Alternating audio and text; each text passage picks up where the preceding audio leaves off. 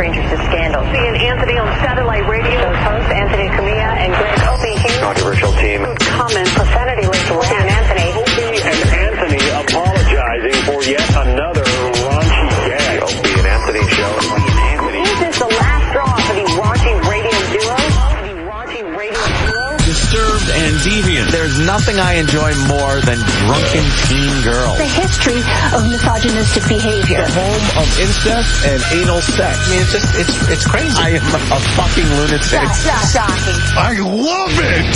What a freak show. What a Ringling Brothers, Barnum and Bailey freak show. Best of our abilities. We'll try really hard every day. What are we going to do? Best of our abilities or a good show? This is what the show is. It's silly, it's stupid, whatever you want to call it. Listen to it and like it or don't. But enough of this palaver. Let's get the show on the road.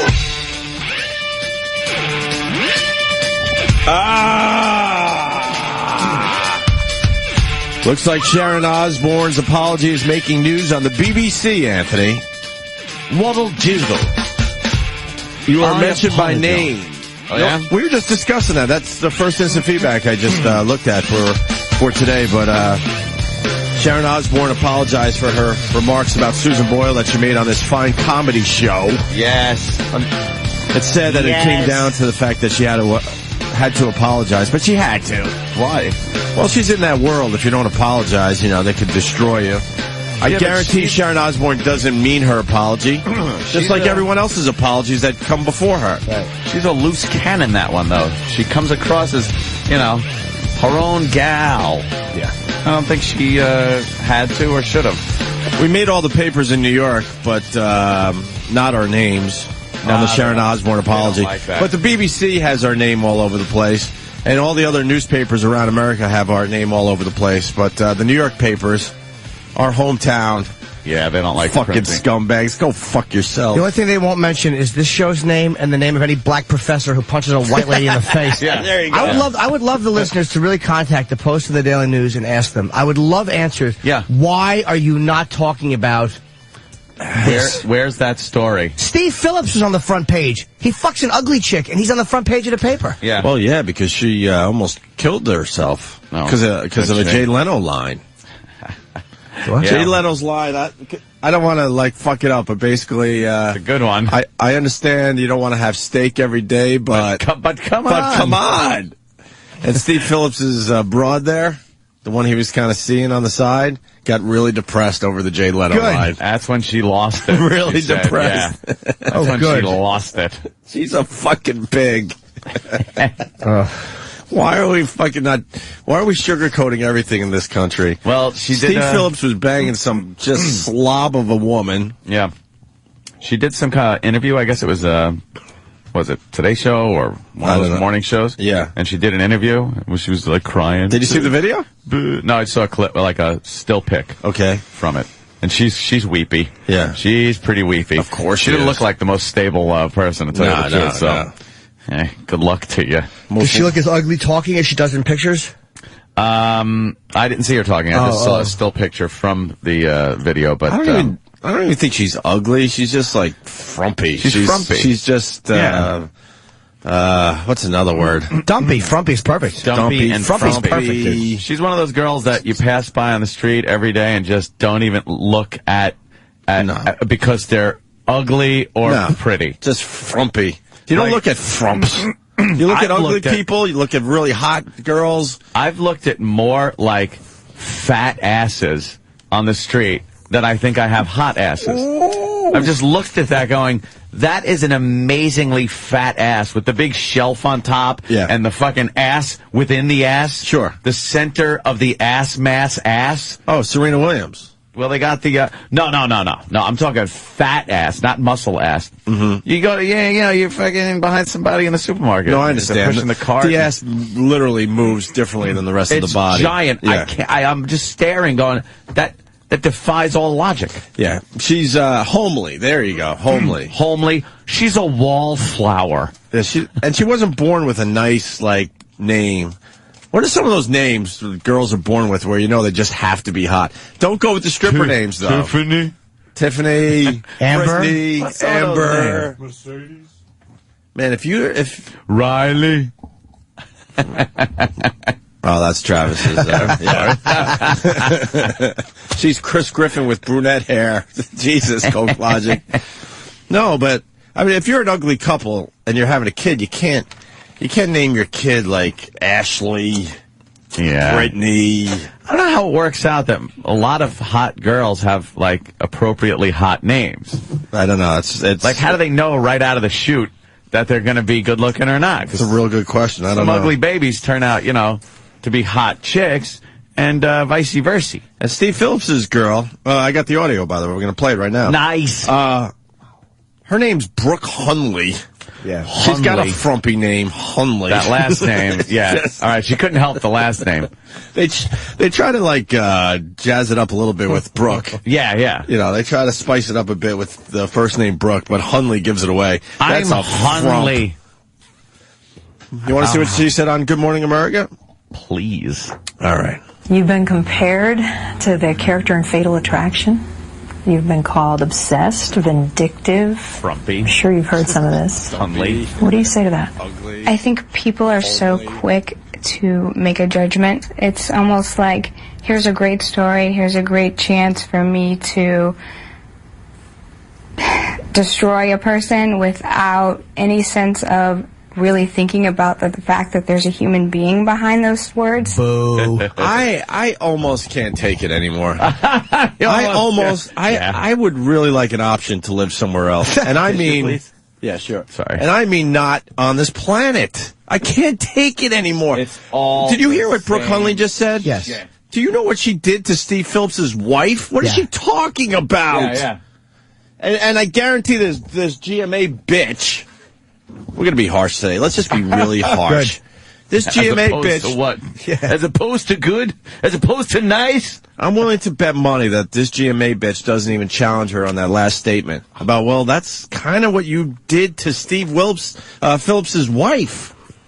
I'm even going to back up. Listen again. This is exactly what she did to Steve's wife. Any sense of really thinking about the fact that there's a human being behind those words. I've been called things by the public that no woman should ever be called. Saying what? I've been called the C word. I've been called a whore. Yeah, give myself a bell. Chubby. You're going to get no cake eater. Cock wilter. You're going to get no sympathy here, you frump. Fucking go away. Oh, is that classic? And it goes, what? Cunt? I hope the people heard it out there. The C word. I've been. Stop whining. I've been called. Stop it. Oh, God. No woman should ever be called. Saying what? I've been called the C word. I've been called a whore. I've been called a homewrecker. Was there a moment? Well, let me think about Homewrecker. that. Is she a homewrecker? Like Let's just start. simply by walking through it, she is. Little fat fucking troll. bull-bodied monster. Fire plug. Exactly. Tasmanian hussy. Hundley. Let's think about this. Is she a homewrecker? I think she's all those things she just Yes, mentioned. she is.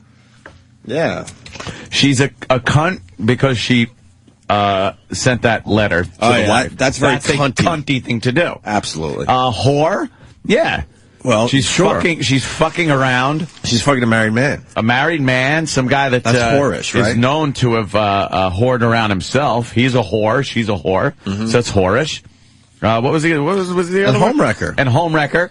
Well, I guess it wasn't up to her to like drop notes on the stoop. Yeah. For the wife to read. Exactly. And then spin off in her car. Yeah. And hit the fucking... she couldn't even get away. Right. She hit the fucking fence or some shit. Frump.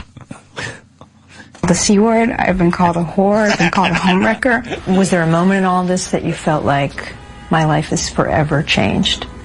I can never go back. When not only were tabloids covering it, but legitimate news was covering it, when Jay Leno was using my looks as part of his opening monologue to get a cheap laugh. A cheap laugh? There's Steve. Okay, there's his wife. There's the mistress. Put them together. What was he thinking? I realize you can't have steak every day, but please. At that point, You know, a person has their breaking point. That was my breaking point. Stop whining. Stop whining. Stop whining. Shut up! Shut up! Shut up! Fucking Leno rules. Great as that. Wow. Fucking Leno rules. And the audience reaction was just like, yeah. When they put your picture up and people go, I'm so happy she's being publicly humiliated. I wish nothing but the absolute worst for this fucking girl. Because of the way she went and did this guy's wife and I guess allegedly contacted her. She has jowls. Oh my God. She has jowls. She's even worse when you clean her up. Right? Yeah, she's just frumpy. Sometimes, you really can't. Sometimes if you have a dirty car, just keep it dirty. Yeah. Why bother? What's the point? Carnauba. She should only stand next to fatter things. Why are you standing next to that milk truck? Oh, I don't know. It thins me. It looks thinner. Yes. And yeah, let's not forget. Thank you, Spectro, because I forgot. She also befriended Phillips's kid on Facebook. Let's not forget that. Yeah, pulled all those shenanigans. She deserves everything. That is being thrown at her. She needs a picture next to, I don't know, like Susan Boyle. Oof. And then you could be like, oh wow, right? Who would you rather fuck? What was Steve Phillips thinking? This chick must have fucking did something that he wanted. Yes, there had to have been something. Because he wasn't looking at that ass of hers going, wow, I gotta get some of that ass. And she doesn't sound like a thrilling fucking storyteller or interesting little let's just hang out kind of a chick. I wanted trying to think how I could say this. I think she just did some nasty things. Yeah? That it didn't matter. Heine, coolie sex? Did she like sex in the coolie, do you think? I'm thinking...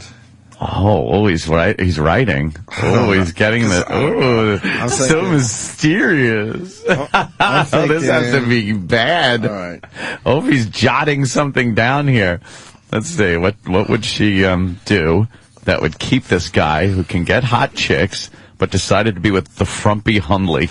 Well, this is the first... this is only part one. Okay. Part two is the big... Wow, this is the good one. Let's see. So she likes that. All right. Yeah. She likes that, because I don't think the wife's doing that. Heine hole sex. Okay. But then I write the word while. Oh, okay, let's see. While.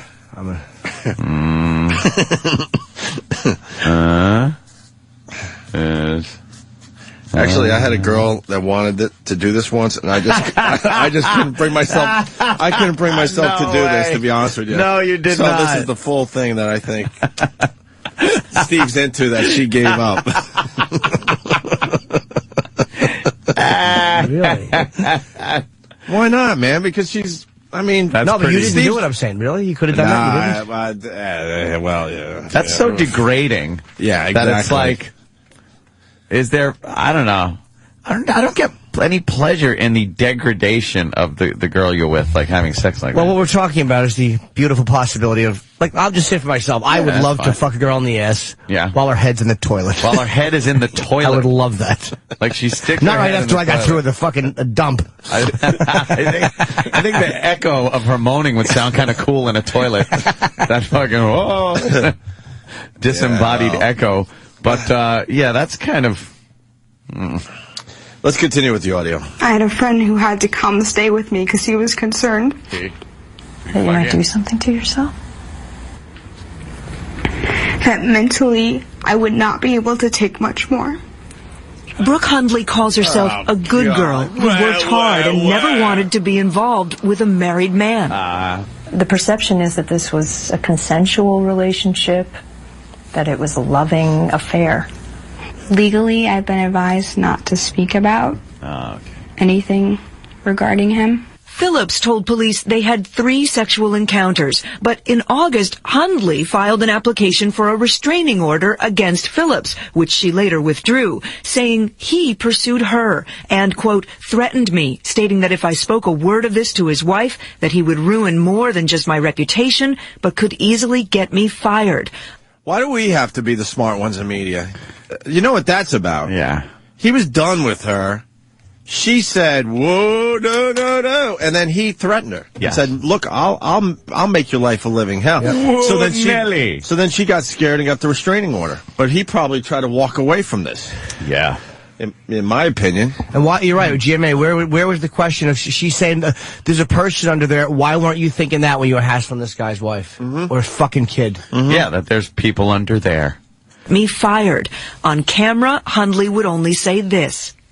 I was in a situation where I felt like if I didn't do what was asked of me, then everything I had worked for the past 6 years, everything I had done to establish myself as a successful media professional could be gone like that. Wasn't she getting coffee? Yeah, how did you for establish you, yourself Stan? as a media professional?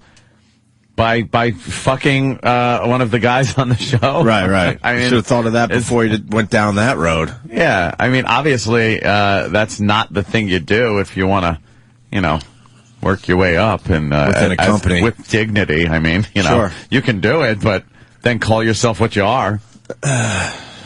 If you felt harassed, though, in any way, couldn't you have taken it higher? Couldn't you have gone to HR or someone? When you go to people who you feel like are close to you and that you can trust, and they're quick to just shut you down, to tell you that, nobody wants to hear about it, then you don't really have the confidence to want to go above them. You almost feel a sense of defeat that what's the point? Hundley was ultimately fired from ESPN after the case became public. In a statement, ESPN told ABC News, our investigation determined that Hundley's characterization of the events was inconsistent. ESPN also says it has a clear and consistent policy against harassment in the workplace. We investigate all charges and take appropriate action. I obviously feel pain for anybody else that I may have brought into this situation, but I did things and I thought about things just as an avenue to get people to pay attention. You must understand, though, what it looks like. I mean, for any wife, for any mom, to pick up a letter and read about their own children, I can imagine getting a letter like that and being scared. It's the same fear that I felt for months before. So people think you're a stalker? Are they wrong? Absolutely. Wow. How fucking hateable is she? She's delusional, first of all. Yeah, maybe she's just mentally ill. She's delusional. She's gotta be ill, man. Dude, I have no mercy for people who are mentally ill, which is kind of, I think it's fucked up on my part. If she was hot, I would be like, oh. Oh, yeah. I know. I'm trying to contact her. Like, it would be like, oh, this poor girl, this fucking guy was an asshole to her. Right. Like, let's make believe she's hot for a few minutes. Aw, man, you know something? She sent the letter. Sucks. She felt hurt, right. And she sent the letter to the guy, this scumbag that fucked up her whole life now, was having sex with her. And this poor girl decided, she's going to get a little vengeance. You know what I say? Good for her. He should have made promises he wasn't going to keep. Exactly. And he came on to her. Yeah. She's all hot walking around the office, probably getting harassed every day from her hotness.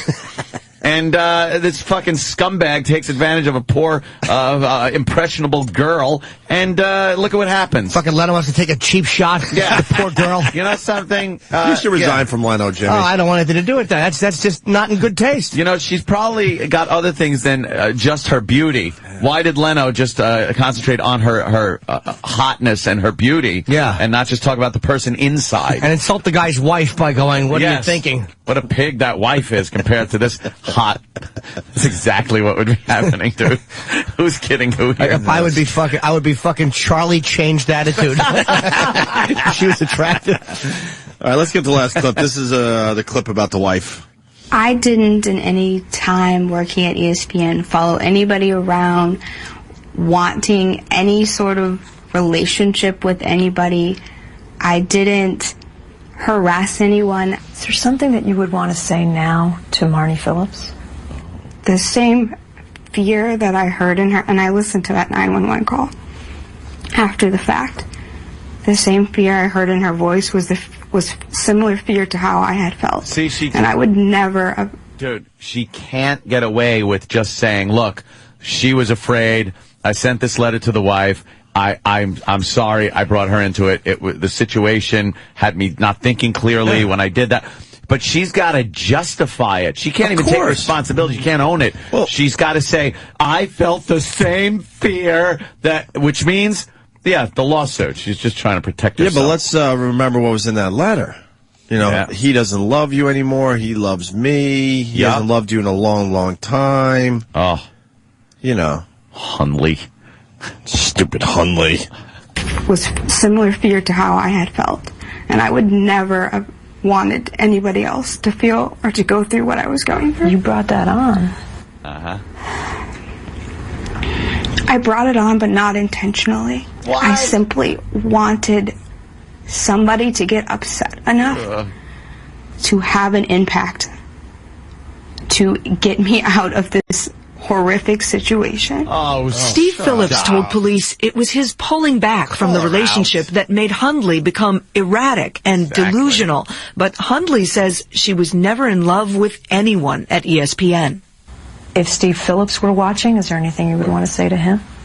You know, anything between me and Steve has been resolved. I take responsibility for my own actions, and I would hope that at some point that he would grow up and take responsibility for his own actions as well. I mean, he's got an issue too, man. Because you got to realize that she might have some issues there. Wow, she's hateable. And she's hateable. she's still hung up on this guy. You can tell by that last statement. Of course. She's still hung up on this guy. She's hoping that he'll call someday. And thinks he needs to mature so he can then approach her and they can have an adult, civil conversation about the situation. He wanted to just shove his dick in you. That's what he was doing. You were an easy target. Stop it, for a guy that was looking for some strange... with a Star Wars blaster. Not once did she say how repulsive she was for contacting his wife and kid. Yeah. Yeah. That, by the way, is my favorite photo. It is my favorite Hundley picture. No, that's my favorite photo of, including me and Sabbath. This is my favorite photo. It's the Hundley with a Stormtrooper and Darth Vader picture at MGM or something. Fucking ABC. Best. Look at that frump. Let's go to Chris in Pennsylvania. Chris. His legs. Hey, Chris. Blaster, a little shirt. What's up, buddy? Holy shit, I have never seen a better setup for a lawsuit on TV in my life. Yeah. This bitch has got this rehearsed, man. You can't tell me she don't know what she's saying. She teed that up nicely. Almighty. She's all ready to fucking smack it. And the reporter just sucks. Yep. Not calling her out and stuff. You gotta, go, wow, you seem a little, crazy. Seem a little unstable there. You all right, Brooke? Oh, my God. Hey, be good, boys. Thanks for your honesty. All right, Chris, thank you. Let's go to Sharon Osborne. Sharon Osborne? Hi, Sharon. Hey, boy. What's up, Sharon? It looks like she got hit with the frumpy stick. A frumpy stick? I'm sorry. Sharon calls every day now. I love it. Sound like she had a cold. Oh, cool. Let's go to Dave in Ontario. Dave. Good morning, boys. How are you? Pretty good, Dave. Man. Good. Yeah, I actually investigate this stuff. I'm a police officer, and she's actually showing some signs of where certain stalkers will make efforts in order for the person they're stalking to have to come and see them again because they know that they're not going to get to see them again. So what they'll do is they'll do a restraining order. They'll do shit like that just in order to be able to see them again. She believes that this guy actually loves her, and she's trying to make efforts in order for this guy to come back. Wow. So maybe then when, Steve sees her, he realizes the connection they have. Exactly. Now, a classic case was Madonna's stalker. When she refused to go to court, she did not want to go to court. She'd never actually seen her stalker. Right. But stalker did it and went to court, and he kind of won because, look, at the end of the day, I'm in the same courtroom. Right, exactly. So that's actually a pretty good sign of mental illness on her part. Cool. What's going on? Huh? It's just we'll have to show you. We got to show you. It's all right. Some covert stuff going on. It's pretty fucking funny. All right, thank you, Dave. Let's go to David in Kansas City. David. Morning, boys. Hey. Kansas City. Wasn't the Hundley a Civil War battleship or a submarine or something like that? I think it was like one of those first ironclad ships they ever made. Was it the Hundley? The Hundley? Oh, wait, I think it might have been a submarine. Really? Look that up.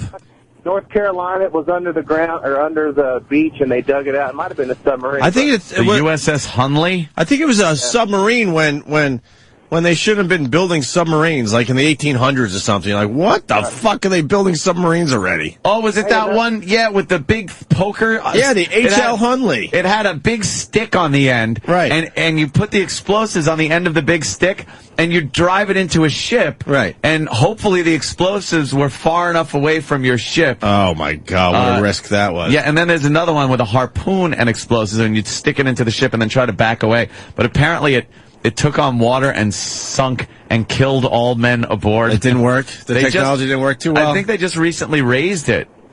Huh. And yeah, it's going to be in a museum. Well, that's a good call then, man. The Hunley. Let me say hi to Max in Fairfield. Max. Hey, guys. How's it going? Pretty good, man. I was just wondering how Scottish Anthony would have handled this situation. By saying she's a fat peg and a cunt and a whore. You're a fucking whore. You're fucking whore.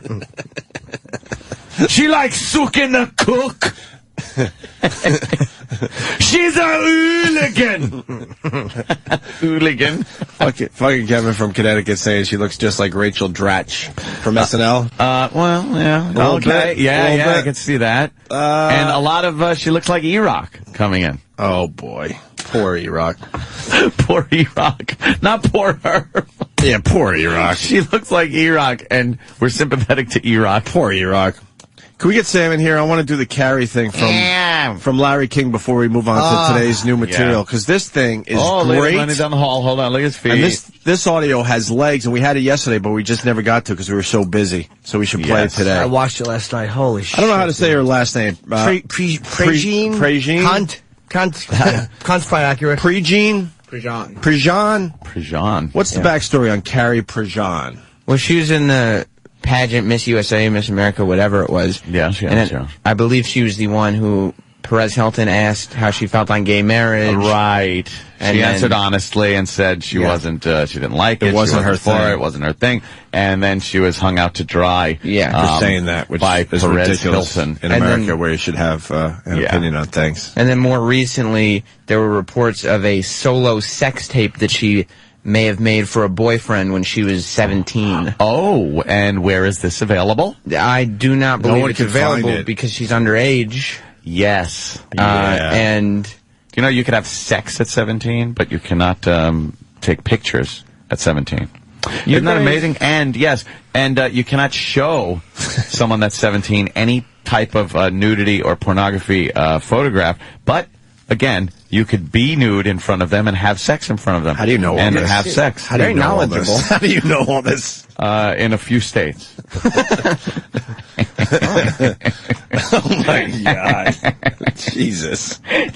He just rattles that off like he's done some research. Well, it's really, really strange. Don't want to get in touch. I hear you. Sit down, have some iced tea and cookies. Nope. Yeah, the Hunley was a wooden sub. It's here in a warehouse that was supposed to be turned into a museum. That's Brandon in South Carolina. South Carolina. The Hunley's just in a fucking warehouse, Brandon? Yeah, it's in just a warehouse off the river. It was brought up. It's all wooden. Piece of shit. It was supposed to be in a museum, and they ran out of money. It was a Confederate ship, right? Yeah. A Confederate sub? Yeah, anything that has to do with the Confederacy now is just so taboo. Why? Like because it's looked history, at as, though. But there are some people that would rather just kind of brush that under the carpet, like the old Southern Cross, the flag, But wouldn't you want to see that stuff as part of history? You would. There were the Daughters of the Confederacy. That organization takes a lot of shit, and having a Confederate flag within your state flag, that's been taking a lot of crap over the years. And Confederate museums and stuff just don't get the financing that other museums get, because people feel it's so offensive that people were fighting to keep slaves, which they weren't. That wasn't what the Civil War was about. It's part of history. Yeah. They'd rather erase history or revise history than just kind of let it out there. But, what are you going to do? Thank you, Brandon. I appreciate that. We got Andy Rooney checking in. Let's get right to Andy. Andy! You ever notice that women who get fired for sexual misconduct always want to file a lawsuit? I kind of like his Andy. All right, so what do we got on her? So then supposedly there might be a sex tape of her pleasuring herself. Right, and so she's got all these court cases. I think at one point she sued the pageant, and then they settled. And there's a court case about the sex tape. So Larry King had her on the show. Right. I'm sure he asked just some hard-hitting questions. Because she wrote a book. Yeah. And she's promoting the book, but she wouldn't answer any questions about anything that anybody cares about because she said everything. She just credited everything to being in litigation. So she couldn't talk about that. She couldn't talk about this. And Larry King ended up getting really annoyed at her. Well, he didn't start off he started off with a reasonable question. Yes. He's like, well, I'm not asking you what you settled for. I think he probably just was told she won't talk about the settlement. So he must have known that beforehand. Did we get the old Larry King? Because Larry used to be a really good interviewer. Well, he wasn't. It's hard to say because the question he asked. Yeah. It was probably one that anybody would have asked. Like, he said, "What do you like stew?" That was actually it, but she couldn't talk about it as she's in litigation with Dinty Moore because she alleged that what's in her underpants looks like Dinty Moore stew. Yeah, he asked her what motivated you to settle, and she said, "I can't talk about that." Let's listen to this shit. All right, and so it got a little ugly too there, huh? Yes, it was very awkward. How hateable is she in this? I was totally loving Larry King. She came off as She hateable. is just shit. Yes. Let's get to an embarrassing part for you and how you handle it. You recently confirmed that when you were 17, you made what you call a private video, a sexual tape that you sent to your boyfriend. Have you seen the video? I don't think that's the important issue, Larry. I think that, there's a video out there of me that I sent to my boyfriend at the time. And it was for private use, but does that justify my actions? No. And I take complete responsibility for the decisions that I made when I was a teenager. But I think that the biggest thing is that you own up to it, you take responsibility, and you just move forward. Did you own up to it? Did you let the Miss California or the Miss USA pageant know about that video? I think that people need to be reminded that I was not fired for any video, for any photos. I was fired for, I guess, supposed contract violations, not making appearances, and I guess being hard to work with. Nervous titter. Did she not seem like an absolute cunt? Because she wouldn't answer the question. It's like, did you see it or not? Right. Don't tell him what's appropriate. You were doing an interview. Right. Answer the question. And then she wouldn't answer whether she showed the pageant people or not. No. So it's 2 questions asked and 0 answers. Yeah, she stinks, this bitch. Yeah, let's keep track of how many questions she doesn't answer. Yes. Yeah, but the question was, did you inform them? Because they have a morals clause in their contract. Right, but I was not did you ever fired tell for them about the tape? I was not fired for a morals clause, Larry. If you look back, you will see that they fired me solely for contract violations for missing appearances. So this has absolutely nothing to do with why I was fired. But people would like to accuse me of that. Wow, she did. No, she didn't answer. That is any fucking interrogator will tell you that is a sure sign that someone's fucking being deceptive, or just not, or uncomfortable and doesn't want to go any further. Exactly. 3 questions, none answered. By the way, would you like to play poker against her, Aunt? Oh yeah. All right, she's wow, she's raising. All right, I called. Right, dummy. What a dolt. All right. Fuck her and her shitter. One other thing, by the way, do you plan any legal action to block the video from being made public? Because you were underage when it was made. Oh. Everything that was discussed, Larry, in mediation is completely confidential, and it seems as though I'm the only one holding up to that contract. So if that's the case, then I will stand by that contract and abide by it. Answer me. Did you get a settlement, though? That's completely confidential. There was a confidential mediation, and I don't think that needs to be discussed right now. I want to ask you a bunch of questions. We'll be right back. Have them answered immediately. Wow, Larry sounds so she hasn't answered one. annoyed. What's the use of having her there? She hasn't answered one question. What are you doing an interview for? She wrote a book about herself. Gives a fuck about her gives life. a flying fuck. But she won't talk about anything interesting about herself. Please tell me this ends with Larry just going, get out. Please leave. Get out. Leave right now. Live. Live. Live. Live. Live. You sued the pageant after they fired you. They countersued. And then you accused them of a number of things, including religious discrimination. Clearly an issue very important to you. Why did you settle?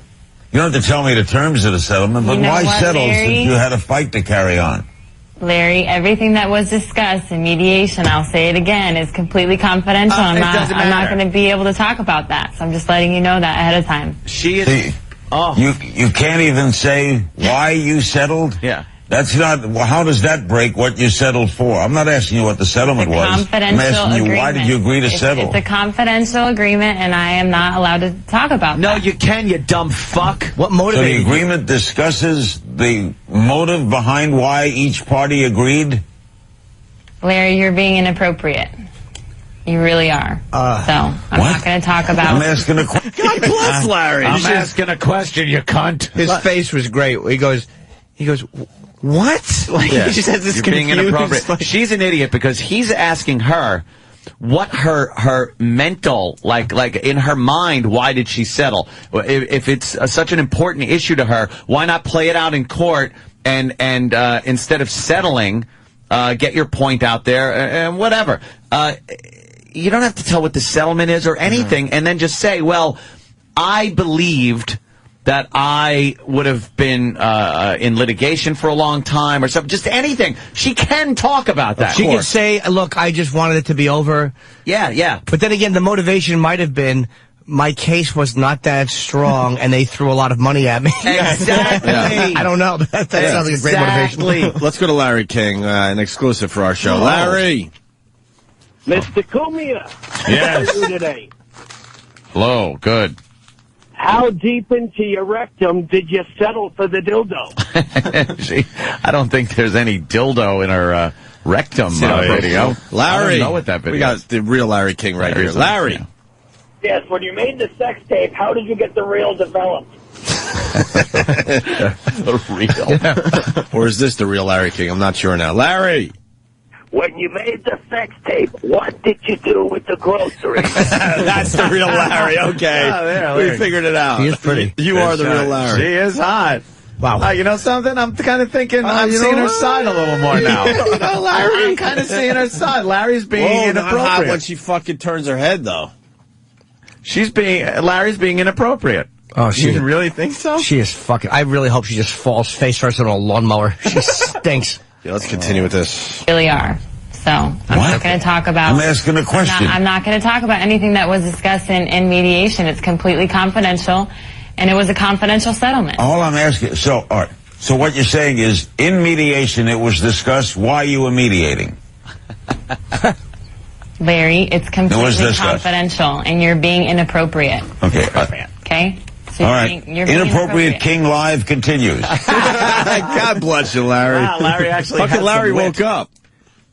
Yeah, but you're right. He should have thrown her out. He should have said, you know what? This is gonna. Nobody wants to hear about what it's like to be pretty. Get off my show. You know how much people would have loved Larry if he said, "Get off my show." Yeah. I don't know why they have to follow like some kind of ethics or something. Why can't Larry just go? Why are you here then? Then why? Or at are least you say here? that. Why are you here? You do know I'm Larry King and I do interviews, don't you? You realize the world is watching me right now. Why are you here? What do you want to talk about then? Right. Go ahead. Yeah. You Anything fucking like do that the show. Would have been classic. Yeah. I guess I don't know how this ends because I didn't see it, What so I'm was she hoping there there's to- a good ending. He doesn't go to. Talk about her book. What But book? what's in her book? Maybe growing up and being in the pageant world. Oh, Boring. shut the fuck up. Boring. Who cares? Well, we don't know. Who gives a I shit? just start yelling at Sam. Shut up, Sam. Like Sam's writing about his pageant life. Yes. When he was a twink in fucking chicken hawk videos. How important are the answers to an interview? That's Larry Yes. King checking in from L.A. Two-sided conversation. How important? Right. I'd rather interview a chunk of garlic sitting in the chair. How important is give and take? Larry takes a phone call. Carrie takes off her mic. Correct. Nice. Detroit, hello. Hi, I'm calling from Detroit. Yes. I'm a gay man, and I love pageants. I'm sure that you, Carrie, have got, great gay friends that helped you possibly win. What would you give them as advice if they wanted to get married? Did you hear the question, Carrie? What is she eating, chips? That's her tearing her microphone off? Correct. What was wrong with that question? Well, I hate this. I think she had made the decision before the question was actually heard that she was done. Whatever fucking pukey publicist or handler she had. We find out later she had another rule. She couldn't talk about anything in litigation. I was one of those rule interviews. And she didn't want to take phone calls. But Larry King is known for going to the like that's his thing is like you're on the air. Larry realized that he couldn't get any questions out, so he went to a phone to try to salvage something. But of course, she also would not take phone calls. It's classic. All right, we got fucking hateable. We got Sharon Osbourne checking in. Sharon.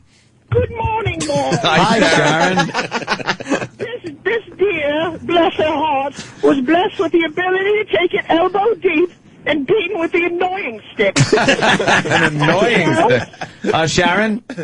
Sharon? Oh, no, she didn't apologize, though. Oh, yeah, you got to apologize. Wow, you got to apologize. Only Sharon Osbourne's calling. Make sure you end your call with the apology. So far, Sharon Osbourne has called with the frumpy stick and the annoying stick today.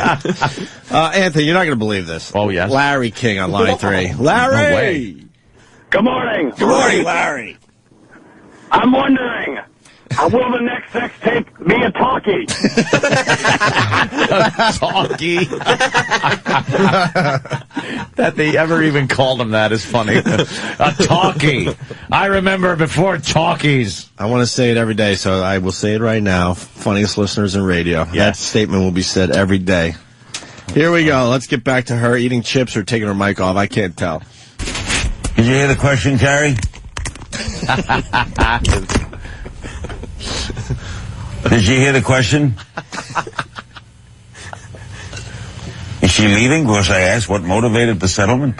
Excuse me? Oh. Did you hear the question?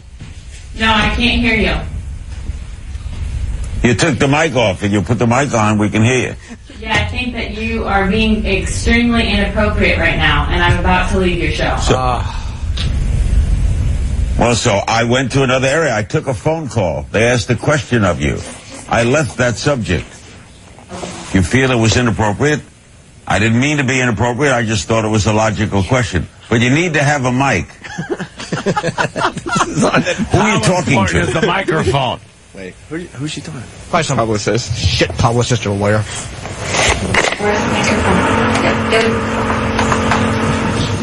Hello? Hello?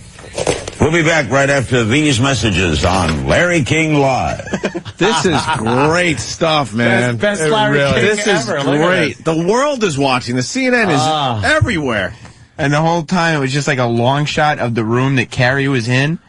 And she was just talking to someone off camera. Right. And Larry King's just going, That's fantastic. who are you talking to? Hello? Who are you talking to? Put the microphone on.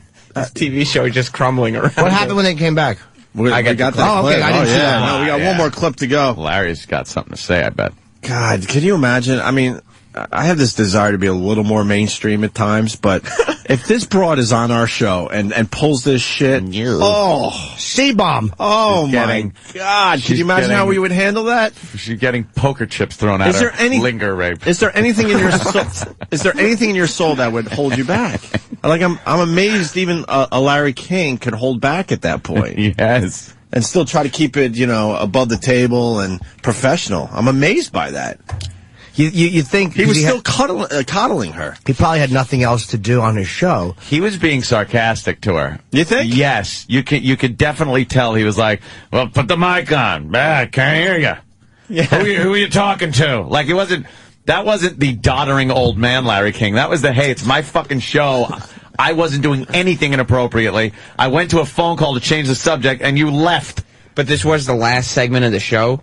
Yeah. So he didn't have, he couldn't extend another guest stay. If she left the show, he had nothing. He's got to fill 10 minutes. I got nothing. You can just go to the callers and banter. I would just bash her for the rest of the fucking show. Absolutely. Yeah. Why not? You're not going to believe this. Oh, what? Larry King's turn. That's great. Larry. I didn't know he was a listener. Wow.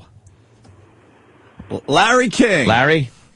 Yeah. What's up, Larry? Jesus. What we learned here tonight was that at 17 you were taking pictures of things shoved in your cunt, and now tonight you're being a cunt. Larry. He's crazy. He's quite the card. He sure is. He loves throwing a C-bomb around every once in a while. Here's the final Larry King clip. We're back with Carrie Prejean. I did not certainly mean to ask you a question. You don't want to take phone calls, right? Yeah, that was the agreement that you had with my publicist. Oh. So No one told me. I didn't know. I didn't know we weren't supposed to take phone calls. Yeah. And I meant You and nothing I wrong with the talking, question. I was Larry. just asking motive. right, and this is you and I talking. And Okay, I all right. appreciate that. So. Okay. What Now are you going to kick do her out. next? Oh my gosh, I am just so excited to be, promoting this book. I'm so excited to be an author now. You let us down, It's really great that I'm 22 years old and I think that I have accomplished so much. Larry. What are you doing letting her plug her fucking book, Larry? Jeffrey held the book up. What are you letting her plug for? What are you doing dope? next? Larry. I can't talk about what I'm doing next. I can't talk about anything. What is wrong with him? That fucking he allowed some publicist to dictate what he does on Larry King? I know. What an That was- asshole. Now Booter! he came off as a weakling right there. Oh, He should have coaxed her back like they did, back to the table with the mic back on. We're back with Larry King Live. Hey, Carrie, get the fuck out of here. Yeah, I just wanted to bring you back to throw you off my show. Yes, you're not walking off my show. I'm throwing you out. Get out. Now, every phone caller, just bash her. He apologized. What a pussy. What's your Twitter? We'll give it out to all the people so they can bash you. That was fun until that last clip. Yeah. Come on, What a Larry. fucking worm. Larry! You push it out, Larry. Gonna find your courage dead in the hallway, Larry. Your mother, Larry. Oh, Larry. Oh, what a cuckold. She's a cunt, yeah, and he was an interview cuckold right there. We're part of a dumb I'm media so world. excited. I'm an author. Shut your fucking face. At that point, so who gives a shit? excited about promoting this book. Are you? Why? Because you can't fucking talk about anything? How exciting is that? What's in it? Obviously, you can't talk about anything. How great would that have been if he slammed her? Yeah, it's the only thing that made her newsworthy was that scandal. Yes. And she doesn't talk word one about it. She has a book that no one gives a fuck about. That might as well be more than the fucking catch. Yeah. More than the fucking more than nice just a ass. catch. More than the sweet tits and ass. Brian the Trucker. Brian. Good morning. Good morning, Brian. Hey, she's just being childish. There's a point where she takes her mic off, and Larry's talking to her, and she says, I can't hear you. No, I can't hear you. Well, how is she answering him if she can't hear him? Yeah, because I think Larry asked, can you hear me? And she said, no, I can't. I can't hear And then he said something like, if you want to hear me, put the mic on. And she Wait put a the minute. mic on. I think the can't hear you. headphone. Yeah. Right, thanks. Oh, fucking publicist. Aren't they the Nice worst? The Standards. fucking worst. Yeah, we got in trouble because we kept a guest in here too long. Yeah, Brooke Hogan. Who was having a good time. Publicists, How does that they make suck. sense? Just like, yeah. Yeah. The longer you stay in here, the more you get to promote your project. How does that make sense? Would you guys have been okay if Mary Weiland had come in here yesterday and said she couldn't talk about Scott Weiland or doing drugs? Dude. Yeah, that would have been good. cool, Okay, right? what? I would let's have see. smeared those chocolate candies right in her face. Or if Belladonna wouldn't talk about porn or allow dirty language. Right, yeah. You know the agreement we had beforehand, no talking about pornography. We had that once with Tommy Lee, the famous fucking phone call where he called us out and he said, and that's what enraged me that day. He goes, you were told not to talk about that. Exactly. That's what we want to talk about, though. The herp. No, right? no. Wasn't it the herp? But No, it was Pam Anderson. But the P point word. is, Hepatitis. no one told us not to talk about anything. No one. And he called us out live saying, you were told. Like, what the fuck are you talking about? No one told us shit. God. Say pussy one more time, I'm hanging up. Pussy. Pussy. Click. Goodbye. Later. Go check your skimmer, dummy. Yeah, really affected our careers, didn't it, Tommy? Go backwash the fucking Oshkosh bagosh out of your filter.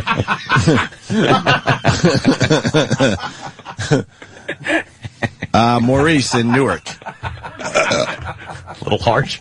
Nah, it's perfect. It's perfect for today. This is Harsh Friday. I'm calling it. This is Harsh Friday. Everything has to be a little harsher today, boys. Let's go. I want to know, why would the child's clothes still be in there? Why would the kid be naked? Why are they in the filter? It's impossible. I don't know what's going on over there with his pool. So. Let's go to Maurice. Maurice? Hey, what's up, guys? Hey, Maurice. Hey, a couple of days ago, she was on The View. Excuse me for watching The View, but she was on The View, and she went at it with Joy Behar, and she was really going at it, saying, we can't talk about this, we can't talk about this. And Joy's like, well, you put it in your book, you put it in your book. Yeah. And it's the same exact thing. What the fuck? This is what's so strange about that. The only reason everyone is having her on is because of all this controversy that happened to her. Yeah. If she's just a regular, hot broad that won some pageant or was in a pageant, no one's going to have her on. Is there a synopsis of the book? Is there like some kind of synopsis about the book? Because I want to know if she's not talking about that or any other shit. What the fuck is in this book? She's probably had an exciting 22 years of life. Yeah, she said, I've had a lot of things, a lot of accomplishments. I've accomplished a lot. Still standing. Still standing. That's right. You can't knock her down. At 22. Shut up. You had covered 22, you don't even know what the fuck's going on. Should be kneeling is what it should be called. Oh, look at, she's got the look to the future gaze above the camera. Yes, she's looking off into her future. Jim, she's not done yet. No. The untold story of my fight against gossip, hate, and political attacks. Because she won't talk about it. Because she won't talk about it. Yeah. To a huge audience. Holy mother Because you can even Christ. talk about it, stuff that's not in the book. I hope nobody buys this fucking book. I hope that Larry King interview hurt her sales. It had to. Because she came off as completely unrevealing. Unfortunately, it'll do well the first week or two. You know how that shit works. Who's doing her book? Can we find? We should try. Well, not that we'll get her in, but you just throw the name of a book on TV and everyone just goes and buys it for some reason. Especially with Amazon, and right there, they fucking just click and order it. It's amazing how dumb this society is. None of us, and I mean none of us, me included, we just don't do our research on stuff. Small percentage of people do. Yeah. We're just lemmings. Oh, okay. It's like a back cover kind of a thing that just kind of says what the fuck this asshole book Would it be great is. if the back cover was a picture out of that porn video? Now that would be good. Her with a cuke. From the inside flap.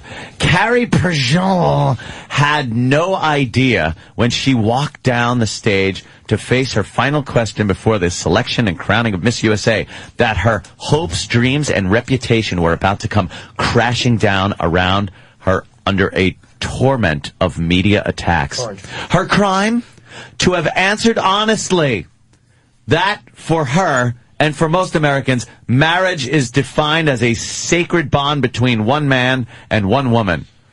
For the thought crime of saying this, Carrie Prejean went from being the likely winner of the Miss USA competition to being the certain loser.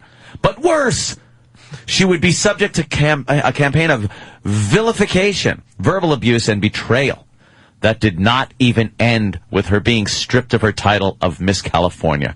Here at last is Carrie's own story, the full story about what actually happened. In Still Standing, you'll learn the behind-the-scenes truth of how and why Carrie's own pageant director joined forces with the vicious smear campaign against her. The intimidation that kept many of Carrie's supporters quiet. How Donald Trump defended her only to back down under pressure from the pageant directors. Why liberal targets conservative women for special persecution. And how political correctness is becoming a clear and present danger to free speech. She endured the hellish nightmare that the liberal media can inflict upon us. Shut your fucking god. Oh, hold on, I'll be right back. There's nothing about how she... What? It sounds... I mean, it does sound scandalous. Like all the questions Larry was asking were about that. Yes? I'm going to Amazon.com. This sounds like a terrific... Oh, you're going to order it? No. Fucking...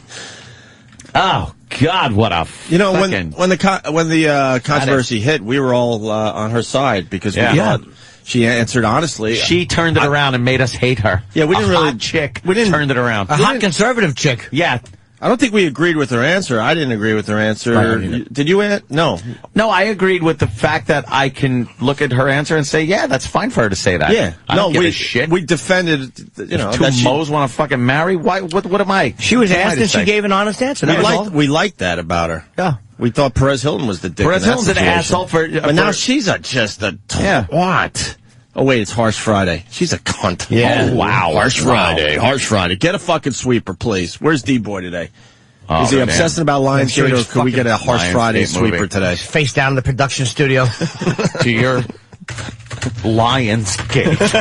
You suck. Oh, really? Her book is number 665. Oh, 665. When's it due out? Next Tuesday? No, it came out Tuesday. Yeah. Oh, good. She's 9th? not even doing well. Whoopsie. Yeah, but this video is being played everywhere. But it makes it look terrible. It makes her look terrible. I'm hoping. Let's pay close attention to this, see how much this moves up. It's going to move up a little bit. Makes it look like she's not going to be honest in the book. Yeah, and it makes her look like a snot who has nothing to say. It doesn't make it, like, if she had gone after Larry King for a legitimate reason, like if they had gone back and forth on her answer, or if she had gone after a caller about her gay marriage answer. Well, no, the publicist told you you can't take fucking phone calls, you coward. And Larry's not to take any phone calls. I could see the fucking publicist talking to the fucking producer. And Larry is not to go to the phones while she is there. We do not want any phone calls. Yes, okay, I'll tell Larry right away. Yes, I forgot. Well, publicists. As long as it's not a Monday when I'm relaxing. I'm a man of leisure. Publicists are another cancer in this business. You talk about the lawyers, but the publicists are right up there. Yes, they are. You know, these companies, these media companies, got to start pushing back, because the publicists, what they do is they go, look, if you don't follow the rules with this broad, you know who else we represent. They're not going to be coming on your show, Larry. So they put the pressure on Larry, and that's why you see Larry groveling. And let me tell you something else. The only thing a publicist will tell you not to talk about is the thing everyone wants to hear about. Correctamundo. So, let the person being interviewed decide, or let the show actually decide, too, if that's appropriate. Like, there are certain things I wouldn't do it just for shock value. You're going to have somebody that's nice and shit come in and sit down and dredge up some old fucking crap about them. If they want to talk about it, fine. If not, whatever. Like, if she had just said, look, let's just say this. I wanted it to be over. I can't go into details, even though I'd love to. That would have deflected the whole thing. Larry would have been satisfied with the answer. Yeah. Move on. What's your book about? She holds it up. I hope it sells 8 copies. Oh, yeah, she held it up. That fucking...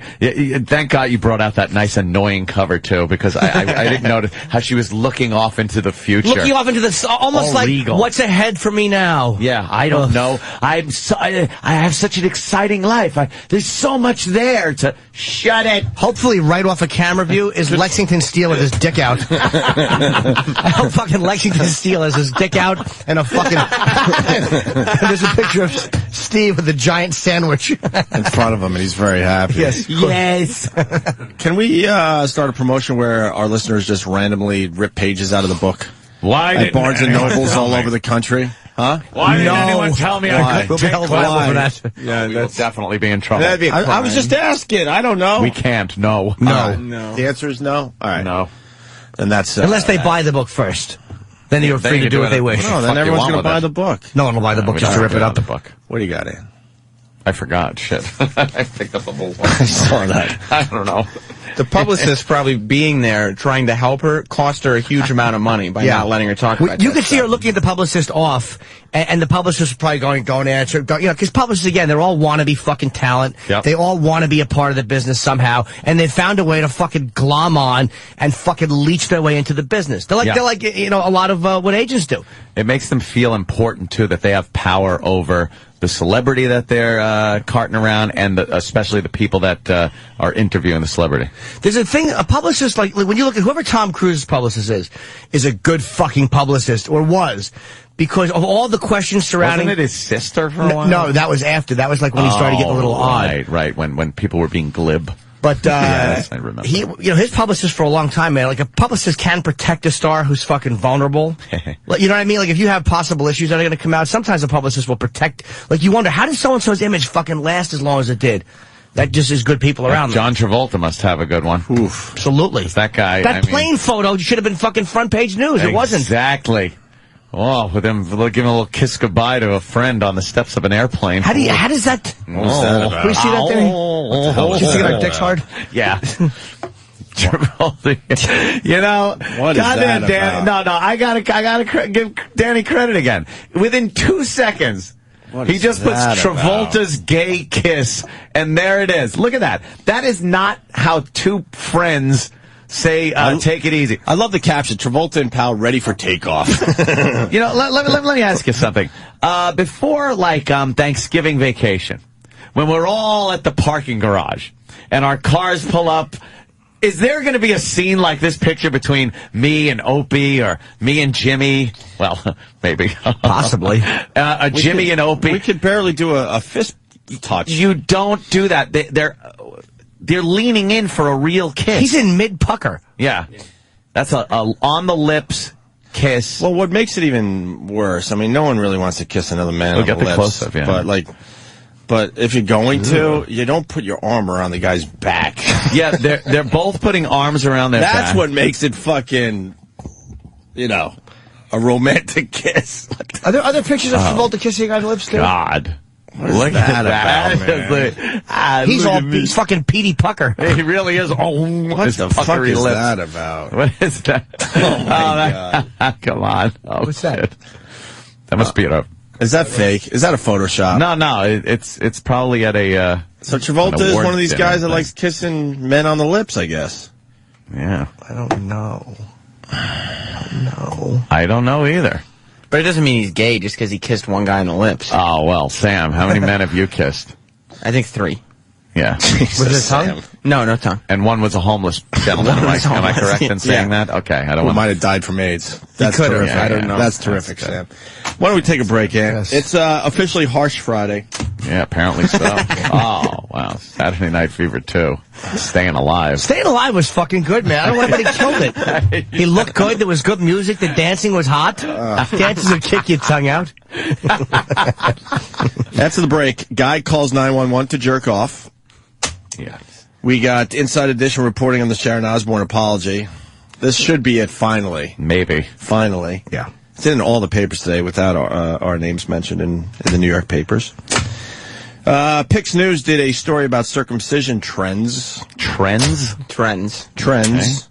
We got a wife that catches a pedophile husband by posing as a schoolgirl online. Goddamn sneaky Pete. What a liar. Okay.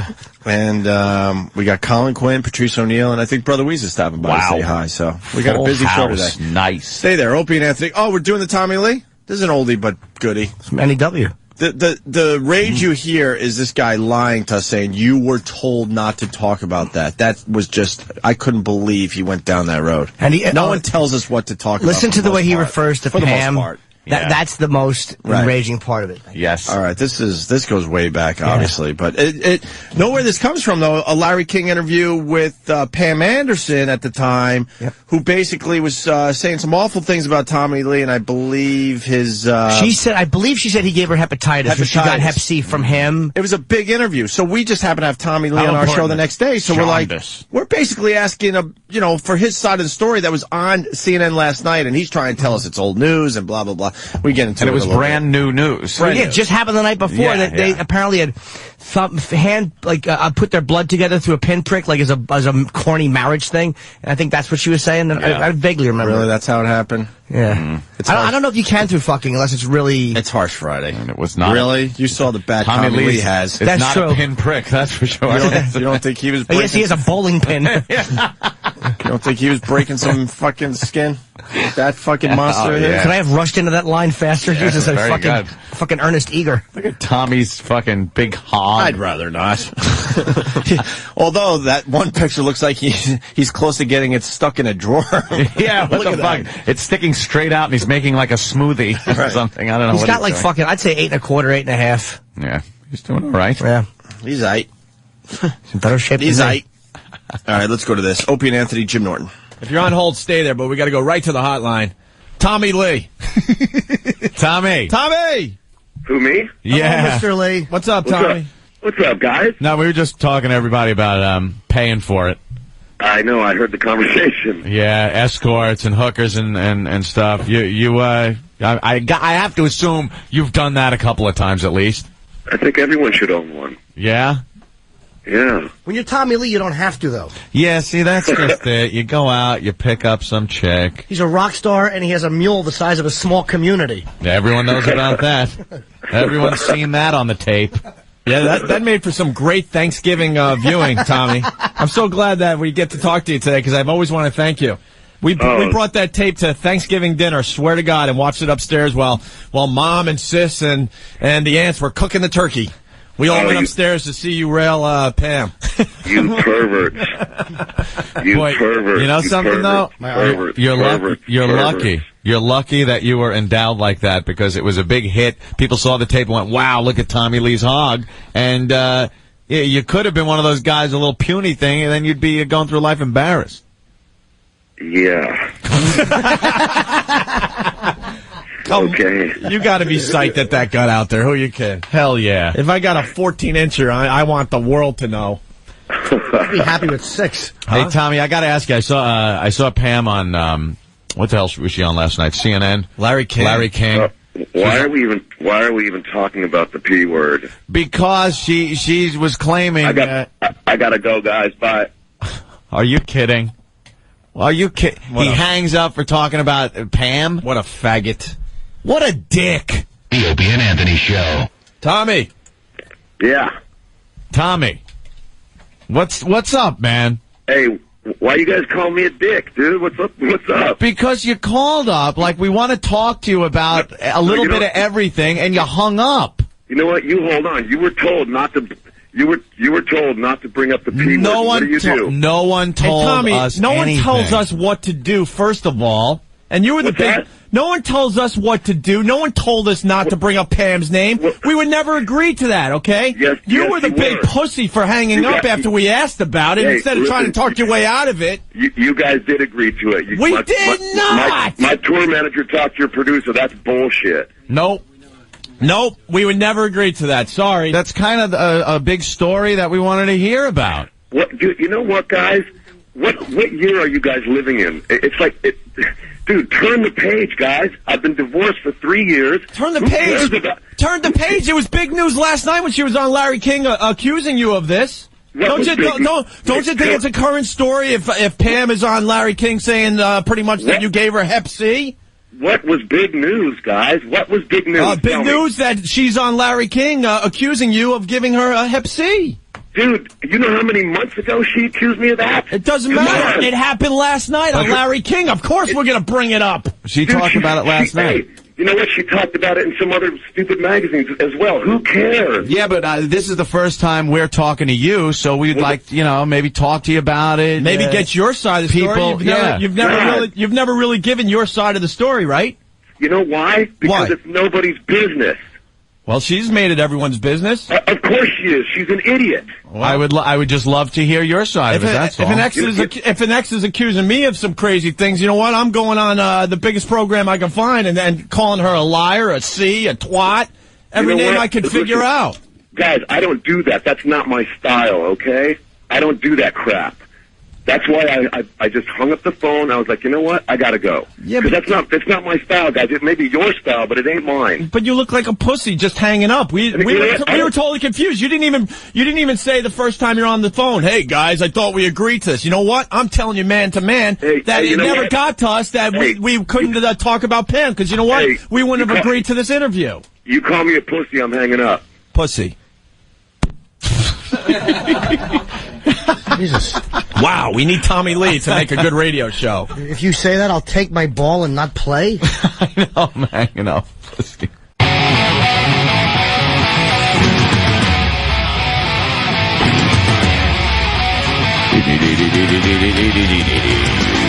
Opie and Anthony, Jim Norton. We're doing it. Hey, this is, oh my God. Who is this? It's killing me. You're only going to hear this part. Motorhead. It is Motorhead? Pretty sure. Right, correct? Yeah. This is, what song is it? Killers. What? Killers. Yeah, for fucking right. All right. I don't know much Motorhead, to be honest with you, Jimmy. They have some of the best riffs ever.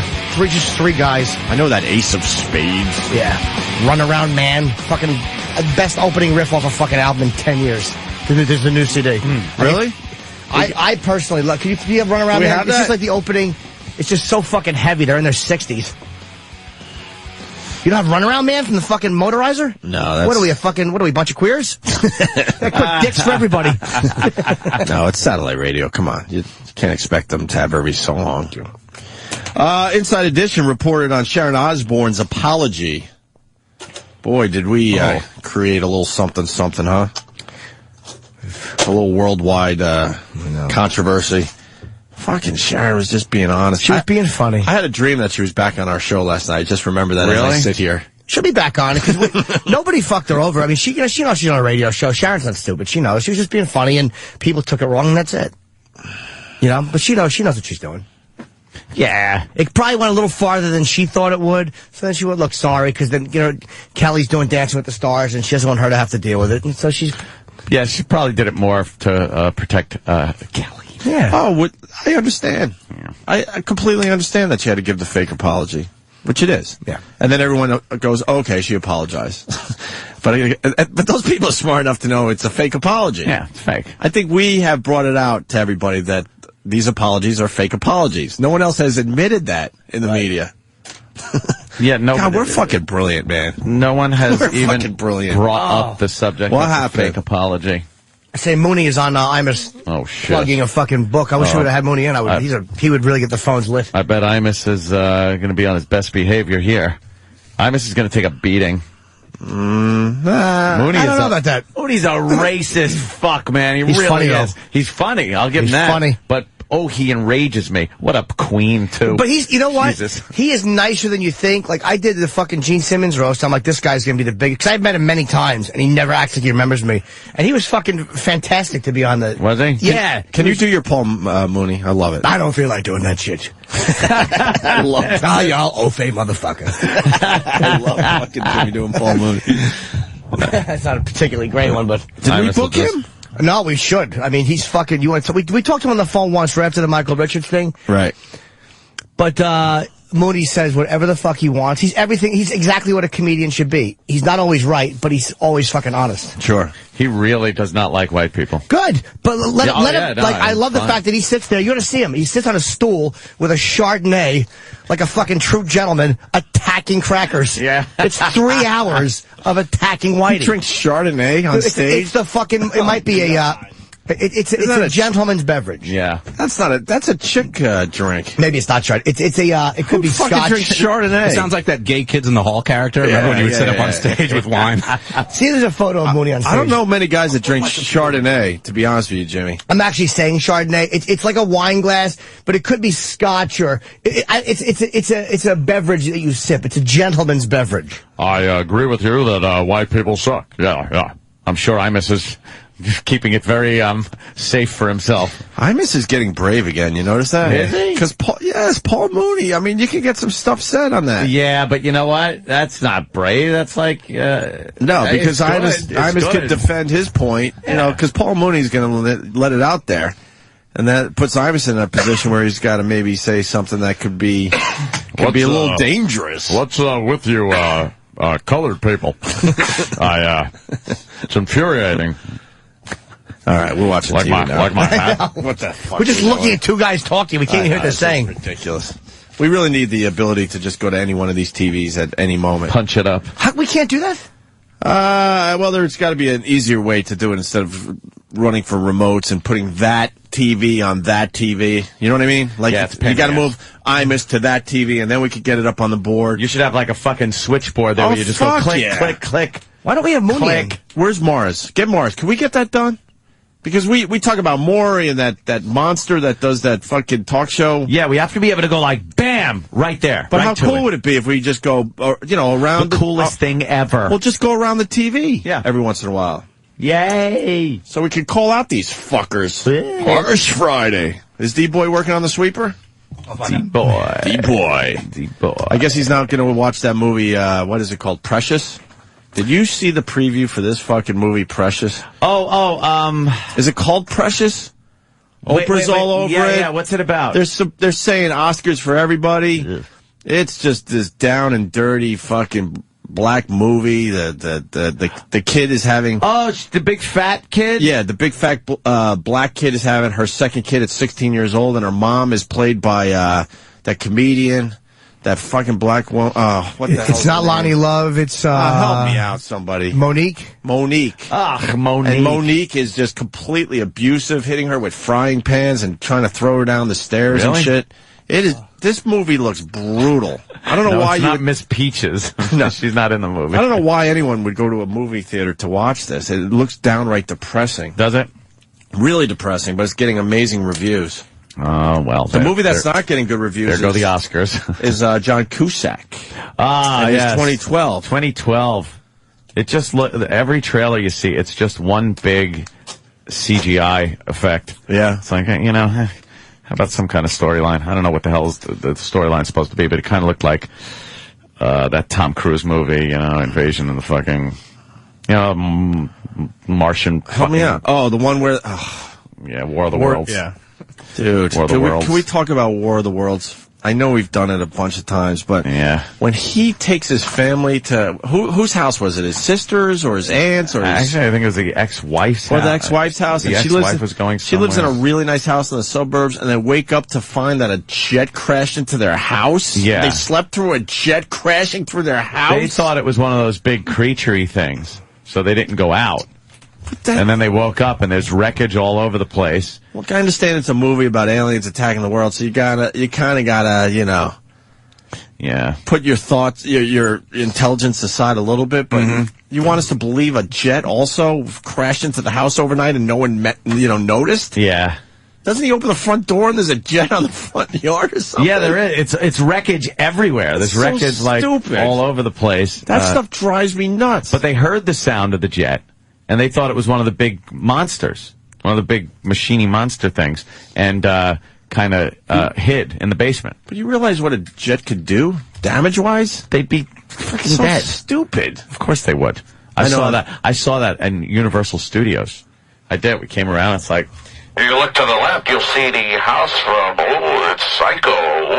Look, the Bates Motel. And as we go up here, you'll see the house is actually a lot smaller than a standard house. This was forced perspective. A lot of the shots were done from the motel point of view, looking up the hill. It made the house look bigger than it actually is. Now, as we continue our tour, you'll see here's the plane crash scene from War of the Worlds. That completely takes you out of the Psycho thing, because I could see the plane crash scene from the Psycho house, and it sucks. Oh, really? Thank you. Yeah. They fucked it all. I'm still giving the tour. I got so depressed when I realized the Psycho house was a tiny little house. It's a little fucking that really tiny bothered house. me You for can't some even go reason. in there. I don't know why it bothered me, but I think the house was like 3 feet tall. It's a tiny little house. Some ridiculous size. We'd like to continue the Universal Studios tour, but everything apparently is burnt down. There's no more fucking Back to the Future fucking sets. There's nothing. Everything burnt down. We're so sorry. Didn't they lose the King Kong thing? Yeah, everything burnt up. Yeah. Plane crashed into it. That's the plane crash scene. And of course, as we go around back, you'll see there's nothing back here. This is what we call a facade, or false front. Thank you. There goes the tour. Now go buy some fucking $20 hamburgers. Jimmy, look at the picture. We're supposed to believe that crashed into the house overnight while they were sleeping in the basement. Oh, yeah. I don't know why that bothers me so much, but it just does. Universal Studios has to get rid of the Jaws thing, too. Oh, yeah. It looks so bad. Is that the actual one, though? It's not, right? No. Is it a replica, at least? It's probably some kind of bad replica of it. You could see it coming under the water. You see the track because it's too shallow. You know it's coming. Yeah, we're making our way around. Here is Amity. We're on Amity Island now as we bring the tram around. Now, be careful, people. Get your hands in. Keep it in, because sometimes we've had some shark sightings around here. And, I see a fin. Oh, no, we're going to have to stop. Here it comes. Oh, get your cameras ready. Oh, my God. Look at the shark is coming out of the water. All right, now we're going to go over the bridge that feels like it's falling down. It's like, oh, that was a close one. Yeah. Well, that certainly was a close call, and to take you out of that, we'll go right into our Battlestar Galactica set, where some Cylon warriors are shooting us with bad laser beams. Fucking awful tour that was. All right, let's do that. I have a correction, by the way. Yes. A Twitter listener, I think you may have meant sipping cognac through a brandy from a brandy, brandy snifter. Which is what I may have been. So he's sipping cognac. It could have been cognac. That's what I meant. That's a lot different than Chardonnay. That's the shark. Is that really the shark? Why is there red X's on his nose? To give him a kiss? That's horrible. What's the red X's? Is that supposed to look like smeared blood? Yeah, it's probably supposed to look like an that. inflatable. That is horrible. You know, I bet you that the original shark actually scared people, that they had the original mechanical shark, so Disney had to, like, kind of dumb it down and make it a little faker. It wasn't to set calm up people down. to do that, is what it is. The original shark was, very temperamental from what I read when they were making the movie. And it wasn't set up to do, it was only set up to do certain moves.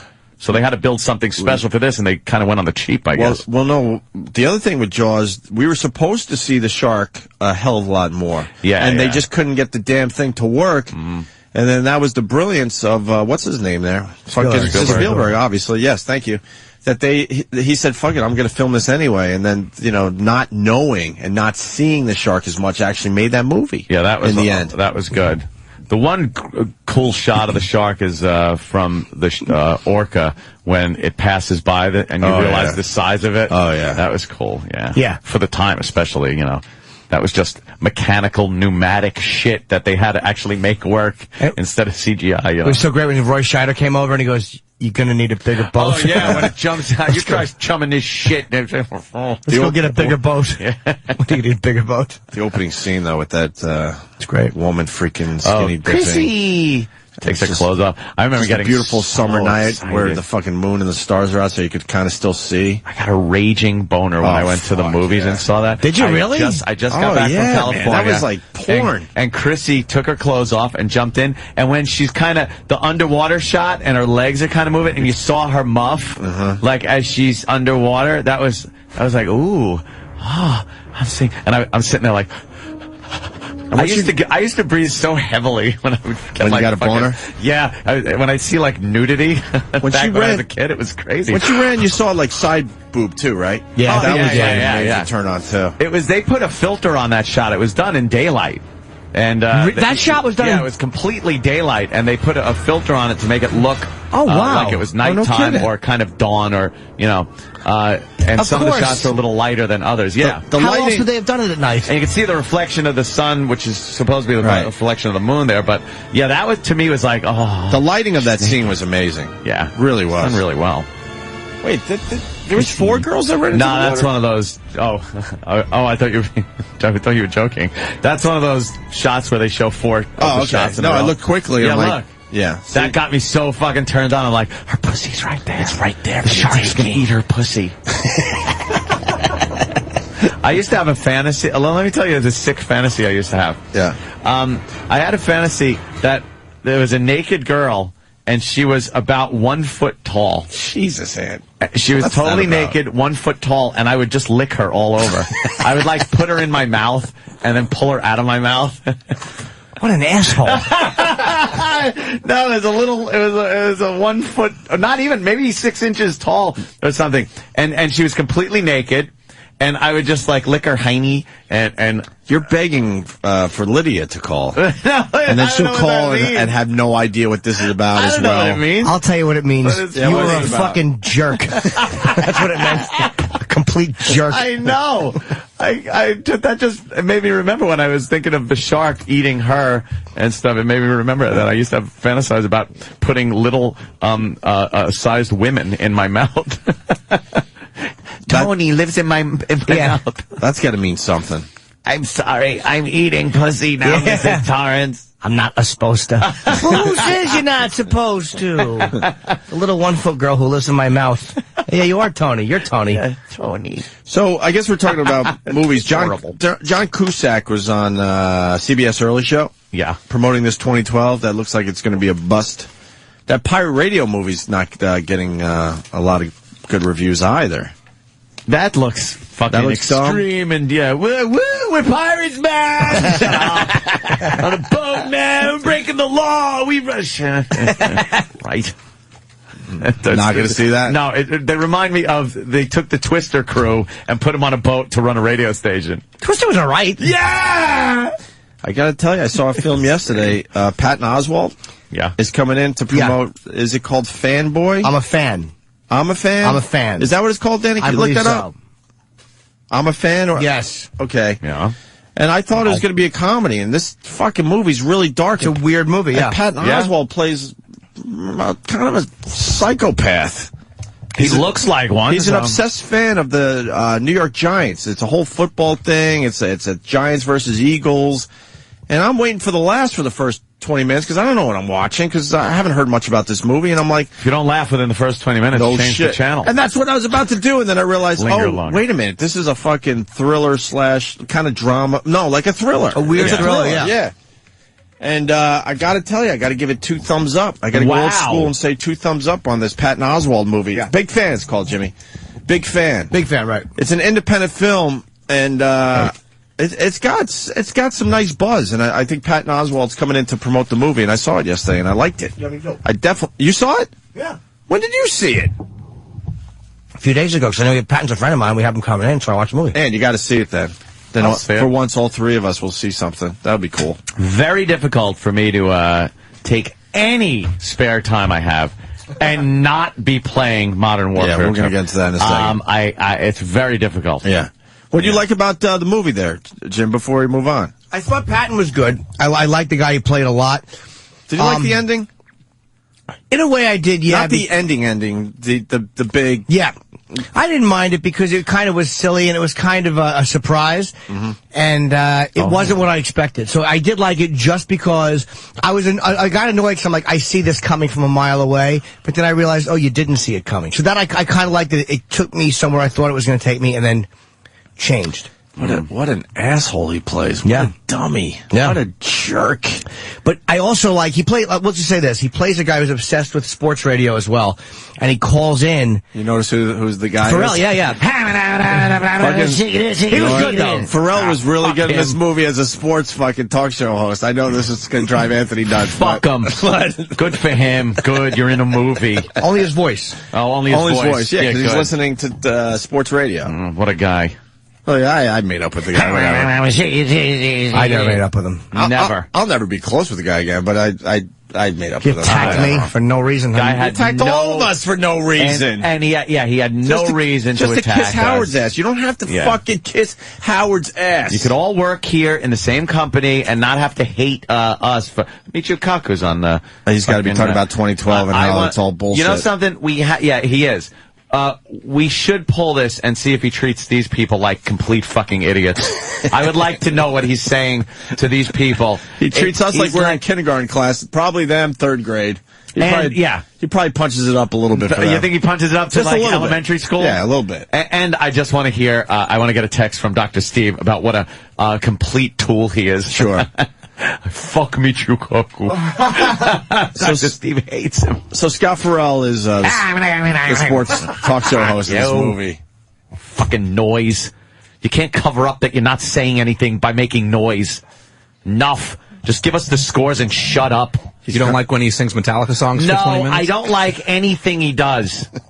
I don't like the fact that he's fucking, people look and think he's funny when he's just making noises. I'm very confused. And I'm very confused because I'm the one that holds a grudge. No, I'm over this. Held a grudge I'm over this, but guy. I will never be close with the guy again.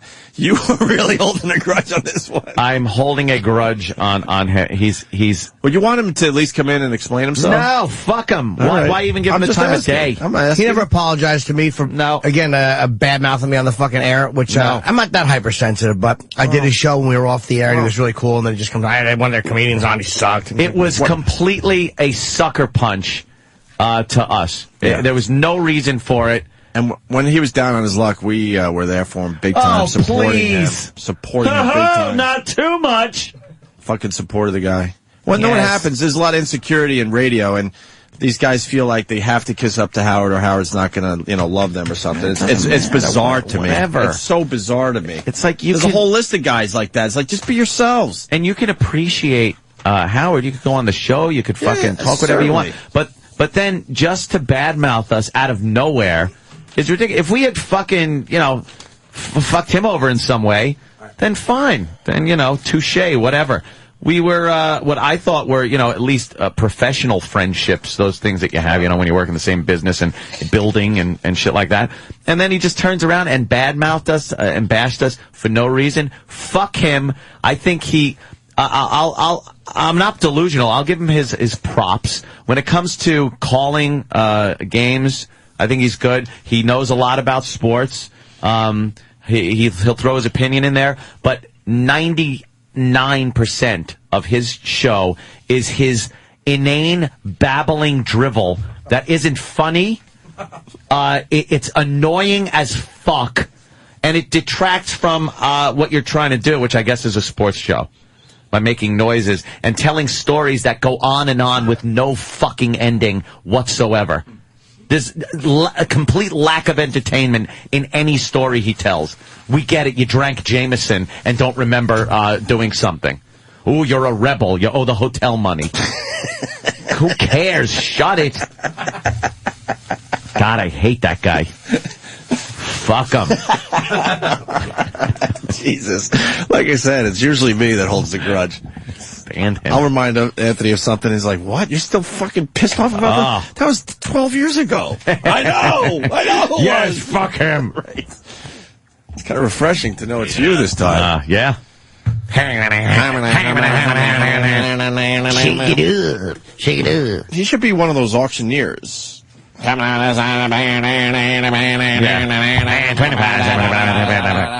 Right. Well, with that aside, the movie was good. Yeah, I mean, look, they only used his voice, and he was good.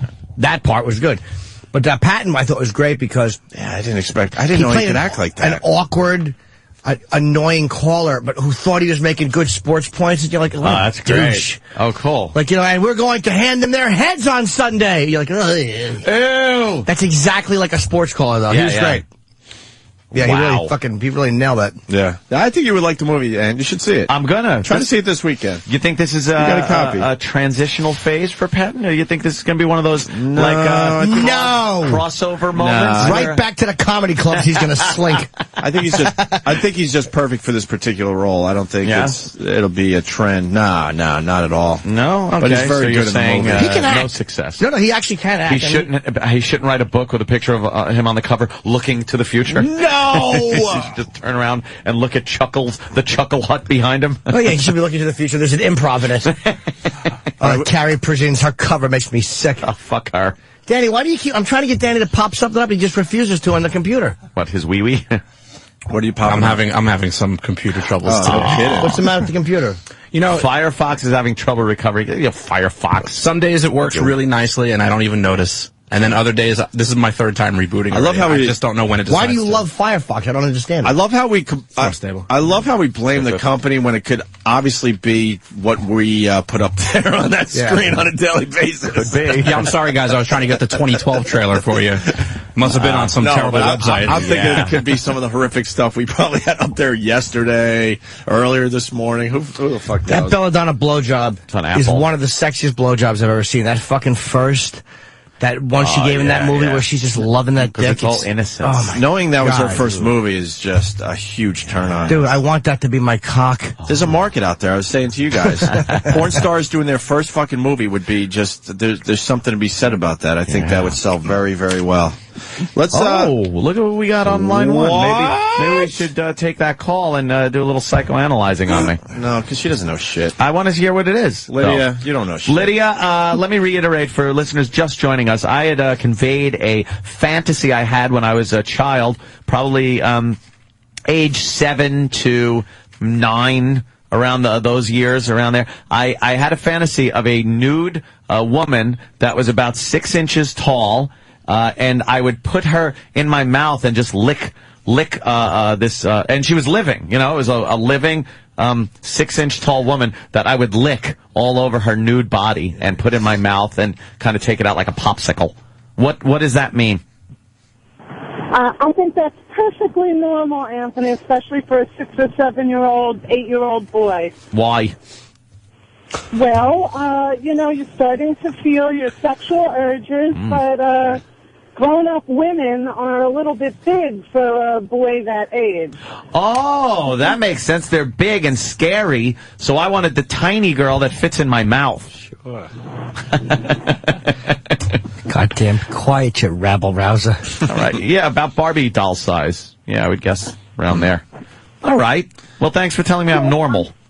I am here to support you, Anthony. Thank you. All right, Lydia. How's the hangover You're very today? welcome. Yeah. Bye, guys. How's the hangover today, Lydia? And those giant tits. Yeah, we all know the weekend starts on Thursday, so how was the hangover? The hangover's okay. Thank you very much. My giant tits are shoved in my work shirt, and I'm ready to roll.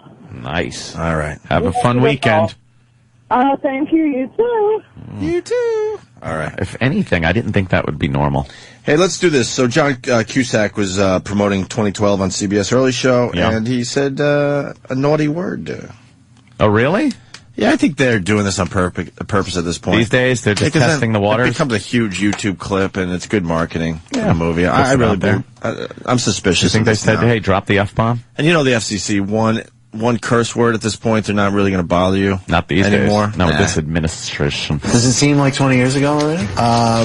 Some mornings, yeah, I can feel a little older than others, but I'm amazed that people still remember the movie, but it was a really fun time in my life. I guess he was talking about when he was a little kid in those movies, those fun movies. It's the 20th anniversary, believe it or not, of Say Anything. What did he Say Anything? Really? That was that. That's the movie where he's holding up the boombox. With Peter Gabriel playing. I never heard of it. It's a very famous movie scene. It is a famous He's trying to get the girl back, Yeah. so he's got the boombox. And what song is playing? Where have I been? Not Red Rain. Shit. John Cumsack. Kurt Love just called him John Cumsack. I don't know why I find that so funny. Oh, In Your Eyes. Right. Wow, In same Your time, Eyes. yeah. It's all CGI effects and pandemonium going on. I mean, obviously the trailer is ridiculous just because, like, they're outrunning, like, basically death by an inch in a gigantic limo that's doing 90. But the acting is so incredibly terrible. In the trailer? Oh, my God. Can we hear the trailer? Whole thing is just awful. And there are millions of people dying here. Yeah, but they're the ones that are making it. How are they making it through this street? Right. Like there's a giant highway falling. Yeah, a cabbie stops to pull over to get a fare. And there's gridlock in New York, in Manhattan for the next 15 minutes. Buildings and everything everything's collapsing. And this guy is still going, real fast. I want to hear some of the acting. Is it bad? Here's him in the limo, moaning. They crashed through a building that is falling. The aerial shot. Used very that's good. That's pretty cool, though. I mean, Dawn of the Dead, it was used very well. I like that. The newer one they made with Ving Rhames. Were they trying to get to the airport? Here's the runways are collapsing. GNP, what's temperatures and pressures? Let's go, man. My pre-flight checklist. Let him concentrate. Pre-flight checklist. Stop it. Why would you do a pre-flight checklist? With the runway crumbling behind you. That's the shit that drives me nuts in movies. They're always just escaping the floor caving in. How do they do that? Well, it's a movie about the end of the world. I guess you have to suspend disbelief. Yeah. No, I understand that. Oh, look at that. They made it. They took off, and the entire runway just collapsed. They're up. Oh, fucking climb, dummy. Why is he in the fucking rut in the ground? Pull back on the yoke. Exactly. No time for yokes. And they're watching just the complete destruction. You caught that, didn't you? Oh, yeah, I did. You caught it, too? Of course, we all did. This is awful. They're in a plane. It's just facial expressions and, whoa! Why is he flying above the gift? Fly an inch off the ground? Why is he climbing? The plane was barely 10 feet off the ground. I know. Who does that? Who flies through wreckage like this? Oh, my God. Oh, are they going to have to go sideways? Why couldn't he go around the other way? Sideways. There you go. Garbage. Right between the buildings at a 90-degree bank. Right. And none of the bricks fall on him? At fucking 50 feet. Well, I don't understand why you couldn't fucking go the other way. How about going up? Up above that shit. Bunch of crap. This movie will rot. Look. Uh-oh. Here. Let's hear. What are we looking at? Hopefully the script with duty on it. So 2012 is what this movie should gross. Nope. All right. Oh, I felt like you kind of left me hanging on my yoke. Yoke's on me. It was very hurt. No matter where you live. Yeah. No matter what you believe. Yeah. I don't like the fact they won't show a Muslim thing being destroyed. Yeah, of course not. Why would they do that? This trailer long enough. That point had been made before. No, I know. One date will unite us all. November 25th at the Stress Factory. Oh, Jimmy. Nice. Whatever. Well, that looks like El shite. Skippo, Patrice O'Neill, and Colin Quinn. What's up, guys? Look at that. Imagine you can knock me over the feather. Hey, Mr. Quinn. How are you, sir? Get downstairs. Patricky, how you doing? Patricky. Good morning. Good morning to you. Got to turn some mics on over I here. like Patrice's power move where he sits in the one chair just because like he's been on, he's more of a regular. I'm still bigger than you, as they said outside. Colin's doing Caroline's, Patrice is doing Hasbrook Heights. You know, you're not going to get us to defend that statement, Colin. We've been begging for you to come in here. We're like, where's Colin? We call for you. We're hoping for you to run down here in your pajamas, and you haven't been around. There's a seat for you over here, Colin. We missed the days where you come running in with your pajamas on. That was when you were on 57. And holy shit, have you lost a lot of weight. God damn, what's that about? Hey, now. First thing I got to do, I want to apologize to Patrice. I was having the worst week ever when you called me, when I was trying to get in touch with you? didn't get back to you, and Sorry. I want to apologize to to you because it was a crisis. I just want to. I had a crisis. It's okay. I don't take it personal. I just want to hear what Sammy Sosa has to say here. Bleach skin face. I want to hear what clear skin has to say over here. What are you talking about? Is it a healthy weight Lizard loss? Man. What's that? Healthy weight loss? Yes. It can't be. Fucking lymph node cancer. How much have you lost, Colin? 60 altogether. 60 fucking pounds. Wow. Jesus. Nice glass of chemo. I'm gonna tell you why it's not working out. Because he still has the I don't work out stomach. That's why he didn't work out. It's just a fat gut. Are you working out or are you just eating right? I am working out and eating right, but and he's getting unfortunately, old. fatso is correct.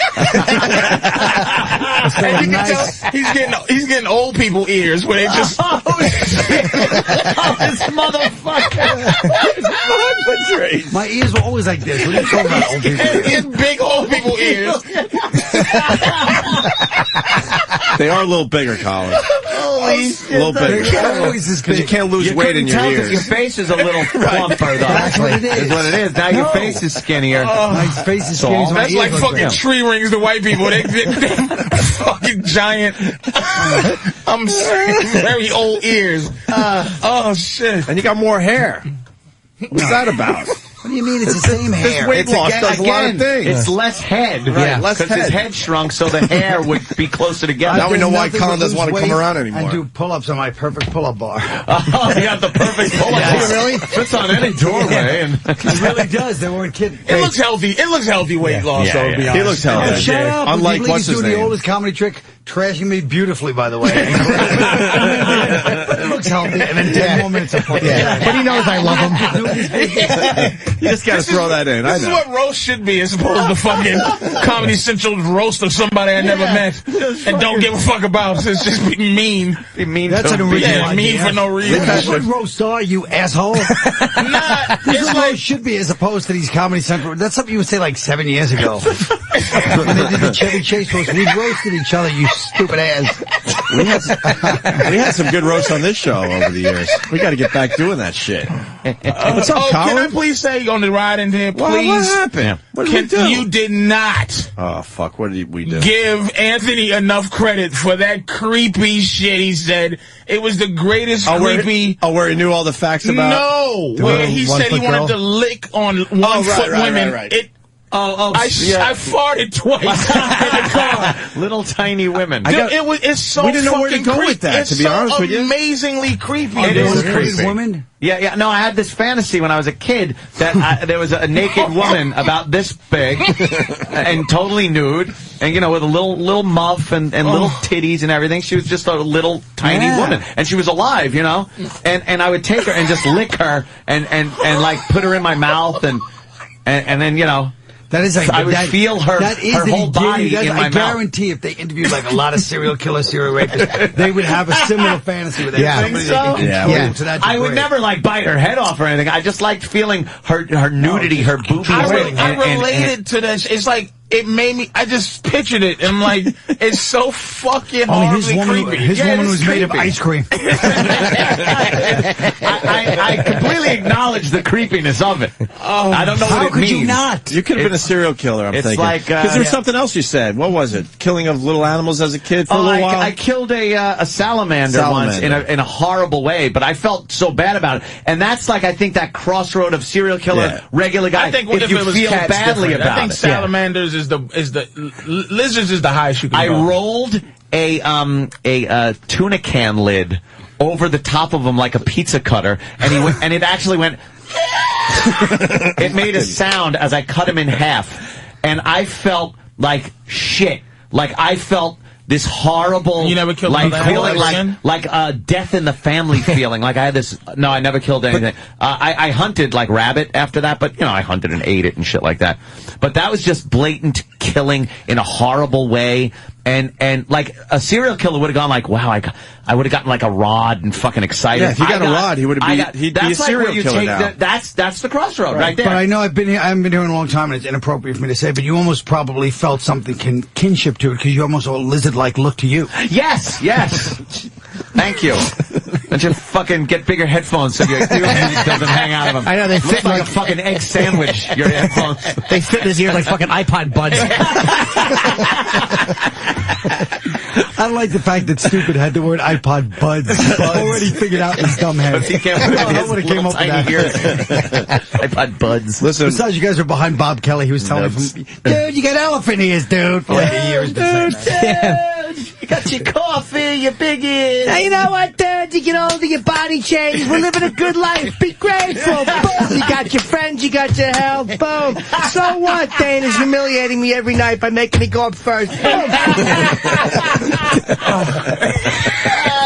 Bobby's brand new positivity does sick of me. We talk hate often. it. It is just, He does it to all of us. I hate that new fucking motivational speaker, Bob. So he's trying to talk that shotgun barrel out of his mouth.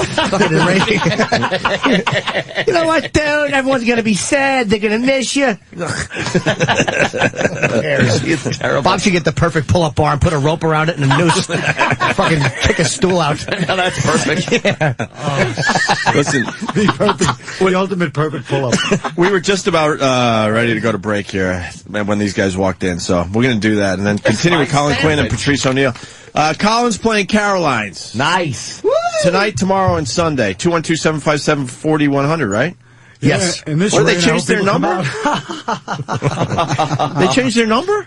212-757-4100 is the number for Caroline's. What is this fucking number, then? I've never seen that number before. Wait, hold on. Because they know. By the way, who made this sheet up? Let's go, Jimmy. Let's go. What do you got? They gave the back office number. That would be Evan, I hear. Up. I don't think it's your fault. I think it's Sam. It's somebody. They gave the back office number with an extension. I'd say to blame Sam. You know what? That's the back. That is the back office number. 757-4100. Yeah, we all know that number. We've been saying that for years. And then Steve, Patrice, get on it. And Patrice O'Neill's going to be at Bananas Comedy Club in Hasbrook Heights tonight and tomorrow. So tell that scumbag of Bananas to call me and use me. I'm sick and tired of this bullshit. You want me to bring your tape to Harlan? It's becoming an embarrassment. You're at Caroline's. I'm a gig in my look. I'm at Bananas. I'm not at Caroline's anymore. Now, you actually stand on stage with a batch of bananas behind you. and you got to talk about it. And that fucker, it's real bananas. It's real fucking banana. It's just the guy has to buy bananas every weekend. Bananas Comedy Club. I didn't know that. Just bananas. But Harlan is a fucking nice guy for a Bananas Club kind of guy. Yeah, he's all right, man. But he goes out and gets bananas. He has real bananas. What does he do with the bananas when they start rotting? And he has something that I never. This is why I know I got to get something by soon. Yeah. I'm gonna lose it. Yeah. Is that he has one of those I can go anywhere traveling comedy club in a package where it's the banana sign from 80s and 2 speakers that he packs up and puts in the truck. So if they throw him out of fucking the Holiday Inn and he can just go down to the Sheraton. And the headshots are on portable easels. you can just set the easels up fucking anywhere. Just the kind of shit that makes you think about fucking the early 90s. It's like fucking boiler room fucking tactics. This guy's selling stock, and then all of a sudden there's no phones in the office. Can I just say, please? Yes. Can we please? I was going to call in to say, please don't talk about. Is this going to be 30 minutes No, I promise. I promise not. I just want to say, don't talk about. Don't talk about that fucking game until I get here. Right. We haven't. I actually stopped Anthony today because I know he's ready to go off. So let's do it after the break. All right, cool. We're going to do that. Modern Warfare. You've played it? Holy shit. All right, let's get into it. I know. Tell me about it. Holy fuckballs. Really? Oh. I think I'm even I had buying to Twitter it like the second I turned it off. All right, we'll stop. Everything I look at is blurry because my eyes are burning. Right after the break. Fucking burning. We'll get right into it. No, because it's going to be like 40 minutes. I feel it coming. No, but it'll be good. You got the new Atari? Oh, my God. Go to break, Travis. Jesus. Thanks for calling the Opie and Anthony FU line. Here's the latest batch of FUs. You have 7 new voice messages. First voice message. Yeah, this FU goes out to Jess. Jess, you're a fucking bitch. You first get really upset at the fact that I got 2 beautiful twins hanging out with me, and you think I took advantage of them, but I didn't. And then you come back home and you fucking kick me out of the kickball team, and then you take away my football tickets, and then you just basically tell everybody how much of a dick I am. Fuck you, you fucking cunt. Next message. Yeah, I'd like to give a big fuck you to my company, who's nice enough to give me a 2.5% raise and then charge me 3.5% more for health insurance. Fuck you. I got a raise and lost money. Next message. I just want to send out a big fuck you to my ex-boyfriend. He always told me I couldn't get a fucking tattoo when we were dating, and now he's going out with a girl that looks like a fucking bathroom on the New Jersey Turnpike. Thanks, asshole. Fuck you. Next message. I want to say a big fuck you to my friend Colin. He fucking came to my house after a night of drinking, passed out on my couch, and wouldn't fucking stop snoring. Fuck you, Colin. I had to get up to work at 6 in the morning, and I got 0 sleep, you fucking fuck. Next message. I want to leave a big fuck you to this short, fat hemorrhoid of a lady I had to deal with today. She had the nerve to call me negligent when she doesn't have shit for brains. Stupid ass fucking idiot bitch. Fuck you. Next message. Fuck you goes out to the fucking meter maids up here in Portland, Maine. I work for a goddamn courier service, you fucks. You know we're just delivering packages. I hope you go home and get AIDS. Fuck you. Next message. Yeah, I'd like to give a big FU to my ex-girlfriend who decided to send an email to my current girlfriend telling her a whole bunch of bullshit about how I keep sleeping with her and how I keep cheating on my girlfriend, and I wish that psychotic bitch would just die. End of new messages. Call the Opie and Anthony FU line. 866-FU line 1. That's 866-FU line 1. Thank you, and goodbye. All right, we got a full house today. Patrice O'Neill will be at Bananas Comedy Club in Hasbrook Heights, New Jersey, tonight and tomorrow. And then our old friend Colin Quinn, who has pretty much blown us off for the last year. Yes, he has. He's going to be at Caroline's tonight, tomorrow, and Sunday. And I'm fighting the urge to take this fucking peanut butter and smash Patrice's head in. How good that fucking hat would look caved in with this peanut butter. Oh, my God. I told him in the elevator. It reminds me of the 1980s. It's like one of those victory tour hats. You don't even like the Atlanta Braves. I don't get that. Black people don't like any of the sports teams. It's just that's why I'm saying It just matched my underwear strap. All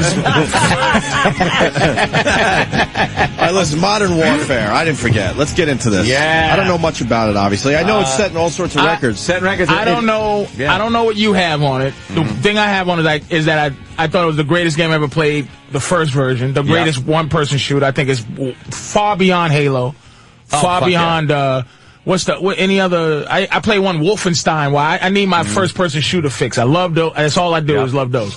So I played Wolfenstein. I mean, a real big. But this game finally comes out. They got it. I go get it. I don't go online. Fuck all of that horseshit. The story mode, the second part of the story, made me turn the game off. Whoa, no! And question my morality. What? What was that about? The second part of the game, and if nobody wants to fucking hear it, I'm gotta say it so you can turn the radio off. All right, hold on. Give him a second. You know, well, come back in like 30 seconds if you don't want a spoiler. Most people get it for the multiplayer. Yeah, I understand 30 seconds is decreased. It's going to be what was I thinking? You know what? Go somewhere else for the rest of the day. 3 minutes. 3 minutes. I was trying 3 minutes. Oh, yeah, right. Go to fucking Lithium or somewhere else for the rest of the day. The game starts out by saying, yeah, there is a warning. We warn you. There are disturbing... there are some things that are very disturbing on this video. You can set the disturbing things to be shut off. I go all in. You're all you go in. All Gotta in. go all Any in. adult man is all fucking in. Matter of fact, when you buy this game, for some reason, you have to give him your ID. It's just, you're like, what the fuck is going on? Well, they're giving all those names to the army. Exactly. Fucking cocks. But so I get to the game. I'm playing. The first thing is fantastic. You have to climb a mountain with the fucking thing, and you have to do it correctly. Like right button, left button, right button. If you don't, you fall, you die. It's fucking not fucking around. And it's so violent, it's not fun. Like, so when you shoot the guys, you gotta duck, so you can't enjoy gameplay shooting where you shoot the guy and you're like, oh, that was cool. There's another fucker, like you just indicating you getting shot, you turn red on the right, red on the top, red on the back. Yeah. You're just dying, and you only get shot twice before. It ain't video game shot, it's real shot. So you get shot twice, you gotta go hide to get healed. It's not fun. So I get to the second level. First level's fun, snowmobiles, all type of shit. Second level, it's dark, right? And you just hear guys talking Russian. Fucking right. It goes. The title of the scene is called No Russian. An elevator opens. You walk off. You're in the airport with 3 other motherfuckers. And he goes, remember, no Russian. Start walking.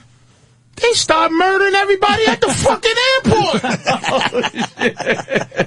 You're an undercover agent. If you try to shoot them, they go traitor and shoot and kill you. You don't have to shoot the people, but you can't stop them from shooting. They shoot women, children, and fucking everybody at the fucking airport. And here's the thing. It's not video game. They walk slow and murderous. You can't run. They walk slowly through the and it's a real fucking airport. It's the duty free. It's the McDonald's, and they murdering everybody at the fucking airport. I'm sitting there going, I didn't shoot anybody. And you're feeling all just bad. like a black man. I didn't shoot anybody. I didn't do nothing. I couldn't. It took me a minute to go, what the fuck? Wow. Wow, It disturbed me to that level, and now I'm at this level where it's a mall, a strip mall with McDonald's and this and that. It's so hard. It's not fun. It's so difficult. It's very difficult to get through the single player. Fucking believable, dude. And I'm playing it on pussy ass normal. Like easy. Yeah, I don't play easy. I play normal because I play these games, but. I've heard about the airport sequence from somebody else, and they say, it's brutal. They're murdering people at the airport. Yeah. Wow.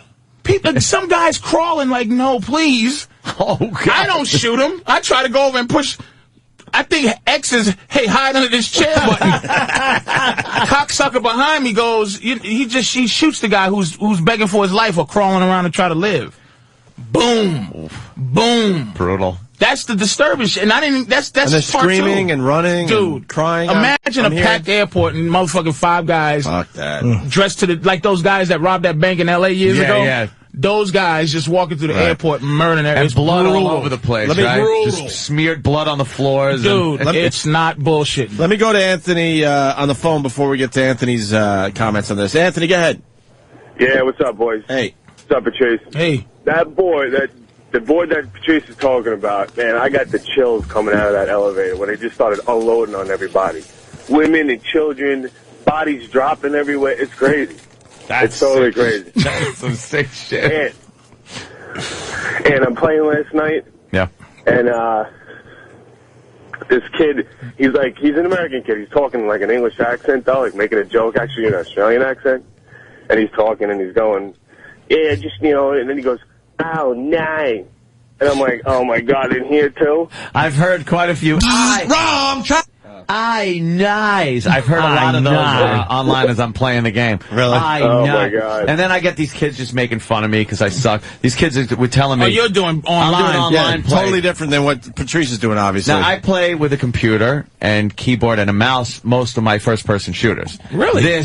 Now I'm console with the Xbox. I'm not very good with the console controls yet. I'm getting better. Every minute I play, I'm getting better. But I'm not these guys that getting fucking, 25 kills at a clip.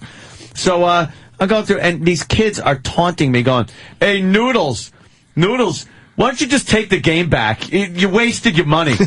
You wasted your fucking money. You suck so bad. And then I like shoot at somebody and miss and they kill me and they're like, you couldn't even hit the guy. You got the first shot, faggot. You're a faggot, Noodles. And I'm sitting there. They got me so mad and riled up. I got to the point where I'm like, I have a lot of money, and I fucked 18-year-olds, and fuck you. I believe him. And it's just, I'm so angry. You took the what you make a year route yes. on the children? I had to say, I make a lot of money, I have a great house, and I have girlfriends your age, so fuck you. They forced me to make an ass of myself. That's why I don't play online, because I like to be immersed at the level that I like to be immersed at. Yeah. I don't like this. Why do you do that? I don't know, but you get the little headset on, so you're talking to them. You're fucking talking, going, yeah. So you just threatening some little children? Yeah. Fuck you. And I was telling him that, were you telling them there's no Santa? I said, I was calling their fathers homosexuals and wishing horrible womanly diseases on their mother. And they were just laughing at you. Yeah. Because they made an old man upset online. They did. They did. You did nothing to hurt these kids. They're still laughing at you. They were making fun of the fact that I couldn't play as good as them. And I was like, who cares? But you know who cared? Me. I cared. We got one of those fuckers on the line here. John. No way. John. Yeah, what's up? Hey. Ed, you suck. I played against you, and you were like 3 for 15 or some shit. Yes, I fucking said it, but I said I sucked. I was on there saying, yes, I suck. Wait, let him continue. Go ahead, John. Yeah, my name is your mom's ass. And of course it is. Yeah. And I just remember just watching you run across the screen while I'm sniping you from like a million miles away. Yeah, I first of all, I just don't understand how I get fucking nailed so much while I'm running. Everybody else is running to the fucking HQ you and shit gave out like your that. fucking name, so everybody that's got to be cool for them to kill Anthony from Opie and Anthony. He doesn't even take friend requests either because he's so cool. His thing is full. Hey, ass fuck! I have too many fucking friends on there already. I have to delete some in order to add. He has some. too many fake friends already. I have too many. But John said, John, you said you killed Anthony and then you all made fun of him? Yeah, we all, well, not me. I knew who you were, so I was talking shit. And then, but there was like, this 10-year-old kids on there, and they're brutal because you don't want to hear a little high-pitched voice fucking calling you a faggot, but... Yeah. Faggot! I couldn't even tell if they were boys or girls. They're like, you're just a faggot! And then you'd hear like off the mic, okay, Mom! Yeah, you fucking faggot! That's great. Let's go to Kevin in Houston. Everybody wants dropping N-bombs, too, like crazy, these little kids. Oh, they are? Oh, fuck yeah. Fuck you, you nigga. And that's where you bonded. Fuck? Yeah, you gotta take that back about your mother and being rich. All right, Kevin in Houston. So bad. Kevin. Hey, good morning, guys. Hey, Patrice, I just wanted to let you know I never thought that I would agree with you. But I absolutely agree with you with this game. It is What about morals? You've never agreed with me ever in your life? Moral. Like he's just anti-me and he hates that he agrees with the fact that I didn't want to murder people when I got off the airport elevator? What the fuck is wrong with these people? It's a fucking... The way they did it. The way they did it. The airport thing, right? I usually in games will shoot a thing. Yeah. They have you... You shoot dogs, like you have to shoot a dog. They're coming at you. They're just barking, and you just and you have to shoot them because the dogs let people know you're coming. Yeah, you hear a little. So you got to shoot a dog, but it's like a silencer and get them out of there. Yeah, and the airport scene, and it's probably more scenes like this, but the airport scene is the way they do it. It's so real and it's so scary. Because you're like, man, if this happened, it's so... Because the way the guys move, it's just methodical. They walk so slow that you go, what the fuck, man? Get me past this, but it's a bore. Now, you had the option to join in and shoot, but you can didn't. shoot. I haven't shot one person. What are you doing? He buys the game and doesn't shoot He takes off his anybody. shoes and goes through security. Because you're Donnie Brasco on this board. So it's like, Donnie Brasco, he's like, he was sawing the bodies, but he wasn't killing that scene where Sonny Black, and it's like, you're not supposed to do that shit, but he's undercover, so he couldn't, you sick? No. You put some peanut butter on your wound? Yeah, right. Fuck is wrong with you? So, the way they did it, you gotta just play you gotta see how they did it. It's so methodical. Right. It's so murderous. Let me go to the phones. Matt in Connecticut. Matt. I gotta play that level now. Hey, Matt. Hey, I don't know what happened to you guys, but I was playing last night in some free-for-all tournament, and all of a sudden I blinked and my eyes were burning, and I realized I hadn't blinked in like 15 minutes. Oh, shit. It made you forget how to blink this game, huh? Christ. I've been there with some of these video games. You just stare at the screen. Right, you don't want to blink. You're so intent. It's an unbelievable game, right. Man. Let's go to Coke Logic. Coke Logic. Hey, what's going on, boys? Hey. I've been playing Call of Duty for so long last night. I actually told the call screener the wrong information. It didn't sell $4.7 million worth of copies. Sold 4.7 million copies in a 24-hour period. Yeah, 4.7 million copies. That's obviously now the record, the highest. right? Not a record. I don't think. It is. I think Halo is bigger. Grand Theft Auto 4. Yeah. Really? It broke that it record. has to be the record. It's the #1 fucking debut. It's fucking phenomenal. Almost 5 million copies in 24 hours. Underwater submarine it's just... I gotta play the single player for a little bit. Why do you not do that? I'm so into multiplayer, leveling up, and it's that fucking, like, I gotta get to the next level. That's that dragon, that Dragon Slayer world. That's that world of... what's that game where you make a character and it takes you Dungeons and Dragons for the rest of your life? That shit is. I would play it your way, I think, Patrice, before. Yeah, like even, and then maybe eventually go online. Like Madden, I don't play Madden no more because it's too real. These niggas run like fucking Thomas Jones actually runs. Like what's it? This shit is.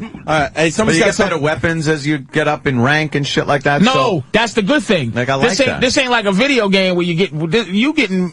This one's like, oh shit, there's a bazooka laying in there. You shot a guy that shot a bazooka. Yeah. You picked the bazooka. There's no like, hey, next time I go over here, I get an AK.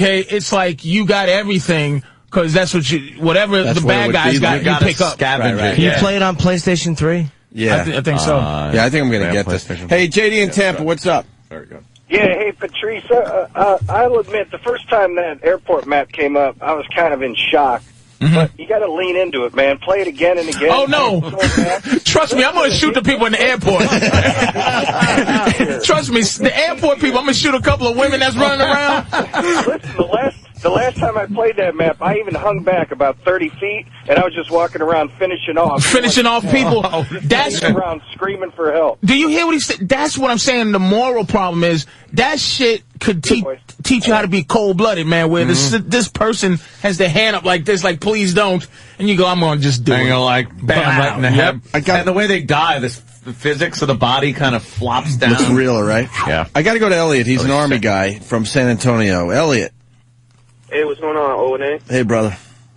Hey, yeah, dude, I've been to Iraq, and I've seen some sick shit, man, and I'm going to tell you right now, I played that level, and I was damn near about to puke. I was just like, what the fuck is going on here? Wow. The airport thing again, huh? Wait till the news gets a hold of it. And what? Yeah, let me ask you, haven't figured it out yet. I'm amazed they're not on it yet. Can I ask him what the thing? I'm asking you what bothered you. What bothered me wasn't the actual shooting of the people. It was how real they made it. The way things were moving, the people were moving. The people. Exactly. It wasn't the gore. It was the way they executed. They've gotten really good at that. Like, it used to be, all right, they're just little computer people. They don't look real. They don't die real. Now it's where's Danny? There's got to be a YouTube clip of that already. That's what I was. Yeah. There's got to be. So what was his? What's the thing? That's what bothered him too. Like the way they did it, the way it seemed. Yeah, Elliot, what bothered you? Being an Army guy. I mean, the way when it first started, you know, Patricia was saying how they were talking and stuff. The way they smoothly walked out of that elevator, all nonchalant, with fucking body armor and the weapons and everything, and they just kind of creeped up on everybody and just started going off. I was like, okay.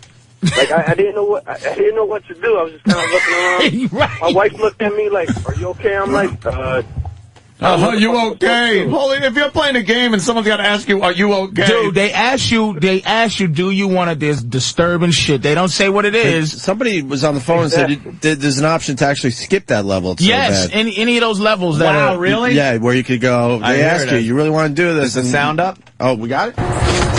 Hey, Elliot, thank you. We're going to move on. I appreciate it. Elliot from the Army. There is a YouTube clip if you guys want to check it out. Airport mission. It's Call of Duty Modern Warfare. People are actually asking what game we're talking about. Here we go. Badass. Out of the elevator. Oh, yeah, look at their faces. Into the airport. Oh, these people don't know what's going to happen.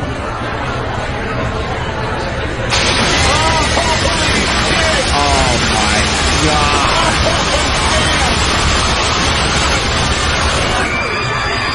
Oh, that's cold-blooded. All this is making me do is want to buy this fucking game.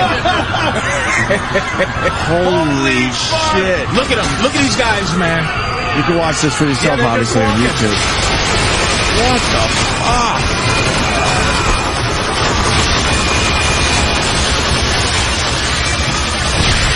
Oh, my God. The guy's falling. He's done. Yeah, very methodical. Up the stairs. Go. That opening fucking, just looking at those people, they wiped out like 50 people right off the bat. Now, can you go away from these guys if you want to? No. You gotta follow these guys. God damn. Yeah, it's like a Starbucks and a Jamba Juice. God, great. Wow. Oh, my God. Oh, like you said, how they're falling and stuff. Yeah, nice to be in the airport to be able to pull this off. You think planes are still taking off? Wow. Oh.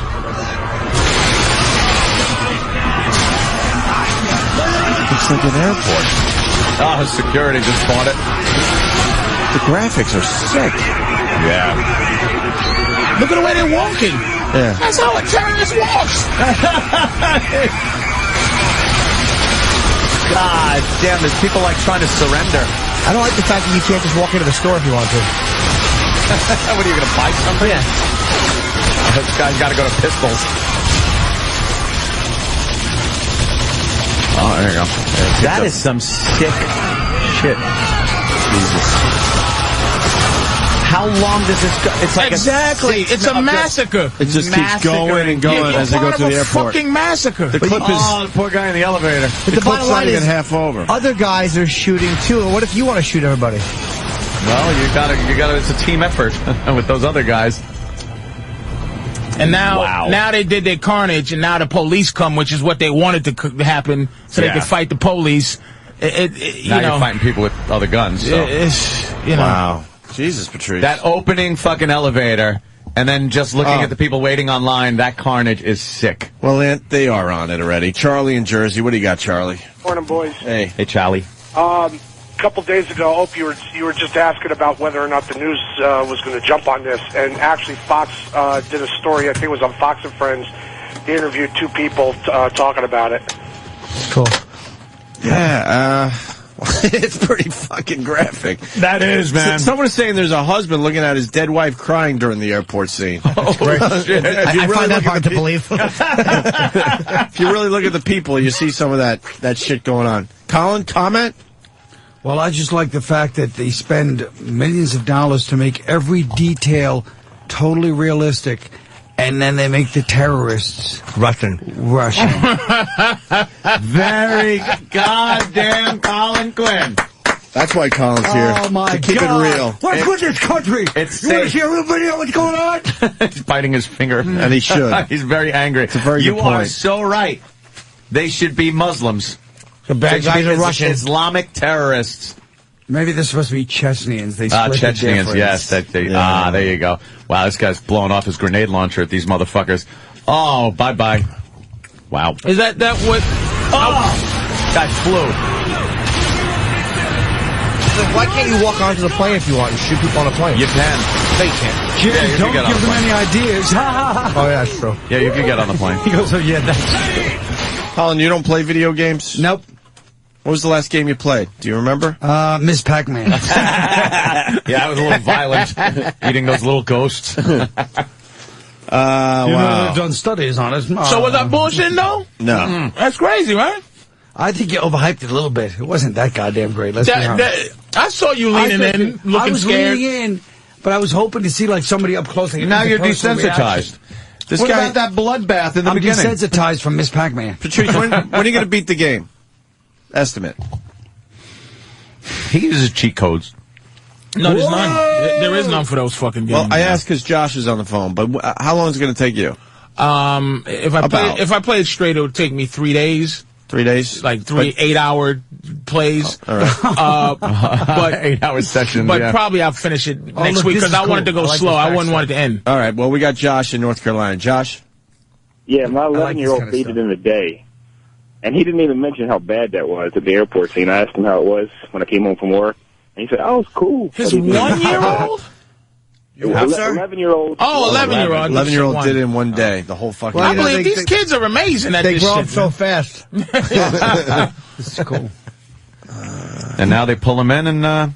And he didn't mention the airport scene. We got, Why did he shoot him? Well, there was one, they didn't stick around. Another father said my son went through the airport level and he was laughing the whole fucking time. Because I He was think laughing through the whole that thing. type of shit, like when I was younger, I could watch a beheading like it was fun. Like Faces of Death was my favorite Yes, show. I used to Now love I that. can't watch. Remember they grabbed that the guy? shit. Oh, they grabbed his, in Africa, they grabbed his cock. Cut it. What? From what beheaded from Face to Death. That's all Oh, fake, God. by the way. All fake. Face to death. Face There to might have Death. been all Face to Death fake. was fake. That guy wasn't even a coroner. Michael B. Gross is an I don't actor. believe this phony. I watched it. It's not. It's all fake. You fucking believe. Shut up. It was real. Exactly. It's not. They're in the middle of an African. No, There might be one or two real clips, but it's bunk. Faces of Death is fucking real. They set up No. millions of dollars to set up this outdoor African, genocide. The guy picks up the guy by his cock and just slices it off. Occasionally That there was are real. real things, but you're acting like a movie wouldn't spend any money to get some extras. Yeah. It's a fucking movie. This Watch was the not. cutaway from the guy when the alligators I bet eating the fake. guy, the crocodile's killing the guy.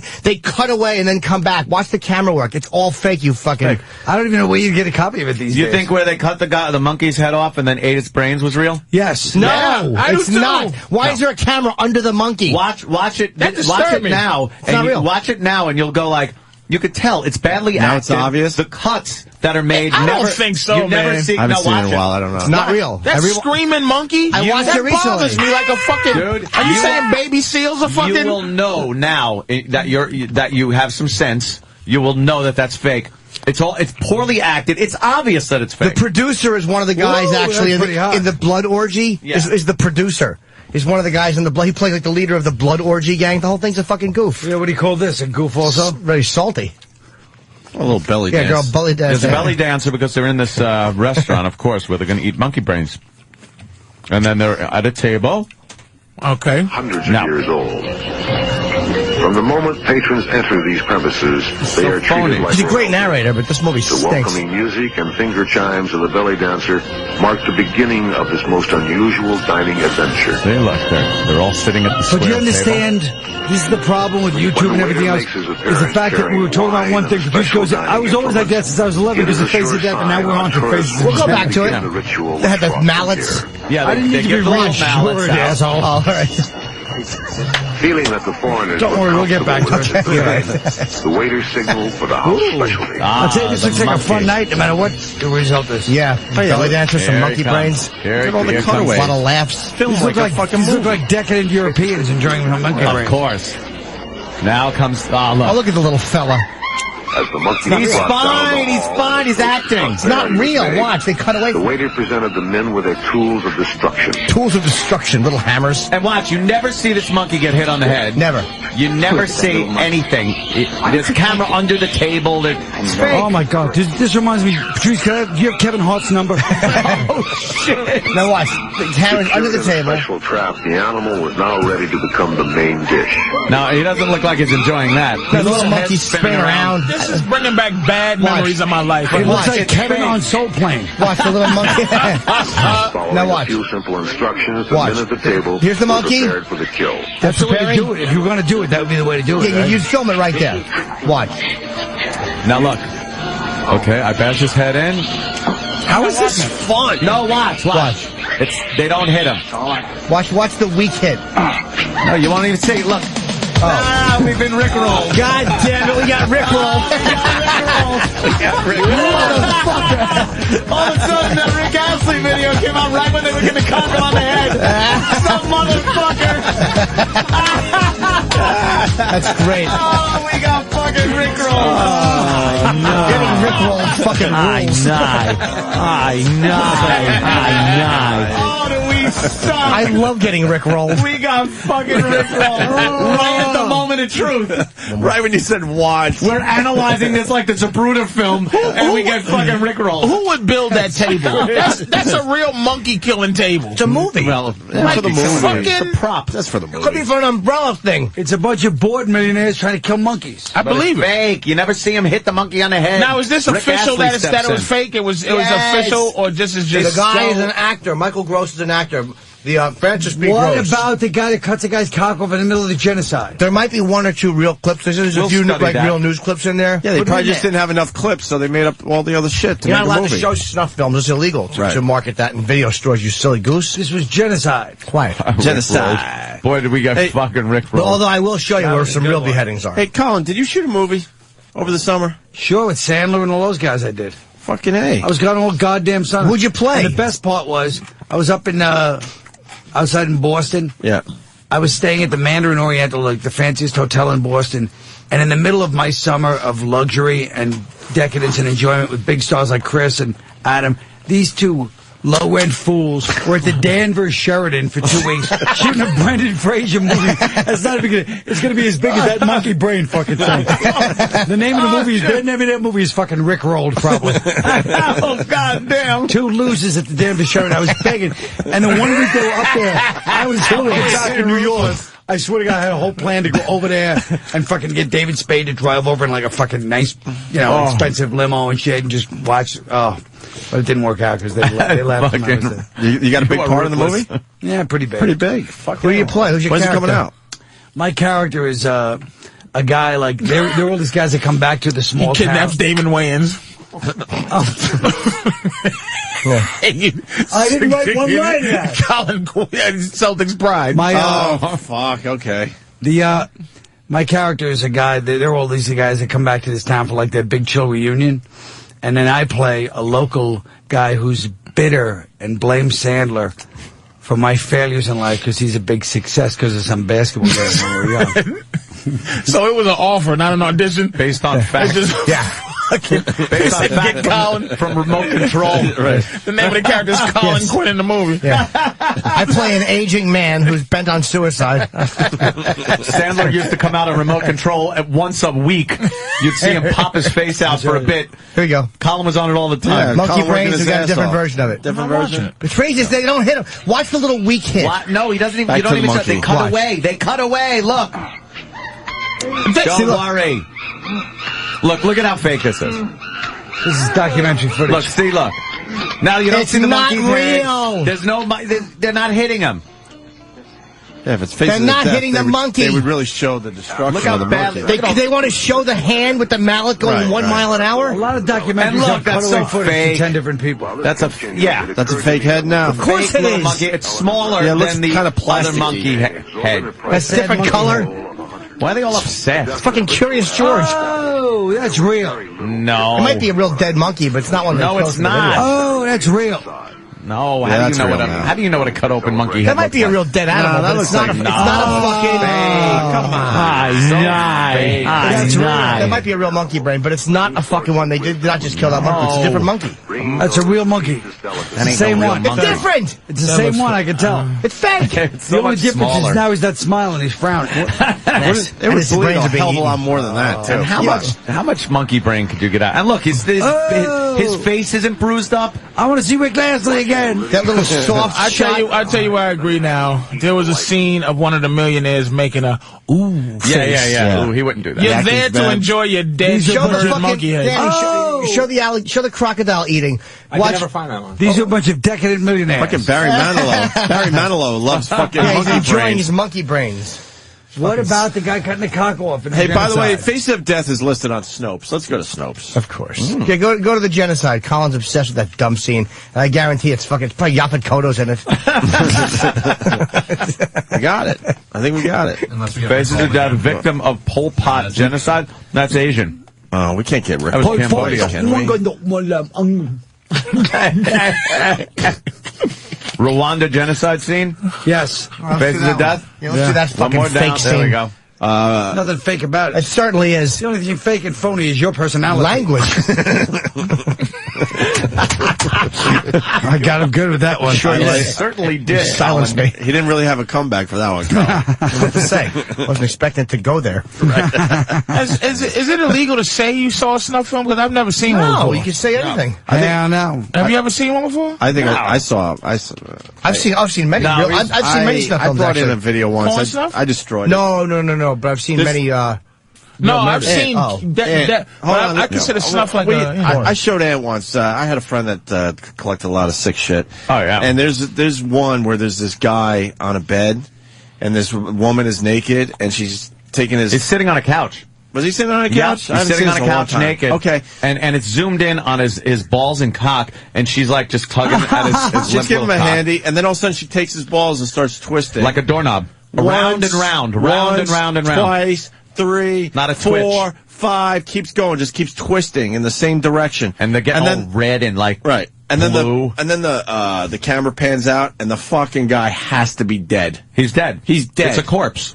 She's fucking. No doubt in my mind, the guy's not moving whatsoever, and he has She's just fiddling this with a look on his corpse. face like, I think that was in a funeral home. They were like having Right. some fun. They grabbed Right. I a saw guy that. and decided to do shit like that.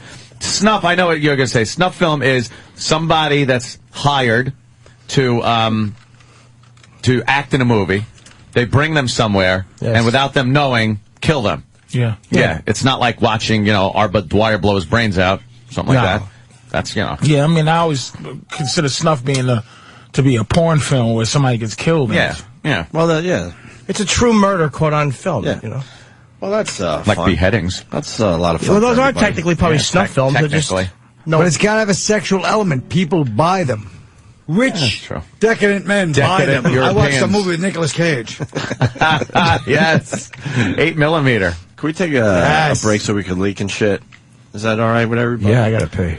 Now we're all just looking at the computer Yeah, trying we to find can- Colin's awful genocide. Yeah, we'll find scene. that out. I guarantee you it's fake. No! Yeah, fake I Kodos in it. guarantee you it's fucking not real. Your awful No! perception. They cut the guy's cock off. Shut up.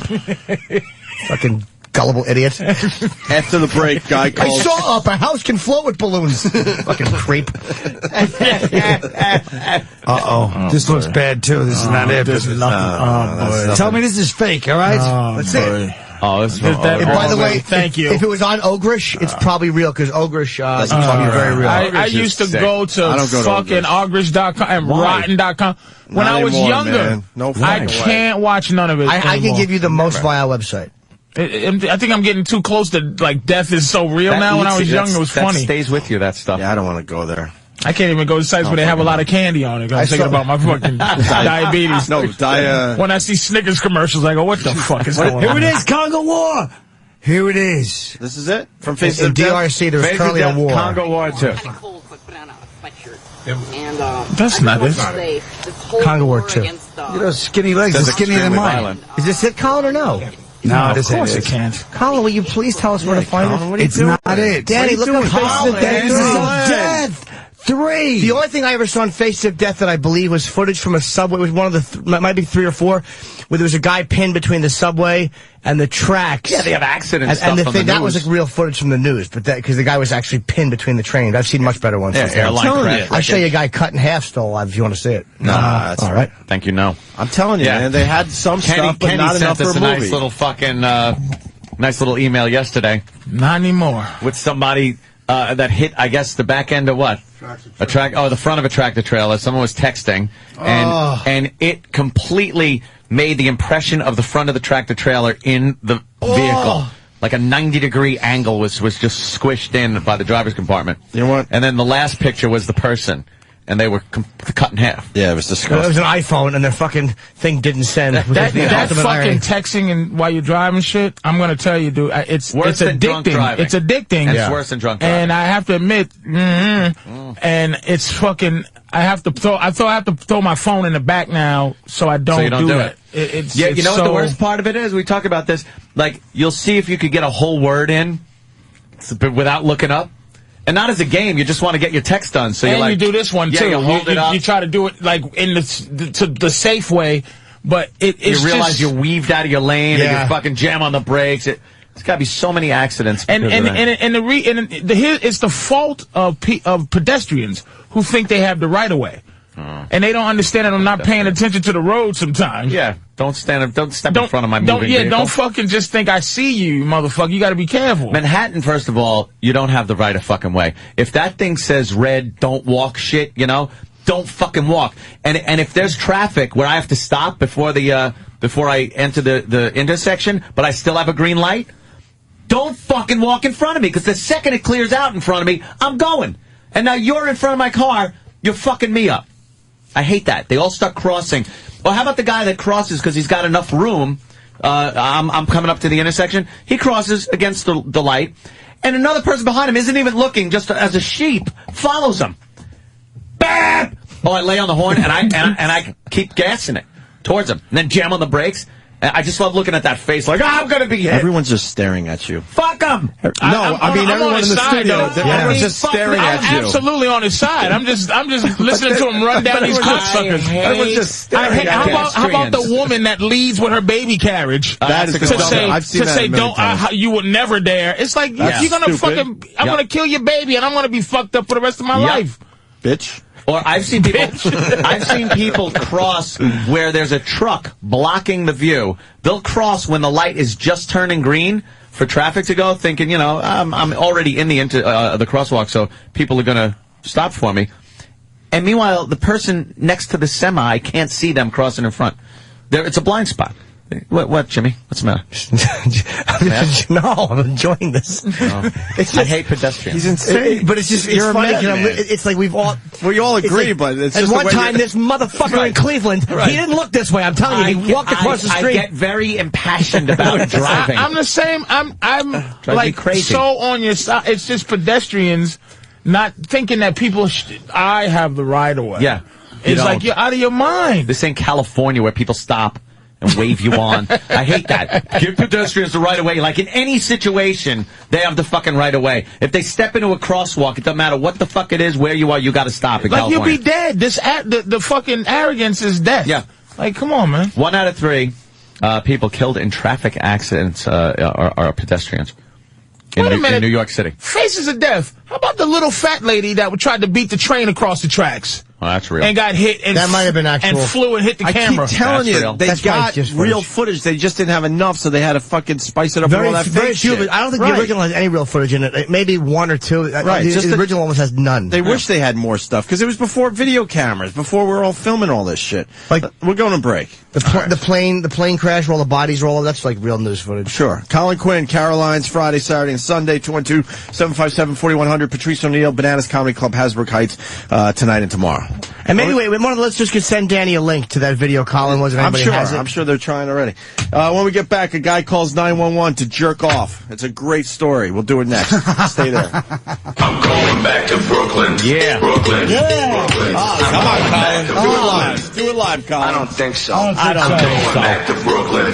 I remember this on MTV. I'm going back to Brooklyn. Man, I don't think so. Colin Quinn's going to be at Caroline's Friday. That's tonight, Saturday, and Sunday. There you go, Colin. A little promotion for you. What'd you say, Caroline's? Caroline's. I said that. I said Sunday. You're going to sell them all out.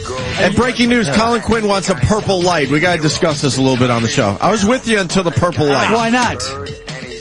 We have a problem with the pedestrians trying to cross the street as we're trying to make our right turns here in Manhattan. And I was agreeing with Colin, the system is fucked up. And then Colin goes, we need a purple light. A fourth light, a purple light. A pedestrian purple light. Or a purple light for the cars making a right turn. Because I had to listen to these suburban drones hammering away at the poor pedestrians. And I was like, you know what? New York is kind of a pedestrian city. It really is. Do what I do. Ride this fucking train and ride the fucking bus. You ride the bus? No, stop it. I ride the bus and the train every day. You don't ride a You're a bus. fucking bag lady. What's wrong with you? You live here. Show us your bus pass. It's not a bus pass, it's a Metro card, you silly goose. Oh, yeah. Well, I don't You know, because I don't ride live the buses. here. I do the cabs in the subway, but not a bus. Well, I the won't subway. take a bus. This one's on a bus, too. Hey, can I ask you guys a question? That's what I want to fucking sit in. What happened the other day? I was watching online, and there was an incident where the show ended early, and I saw my girl Stalker Patty was in here. Oh. What happened that day in the train? I think It that was like Sandy a tranny. Kane. Management. Sandy Kane was in here It was a with us. tranny. Management got scared and just got... Of Sandy was Twato making an ugly I don't know. appearance? Yeah. They We got wanted- their nose into our fucking business. Yeah, we wanted Patty to blow Bobo. I don't know. Something was going Or to spit happen. on his dick. Apparently that was Patty was whatever. going to do it? No, she no one was touched going to it. do it in the end because they were all creeped out by Bobo's penis. But Bobo's management penis doesn't is understand how this atrocious. shit works. They should just stay down the fucking hall and let Looks us like do our a thing. pig snout. Yeah. His penis looks like a pig's snout. It does. It's horrible. Not a good dick. Hey, Oh, we got horrific. a guy calling 911 to jerk off. You want to hear Oh, this? yeah. Why? I don't know why. That's How did a very he know it good was question. Gonna, does he just do it until his He needed a chick fucking answers, or- live fucking voice. He figured out the operator was good enough. Call 911. You got a nice butt? Huh? Tell me your name, maybe we can talk more, but if you don't tell me your name, I'm hanging up. Did you hear me? Yeah, I hear you. Hear me. Hear me. You heard it?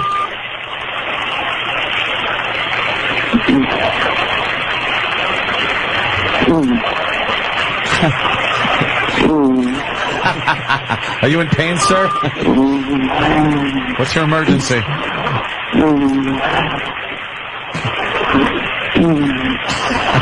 What a creep. What a great idea.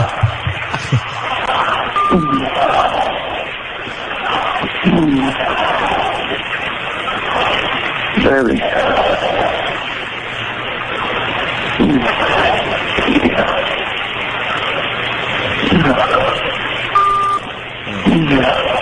What the fuck? He's just watching. He's not saying anything. I guess just him knowing she's listening. Is this illegal?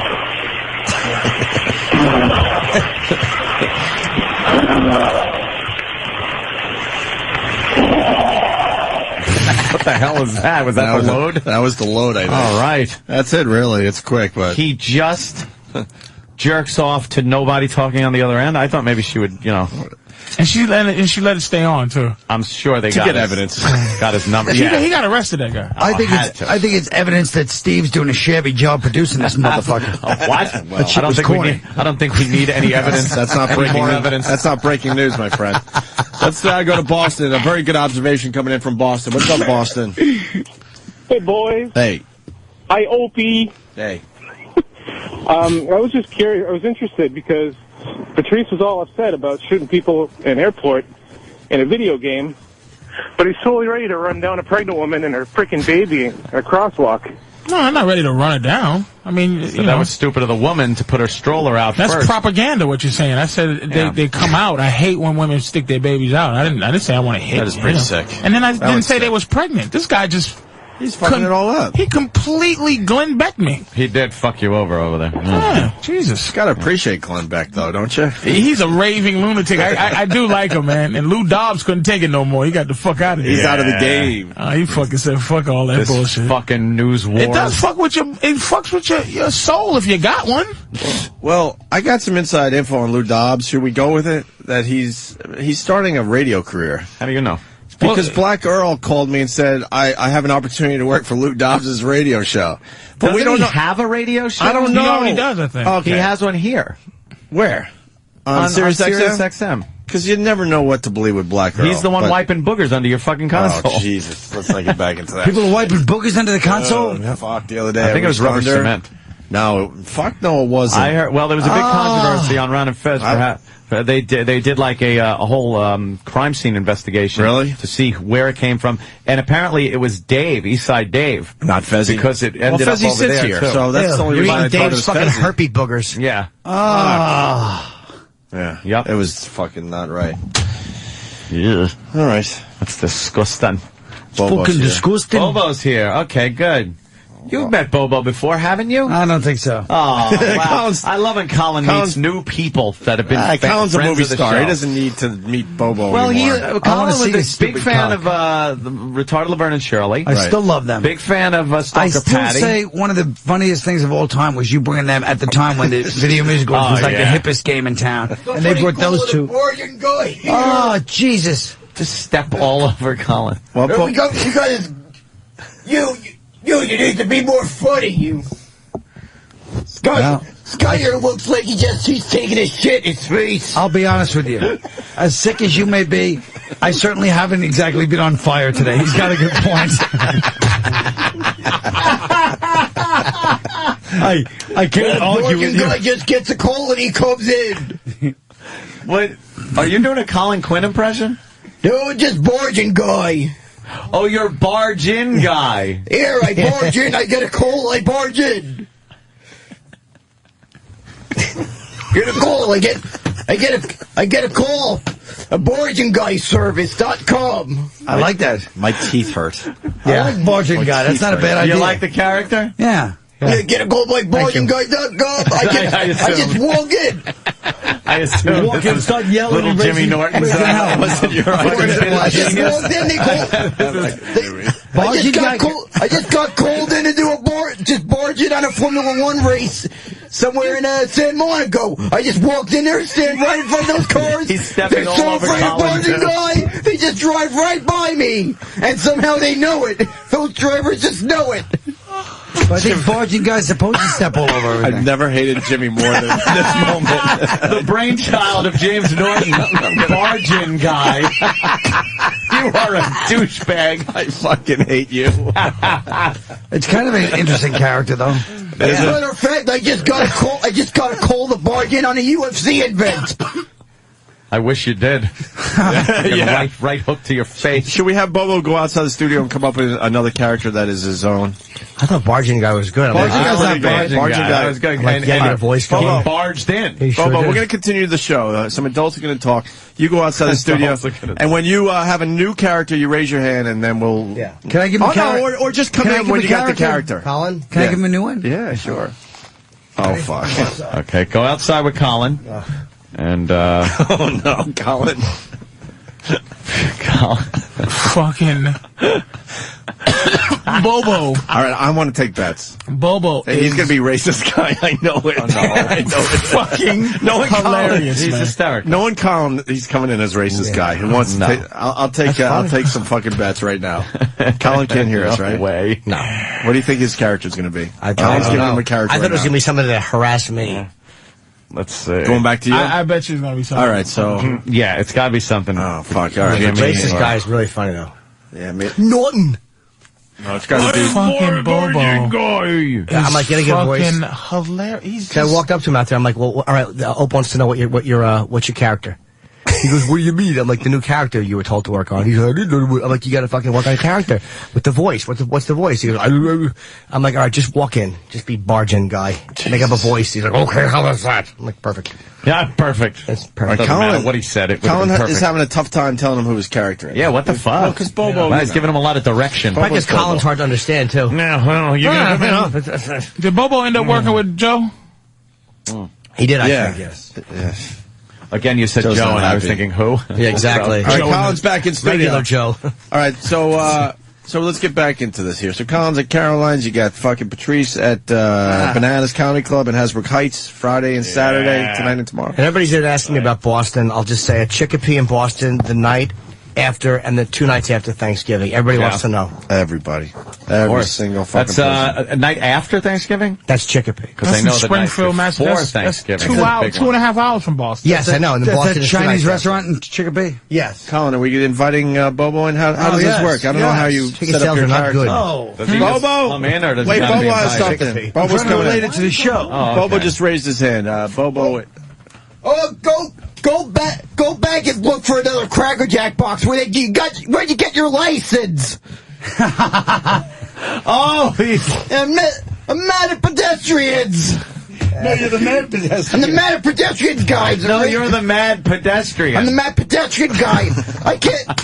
The mad I mean, pedestrian. we're the guys turning an hour trip into Smithtown into a 4-hour trip. No, you're the pedestrian. You're not the driver. You're complaining now that it's taking 4 hours to drive somewhere. You did it You're totally the pedestrian. wrong. Oh, sorry, I heard it You different. blithering bull. Sorry, I'm going to pedestrian, right? So where'd you get your license? You know, hey, can't you see the frickin' light?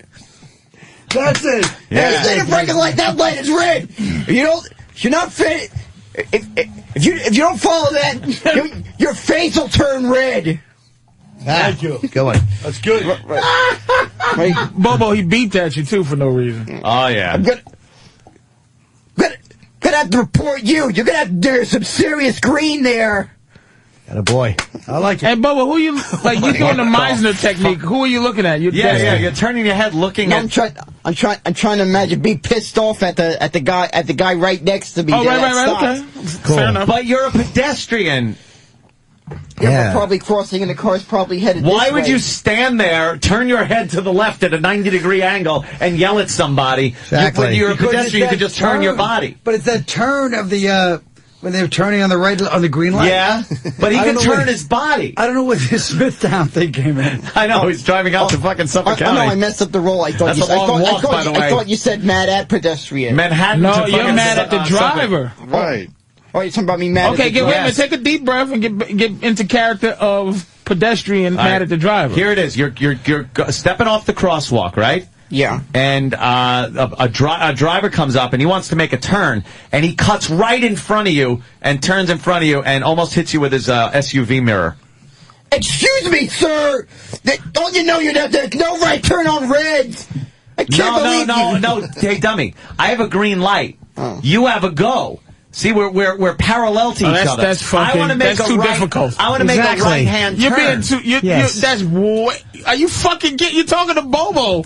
This has to be factual. You have no patience. There's no continuity to this scene. Bobo, you almost get hit by a car that ran a yellow light. And you was crossing the street. Yes. But I didn't run a red light. The vroom machine almost hit you. Sir, what the heck are you blind? Can't you bring it? The turn, move. I'm trying to cross right now. You can't see me crossing. Oh, hey, microphone. Yeah, exactly. You're very You can't method. freaking see me crossing. Is that SUV so tall you can't freaking see me? But he actually he keeps driving though. Hey, can't you freaking see? Are you drunk or something? Oh, let me bring out my breathalyzer. Why would you have a breathalyzer, angry pedestrian guy? I don't know. I'm just saying hypothetically. Oh, see? There you go, you fucking... There you go, fucking cocksucker. He shut me right the fuck Exactly, up. it's figurative. He's just saying hypothetically. Does anyone else have a character for Bobo? Patrice or trying to think. Anthony? How about... Well, no, you got to do it outside the studio. We got to try to figure this shit out. Yeah, then we That's got to figure out. Don't say who you are. All right, Jimmy. We have to guess your character. Right, Jimmy. Remember that, Bobo. Don't come in and say, I'm this guy. Yeah. Oh, You're going to ruin it. Fucking genius. So now yes, Jimmy is giving him another character. Look at Colin. Colin is disgusted with this. Not in a disgusting way, just disgusted. I was disgusted that I was trying to think of a better character. A better character. Get it in here. I like angry pedestrian guys. Yeah. Oh, okay, All right. Bobo. Yeah. Bobo's coming back in. Bobo. Is he not come in guy? Oh, no, shut up. Don't say who you are. Go ahead. Hey, Opie, I got a microphone in my pants. I want to suck your microphone in your pants. I got somebody. That's the worst interpretation. He was supposed to just come in and tell Opie he wanted to suck his cock. Are you kidding? I'm like, you're a gay guy. Just hit on everybody. Tell Opie you want to suck his cock. Why would you say something about a microphone? No, because Opie's... Double entendre. Yeah. Double entendre. Yeah. All right, it went over the heads. All right, Patrice has got one. It's Deca entendre. I didn't get it at all. No, it was horrendous. All right. Patrice is out there coaching young Bobo into a new character. So when he comes in, you will hear Bobo as a character, and then we have to guess. You can play along at home. Try to guess what character Bobo is portraying when it comes in. All right, Patrice is working. Yeah, Patrice is... Yeah. But Patrice tends to over-explain. He'll be out there for 10 minutes. Really? You think? It's like, shouldn't it just be quick? You're this guy, and then he's got to think about the material himself. Yeah. But Patrice just likes having an audience. He's just going to talk to Bobo for the next hour. Exactly. He's out there. Bobo's going to be this next stupid barbecue. Here we go. Patrice is walking back Patrice in. Is back in. Bobo's here. He's getting on mic. All right, here's Bobo. A brand new character. We don't know who it is. Let's see if we could guess. Hey, I had to take out of my busy schedule. Why the heck is everybody pissed off at me? Steve C? No, they're pissed off at me. I get every white guy calling my number. White guy's calling his number. Oh my God! What happens? What happens in the translation? I get emails all the time. From white guys? Yeah, they're all afraid of me. Oh, I got it. Go ahead. I know who it is. I know who it is too. All afraid of me. I get mail addressed to 1600 Pennsylvania Avenue. I got it. It's death threats. Wow, you're Keith Robinson. You're Keith Robinson, yes. No, Keith Robinson does not live there. That's not his address. Oh, it's not? Really? We thought it was. 1600 Pennsylvania Avenue. You should obviously know what address that is. Jesus fucking Christ. And I'm sure they're going to know yours, too. Way to go, Patrice. My name, you should have just said, it rhymes with Papak Floflama, you fucking asshole. He just said 1600 Pennsylvania Avenue. Well, where is that? He pulls out some fucking genius shit. He goes, hey, ass face, it was hypothetical. Yeah. Then he goes, 16 Pennsylvania Avenue, because you guys don't get the fucking fact that I'm the president. Bunch of boobs. Yeah, because he gets emails That's from people that hate him. Yeah, well, they hate me. They say, "Hey, you, why don't you change your attitude toward me? I'm freaking down on my luck here, and you want to tax my ass off?" Who's Anthony? Barack Obama? That's Anthony. That's my guess. It's Barack Obama. Well, I don't know. Barack Obama? Yeah. but why would you be mad down that on your he's going to luck? have his No, I said ass the guy. I taxed? said. No. What? No, What? he's saying I got. What? No, I got. What? No, I got. But what? I got a message. I got a letter from somebody complaining about being down on their luck. Oh, it was a letter? Yeah, complaining that complaining about what? And do you see how he's sticking out his stately chest? Yes. He has a stately chest He's now. defending his point. Off. You're lying. I'm not lying. See, he tries to do his own voice now. The lying is done. His hook stinks. Yeah. I like it. All right, Bobo. Let's get him out of here. There you go, Bobo. We'll bring you back for another character in a little while. Yeah, try to think up one of your own and just come in. Oh, why would he do that? That was pretty Don't good. be barge in guy again, though. Brother Weeze is outside the studio. Where's the Weeze, man? Oh, yes. I saw him. Do you think Bargain Guy was a good character? What? I like Bargain. You like Brother Weeze? Have you been on Brother Weeze's Is he, show? Oh, no. An inductee?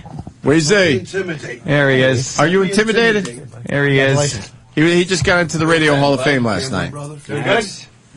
You know Patrice O'Neill? Yeah, yes. You know Colin Quinn? Patricky. He might not remember he was on once with me. You might have been with me. We were in Montreal. Oh, okay, yeah, for the comedy festival. Go ahead. No, I don't remember. Which one? You want to go? Yeah, take No. He said he's good. Yeah. We were just getting into some Obama stuff, I guess. I don't even know. Obama, yeah, Bobo was trying to be Obama, and we couldn't figure it out. Well, I went to dinner with Weeze last night. It was very interesting that you're sort of losing a little faith in the Obama man, right? Hold on. The deal is, you see, of course, I've lost a lot of faith in Obama. I'm a bleeding heart liberal. I campaigned for Obama.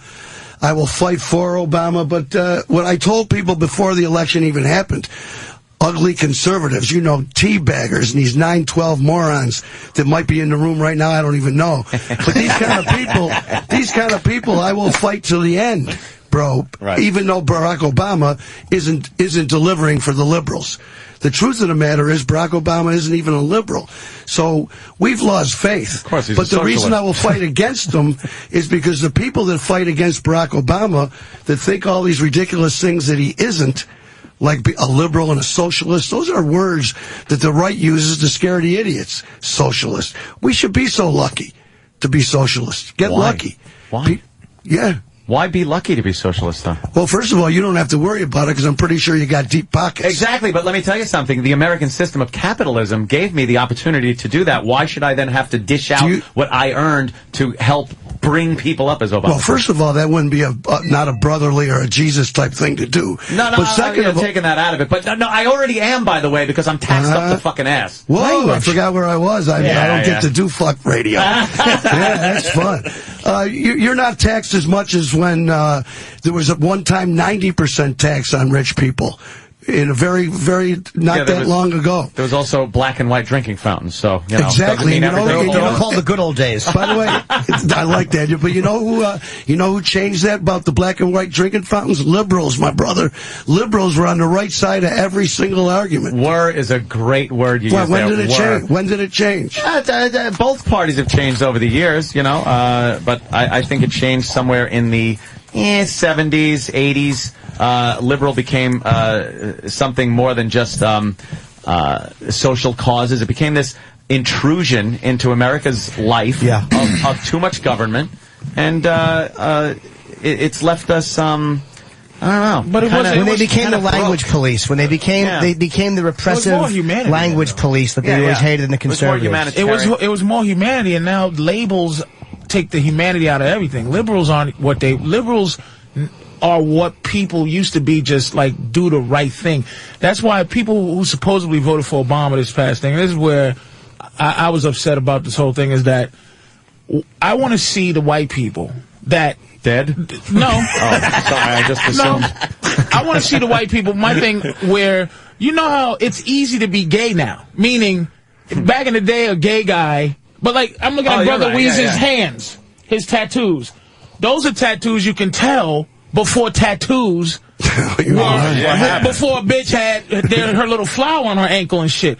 So what I'm saying is, I would have loved to meet the white people or have a historical base of white people who were those helping the cause before it was cool to fucking be helping the cause. To be a good white person. Right, so what I'm saying is, before it was a human thing. Now, being a liberal is easy. Being a conservative is easy. You just have to follow the fucking rule of what it is. It's all corny. It's all fucking corny now. It's not legitimate shit. I think when you were that white person that was marching with blacks in Selma, you were doing some shit. Then you were making a statement. Now it's like there's a bunch of followers and they can't even see who the leader is. Some fucking 95-year-old dyke. Can you imagine talking to a 95-year-old dyke? What are you talking about? Janet Reno. I'm just saying a woman. Like she went through some shit. Right, who did something when it was dangerous. I met her at the speakeasy, and we had to go to some city hotel to eat some box.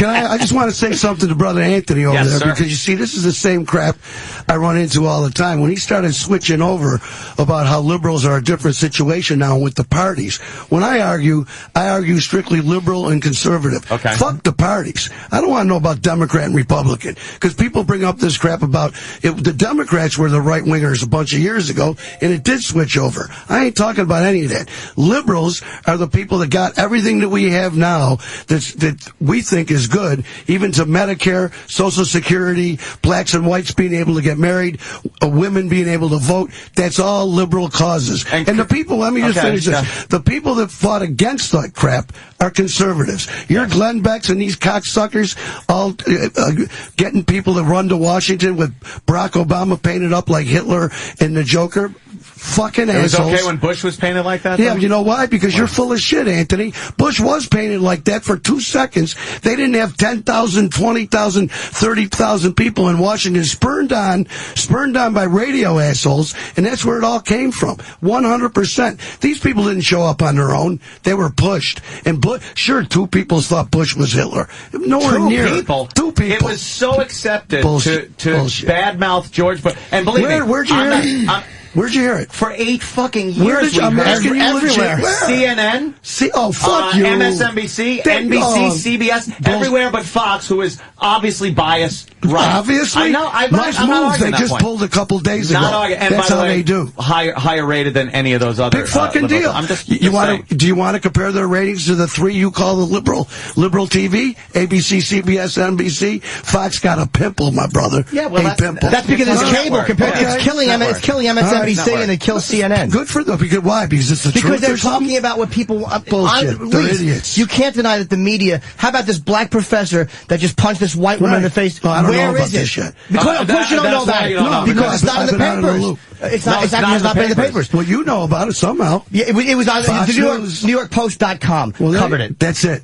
Why did the New York Post put it? Well, it's probably in the paper. It's not in the paper. It might have been in for one day. Post? No, it might have been in for one day, but it's not in. It was not in the Daily News. No, you cannot deny that the media is overwhelmingly liberal and overwhelmingly left, especially when dealing with race. Okay, let me ask you this: if that's the truth, why do you think it is? You think there's a meeting somewhere? I'll tell you where it is. No, it's an unspoken thing. It's an unspoken thing. It is white elitism.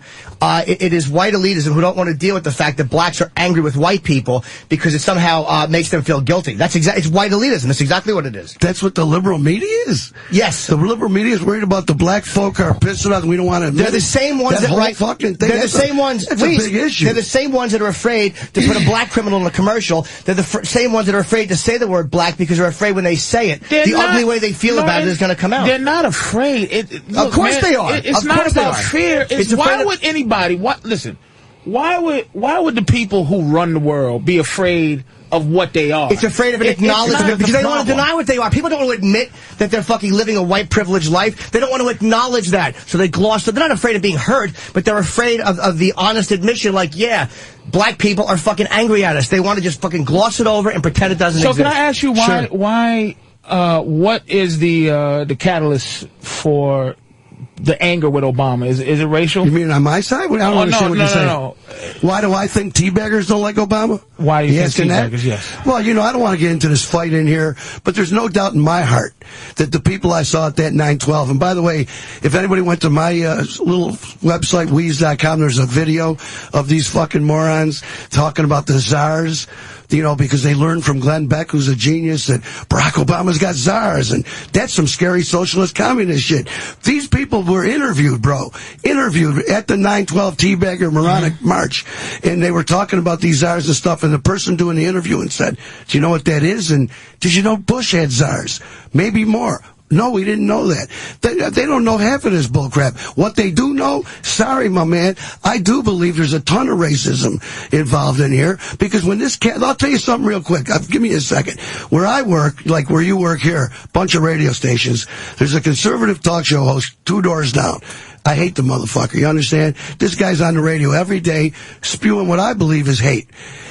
And when Barack Obama, wait, listen to this. When Barack Obama became president, in 3 weeks, this dude put out Fubo T-shirts and Fubo stickers. Fuck you, Barack Obama. Look, check this out. But hold on. Excuse me, but the arrogance of the left. To think, hold on. To think that anybody who goes with conservatives or went to those tea parties was led and pushed, whereas liberals. There's a real intellectual arrogance with liberals, and I want to know, where was the media attacks? These are people who just don't want to pay higher taxes. Where was the same mockery of the fucking Code Pink protesters, or gay rights protesters, or illegal immigrant protesters? Why should I mock gay rights protesters?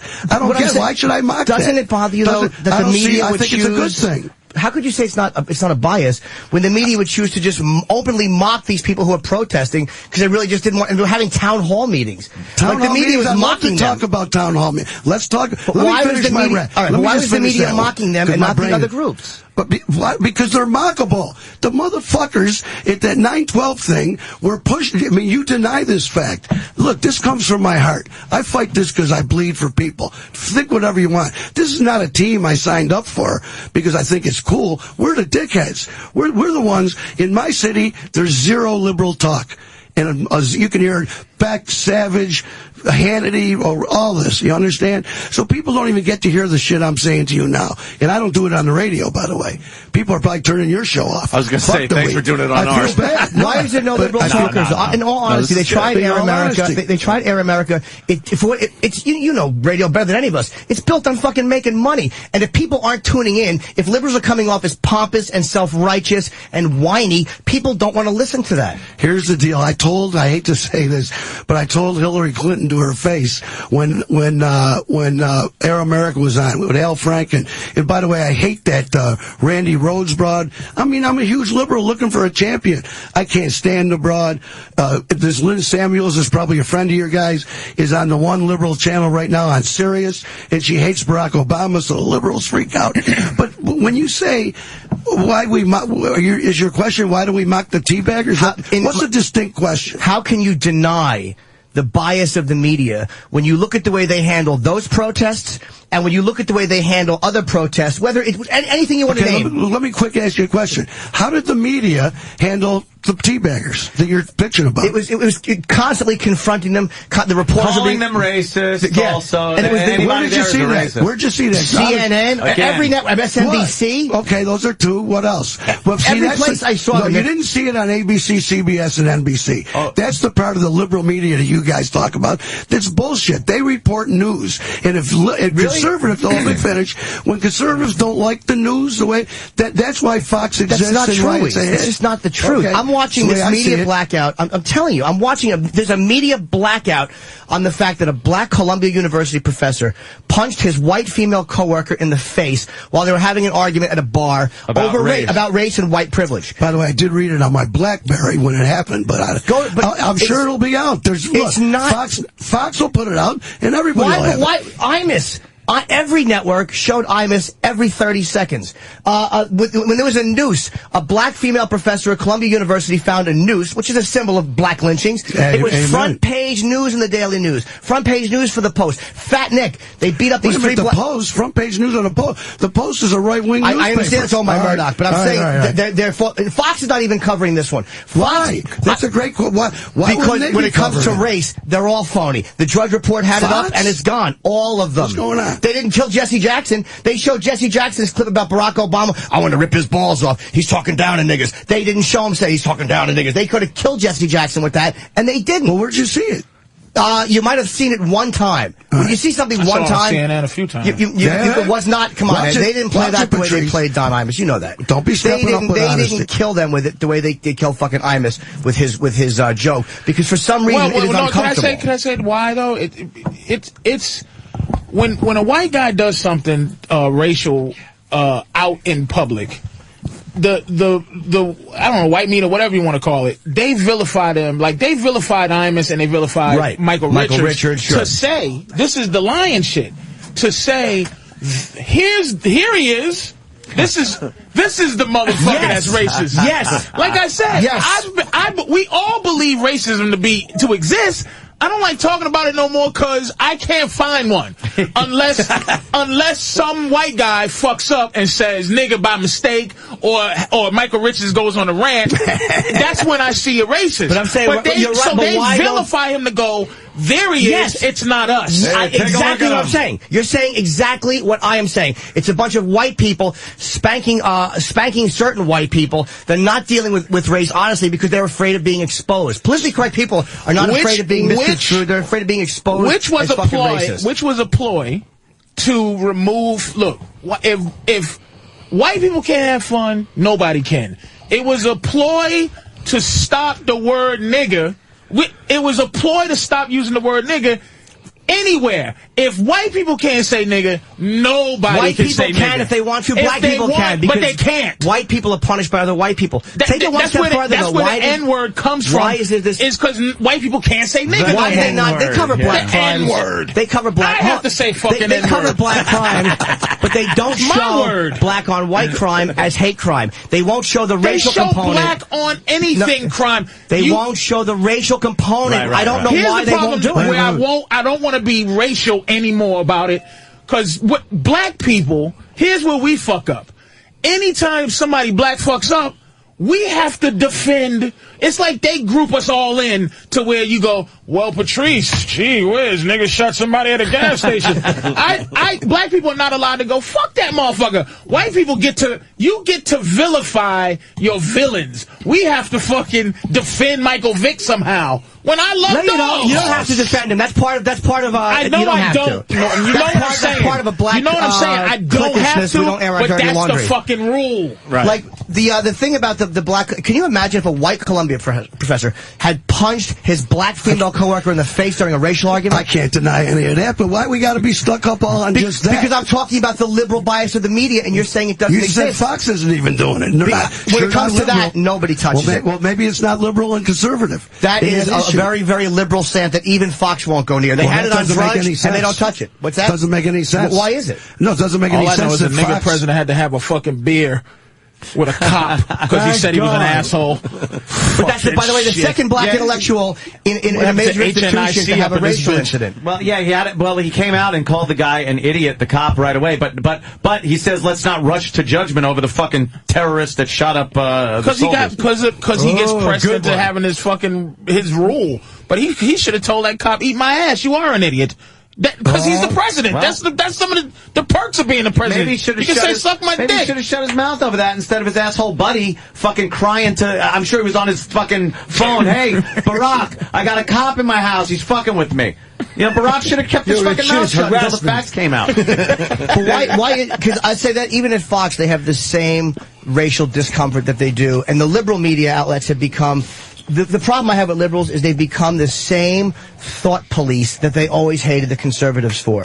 They've become the same. When were the conservatives a thought police? So when they were fucking going to understand it. When they were going after Lenny Bruce in the 50s for criticizing the Catholic Church. That's conservative. When they were going after a lot of people for criticizing the church or for criticizing the country, you're considered a communist. I mean, for years and years, the conservatives have been horrible. But you're saying, when did it turn against liberals? And I think when they became the people they hated, which was through the 70s and up into the 80s and now. Well, I believe that I'm a fucking sick-ass, bleeding-heart liberal, and it's got nothing to do with politics per se, Democrats and Republicans, and I'm never going to be any different. And when I watch Fox or listen to Glenn Beck, if I did it with you, I could point out every hateful fucking lie. But why is That's it all hateful? I'm telling you. Why is it not hateful when Oberman's doing it? I'm going to tell you why. Because it seems to me, and I don't want this argument will go on forever, and I'm fucking your show to death. People hate this shit. I'm telling you, people hate this shit. But listen, why is it hateful? Because it seems that, like, for instance, when Tiller was shot, you know, O'Reilly called Tiller the killer. He's the abortion doctor. Right.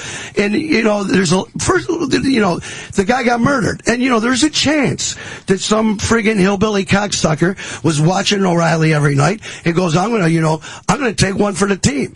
And they went and murdered, went and murdered the friggin' abortion doctor that was working under the law of your country, That's right? exactly what I'm saying right so there. How do liberal, I'll tell you that's why it's hate, bro. That's why. But it's the leads thinking, to murder. It's the thinking. Maybe we made each other's point then, because maybe you're saying that was hate, but what I'm saying is that's the thinking for other people's stuff that makes liberals so arrogant. I don't get it is the thinking. I'll tell you what. Maybe some cocksucker will watch O'Reilly do that and go and kill him. Whereas a liberal will say, I'm intelligent enough to watch O'Reilly and make the distinction, but the average dumb American isn't. That's the arrogance. That's where the news fucks up now, because the news is supposed to be telling us something and then back off. They're supposed to say, right, 3,000 people got shot in Iraq, and then back off. They go, 3,000 people got shot.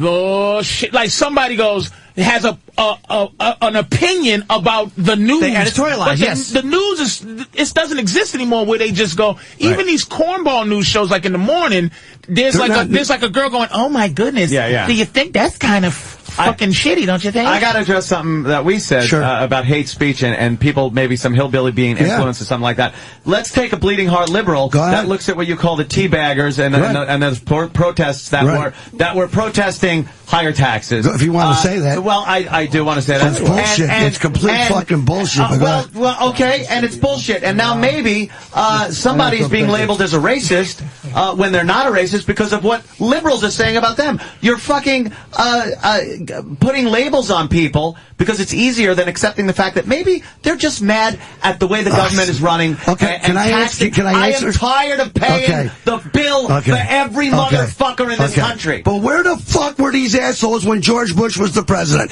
I didn't see no goddamn teabaggers flooding goddamn Washington D.C. with pictures of what you said. There were fucking bull fucking shit. A lot of anti-war protests were going on when George Bush showed up. Oh, no, I'm not saying they're bad.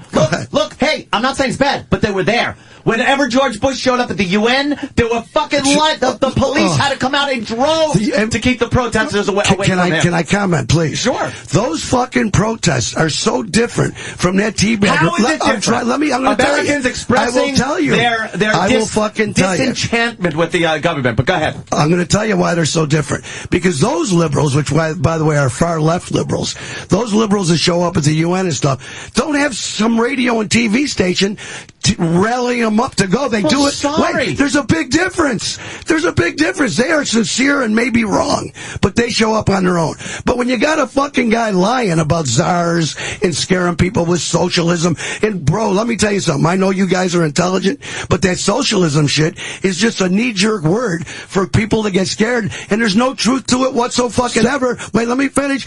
And you can go to if you guys live in New York, go to some socialist professor somewhere, talk to Bernie Sanders. You might know who he is. Bernie Sanders is a senator who's a socialist, a Democratic socialist senator. He will tell you this. All real socialists will tell you this guy isn't anywhere near a socialist, Barack Obama. But you just said that the anti-war protesters showed up because it's such a subtle thing. People don't realize they're doing it because they wanted to. It was a reaction. They wanted to. Without anybody at all. And you're saying only liberals can have grassroots. And that the TV was. It's amazing. Only liberals are allowed to have grassroots. That's so cocky because you're just saying it, and it's bullshit. Just because more people I'm not a liberal. I'm not led by just because there's more successful conservative radio and television shows doesn't mean that conservatives can't show up under their own accord. It just so happens, coincidentally, there's more conservative shows. But every time anytime liberals get together, it's grassroots. Anytime conservatives get together, it's fucking clan meeting. I'll tell you what, Anthony. If you want to work on something called if you want to talk about something called evidence. Let's work on evidence. You tell me where these radio or TV shows were that sent people to protest wars and stuff, and I'll show you fucking all kinds of people that sent people to be teabaggers in Washington. Come on, it's ridiculous. You don't think? And I'll tell you one last thing. All shitty divisive. How did they show up? They had enough. That they're pissed off at. Why didn't they show up then when Bush was president? How did the anti-war people get together? They just thought of it and just decided to go. That was a reaction. That was grassroots. But they read each other's mind for the none of it's real. None of this shit's real. It's not real. It's all bullshit. It's all against the people. This argument or this conversation, liberal, up there, they don't call these motherfuckers Barack. They call him Barry. They don't give a fuck. Barack Hussein Obama. He owes favors. He's the fucking. See, this is the thing about the president. If the president can come in 4 years. Each 4 years, you change the entire infrastructure. Where you come in and go, you know what? War's over, motherfucker. No Afghanistan, no Iraq. Let's just come on. The president is nothing. I don't even understand why he's the figurehead in this. He can't stop anything. You're right. The next guy's going to just do the next thing. It's horse shit. I'll agree with you on the that liberals have become arrogant and thought policing, and that's what drives me crazier about anything their ideology, any of their war stances. We've dealt with it as entertainers. It's amazing. I watch what Imus got fired for. I watch what black performers don't get fired for. And that's not black people's fault. That's fucking white people who are just targeting other white people because, like, you hit the fucking nail on the head. We're going, that's the one. That's the naughty one, not me. It's all about keeping the focus on white guilt. I was upset that black performers didn't immediately stand up for fucking Imus. Immediately. That's the thought policing shit. That, by the way, Media Matters, that clip was a week old. They were the ones who targeted that. They didn't target Al Roker for doing an epilepsy joke. Al Roker? For doing an epilepsy joke. Do you understand? Well, he blogged very heavily about Imus getting fired. He's a militant. He was very, very vocal about Imus being fired. He was very vocal about Imus being fired. He's the whitest black guy in town. He's a wonderful fellow. Exactly. He's not a threat. Of course. But do you understand what I mean? They target the speech they don't agree with. They don't target other speech that they do agree with. They don't target people who ideologically they agree with. So basically what you're doing is you call people dumb because at the end of the day, I can go, hey, everybody, get together and let's do this. And you're allowed to go no. Right. But how can you get mad at Glenn Beck if he can get 50,000 people to go do dumb shit?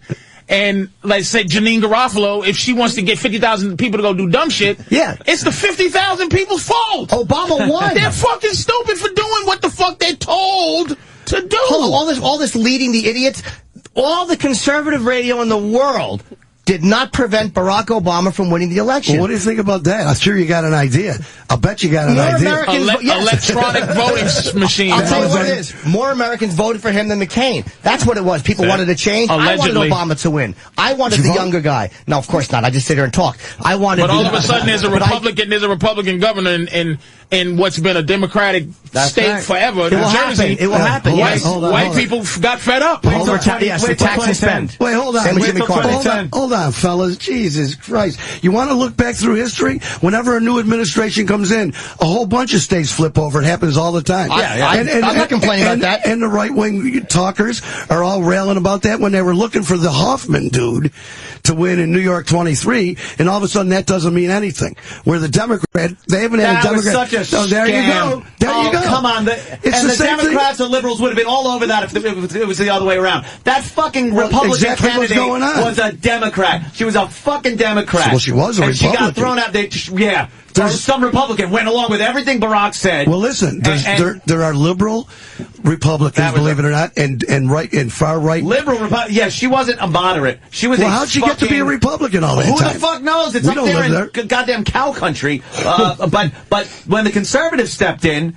He had fucking his votes were diluted by this woman. She wound up getting the woman bailed out. What do you? Yes, she bailed out. And the percentage of votes she got after she bailed out would have put the conservative guy over the top. See, babe, you talk about arguing the same way Brother Norton's going. Oh, when the liberals went out and protested the war, they just did it on their own, grassroots, sarcastic. And now you're doing the same exact. Because it's the arrogance of the left that I'm talking about. We've got the issue, bro. It's the arrogant thought policing of the left. I'm telling you. You're asking about liberals. I don't hate liberal ideology. It's something I don't agree with. It's the arrogance, I know what's better for you than you do.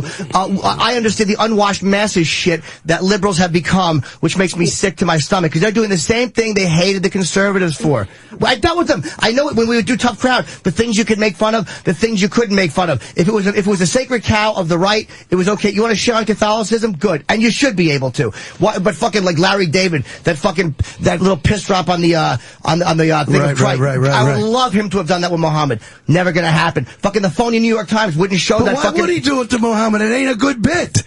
You know, but everyone would be cheering. All the conservatives would be pumping their head. You understand? It's not a good bit. Why isn't it a good bit? Well, fucking Muhammad. Why wouldn't the New York Times? First of all, I don't know what a picture of Muhammad looks like. Exactly. Come on, you know it ain't a Why good wouldn't the New York Times show that picture that the Danish cartoonist did? Why wouldn't they show that, but they still showed Piss Christ? Why wouldn't any of the New York papers show that? The media completely left it alone. Why? They're afraid, because they're afraid of Islam. They're afraid of the violence in Islam, and they won't say it. South Park, one of the only edits they ever did was when they wanted to portray Muhammad, and they said, absolutely not. We won't. They very rarely will. They had that. I don't No, watch they didn't do it. And they came out and they gave this statement. Because of recent world events, they won't even name Islam. So they're more afraid of Islam than they are of right-wing Christians. There you go. They're afraid. By far, of course they are. Of course. Terrified. The way they shit all over Christianity, they're much more afraid of Islam. Yeah, I don't know. Much more afraid. Right-wing Christians. Who is, though? Every newspaper that would never print that Danish cartoon. But who's the holding the strings that says that they're not allowed to do that? Good question. I don't think the editor gives a fuck. The editor does care. Wait, no, who's the higher that's saying I that's think we wrong? as a society, our whole as a group, our whole fucking way of life is afraid of offending Islam. Of a guy running in with a bomb.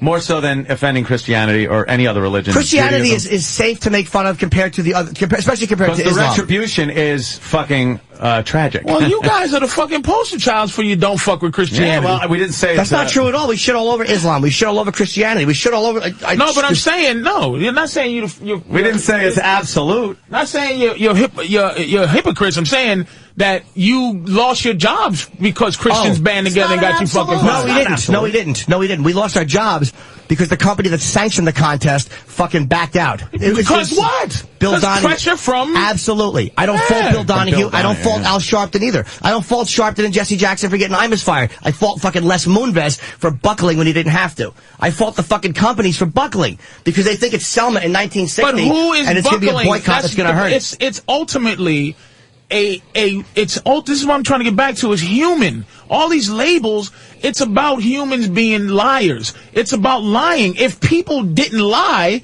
then we wouldn't be pointing our fingers at this one or that one. The New York Times guy is going by the fact that we all are liars right now. Anthony, to me, look, and fucking Colin? Yeah, Colin. Somebody, Colin's back here yawning. Poor Colin. Me and Colin are playing hangman. Anthony and Colin what, bro? Colin's thinking he left his Bengay at home.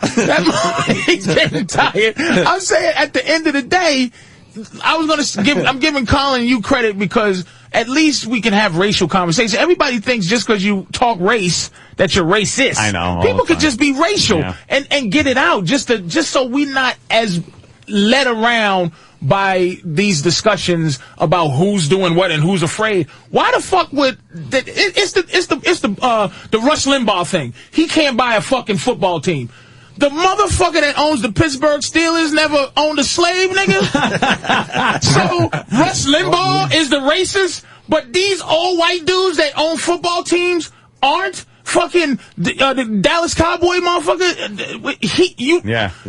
That Texas oil baron. He loves black people. Like I'm just saying. Mark Schott was able to own a fucking baseball team. Exactly. Like so, that's what I don't want to. I don't want to be a fucking slave to the fact that you're going to tell me who the villains are and this and that. Yeah, let's have real conversations. We're having one right now. Fucking Rush Limbaugh. Rush Limbaugh's the villain. I'm not defending him, but you're going to tell me these other what Rush Limbaugh's going to get in the NFL and go, I'm going to try to win a game with all white players. Like, get the fuck out of here. He's as racist as anybody else who I can't prove it. Listen, it's true. Fuck out of here, man. It's true. White people are stereotyping black people and they're racist. Maybe you'd like to look on Maury right now. 5 babies DNA test. Let me just get one. Can I get finish my thought on there? The reason is people are afraid of Islam. I would be too. I'm not saying that they're dumb to be afraid of Islam. What bothers me is the fucking phony attacks on other religions, and they won't come out and say, we won't show that cartoon because we're afraid of a suicide bomber coming in, which is the reality. And I wouldn't fault them for that. I'm not saying I'm ballsy, but there were people that quit. I think it was the New York Press or the Village Voice because they wouldn't show that cartoon. The Village Voice? It was one of the Voice people, the reporters were quitting because the paper fucking copped out. They would not address Islam honestly. And they won't just say, we're afraid of them because they react really violently. They attack right-wing Christianity all the time, and they should. But let me just say one last thing about this liberal conservative shit.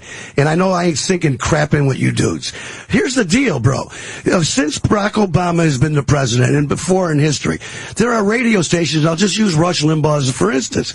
Rush Limbaugh has a show. He did it with Bill Clinton. That's how he became famous, Rush Limbaugh. Rush Limbaugh has 3 hours a day, every single day, and his whole mission is to bring down Barack Obama. That's what the show is. 100%. I get his emails every day, Jim.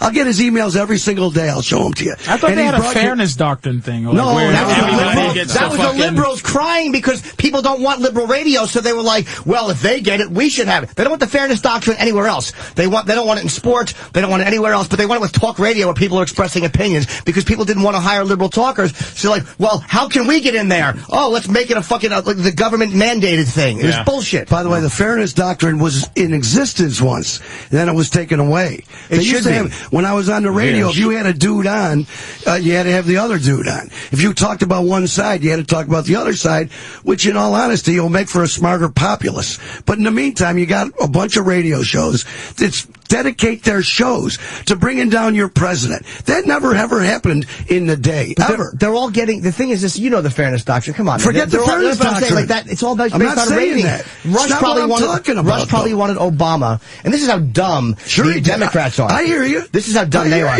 Obama addressed Hannity, and he addressed fucking Rush by name, like they're Republican Party. They're just talkers. He was harsher with Rush Limbaugh than he was with Ahmadinejad, or fucking anything that's going on in the Middle East. He had harder words for Rush Limbaugh. That's because some people believe that diplomacy might be a good thing. I know you guys don't on the right. You'd rather bomb every Muslim off the planet. Not true at all. Bullshit. Not true at all. I'm all for diplomacy. Then what's wrong with diplomacy? Nothing. But I'm saying Obama reached his hand out to a guy who said that he wants Israel wiped off the face of the map. And Israel, if we don't do something, is going to attack Iran. I will say something about the Muslim community in this country. There's some silent motherfuckers. See, here's the thing about other groups. Black people every group has the other group in it that will say, we're not associated with that motherfucker. Yes. Now, I got bad here's the thing. Wait a minute. Here's the thing. In England, it's harder to be that racist in England against Muslims because they live with the community like fucking Puerto Ricans live with people in New York. Not in my fucking Here, fucking Muslims, if Muslims start running around bombing malls and doing all that goofy shit they do in England and Israel, bad things are going to happen to all Muslims. Yeah. So if they can differentiate between the ones that we go, them, which is what niggas had to do and Asians had to do, where if black people start flying planes and the shit, most likely it'll be those black people not, here we go with this shit here. But mum's the word. Because Islam is very peaceful. It's a very peaceful fucking religion. Patrice, wait. I just want to tell you something because this is what happens on the radio. Patrice just said you don't see the Muslim coming out speaking against, correct? And you just say that? Well, in terms of saying, but on the streets too, Brother Weeze, on the streets, if you ask a Muslim, what do they think? They go, well, you know, it's a thing that we have to do what we, you know. That guy just never like fuck him. Never like fuck that dude for blowing up shit. Bro, ever. Listen, this is what I want to say. Just yesterday on MSNBC, they had a Muslim broad, who's some professor at some big school here in this country, that was up screaming against the Muslims. And she's a deep Muslim studier and knows the religion and the whole deal.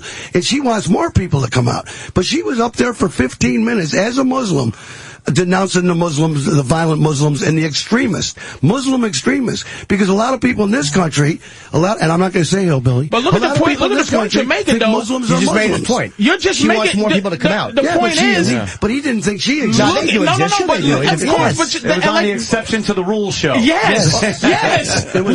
Where's just some dude? If you talk to a cab driver, you know you like to talk to people. People like to talk, and it's like you talk to a cab driver and you go, "Hey, man, what's going on over here?" You'll go, all right. They'll never go. You talk to 20 Muslims or 20 dudes you think are Muslims and ask about this situation and see if they go, it's all fucked up. It's all fucked up. The Israel, fucking Palestine shit's all goofy. The fucking India versus Pakistan is goofy. You won't hear those people say that shit's goofy. They won't do it. So that's why they put themselves in a spot to go, all of you. If Asians went, this is the problem with Muslims.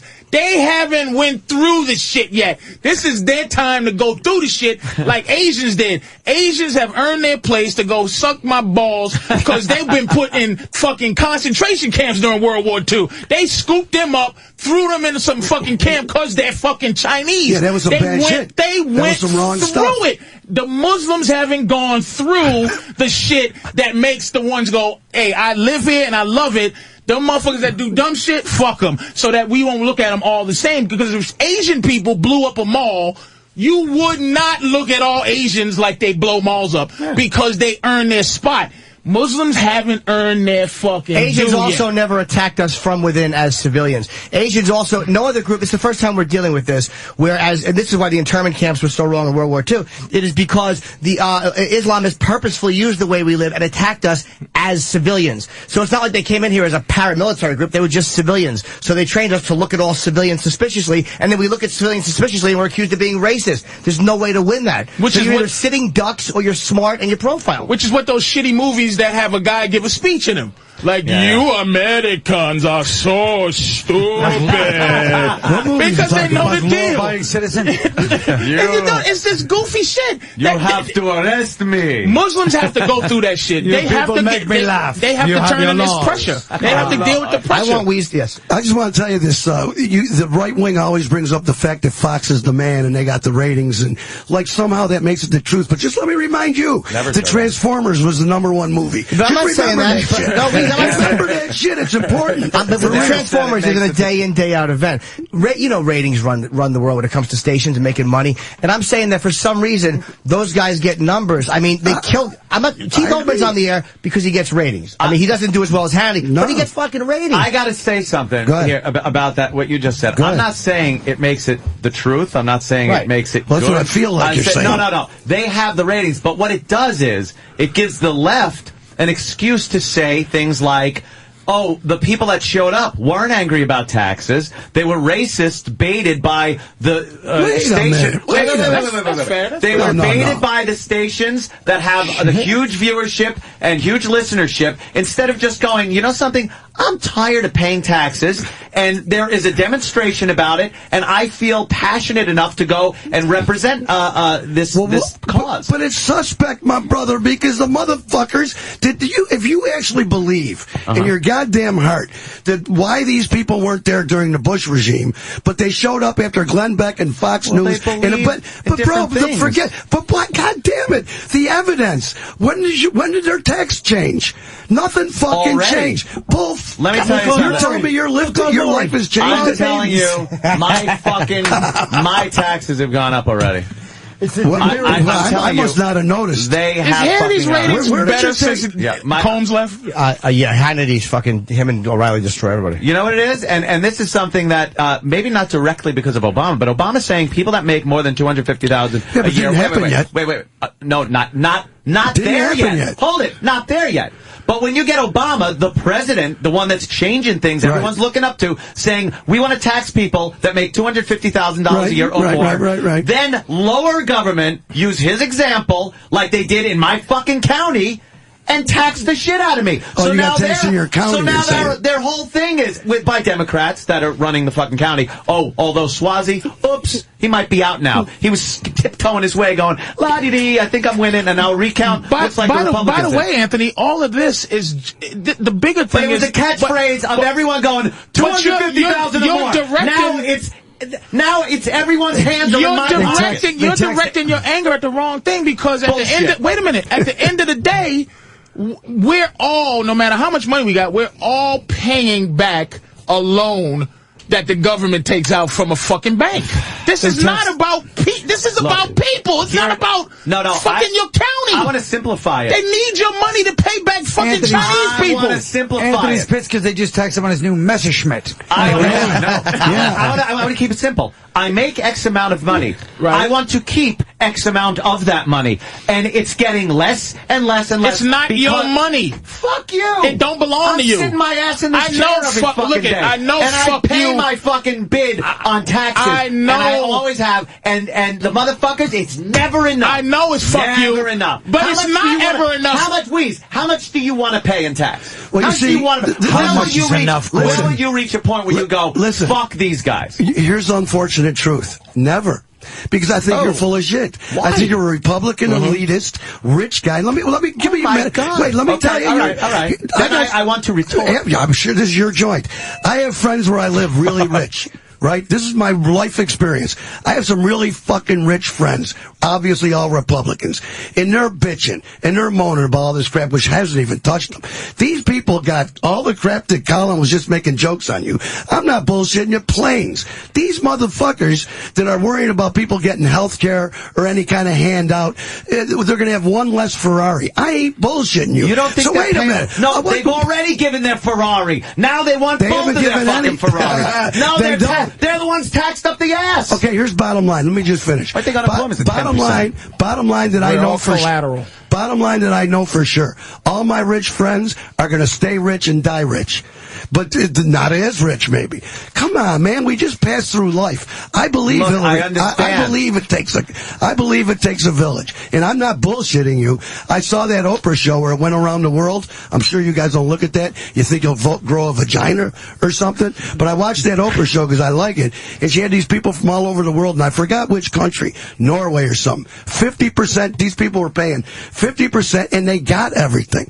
They had everything. This healthcare thing. Because they're all white. That's right. That's why. Can you imagine, though, honestly, if we had health care, and don't start with the anecdotes about Canada, if you had that health care, and you didn't have to take it out of your money from work, or if some guy with a business didn't have to pay half of every cat that worked there, and you didn't have to worry about getting sick. I mean, this is all a good life. It's good. Sounds good. It is good. As more hands go into my pocket. Big fuck your pocket. You know what?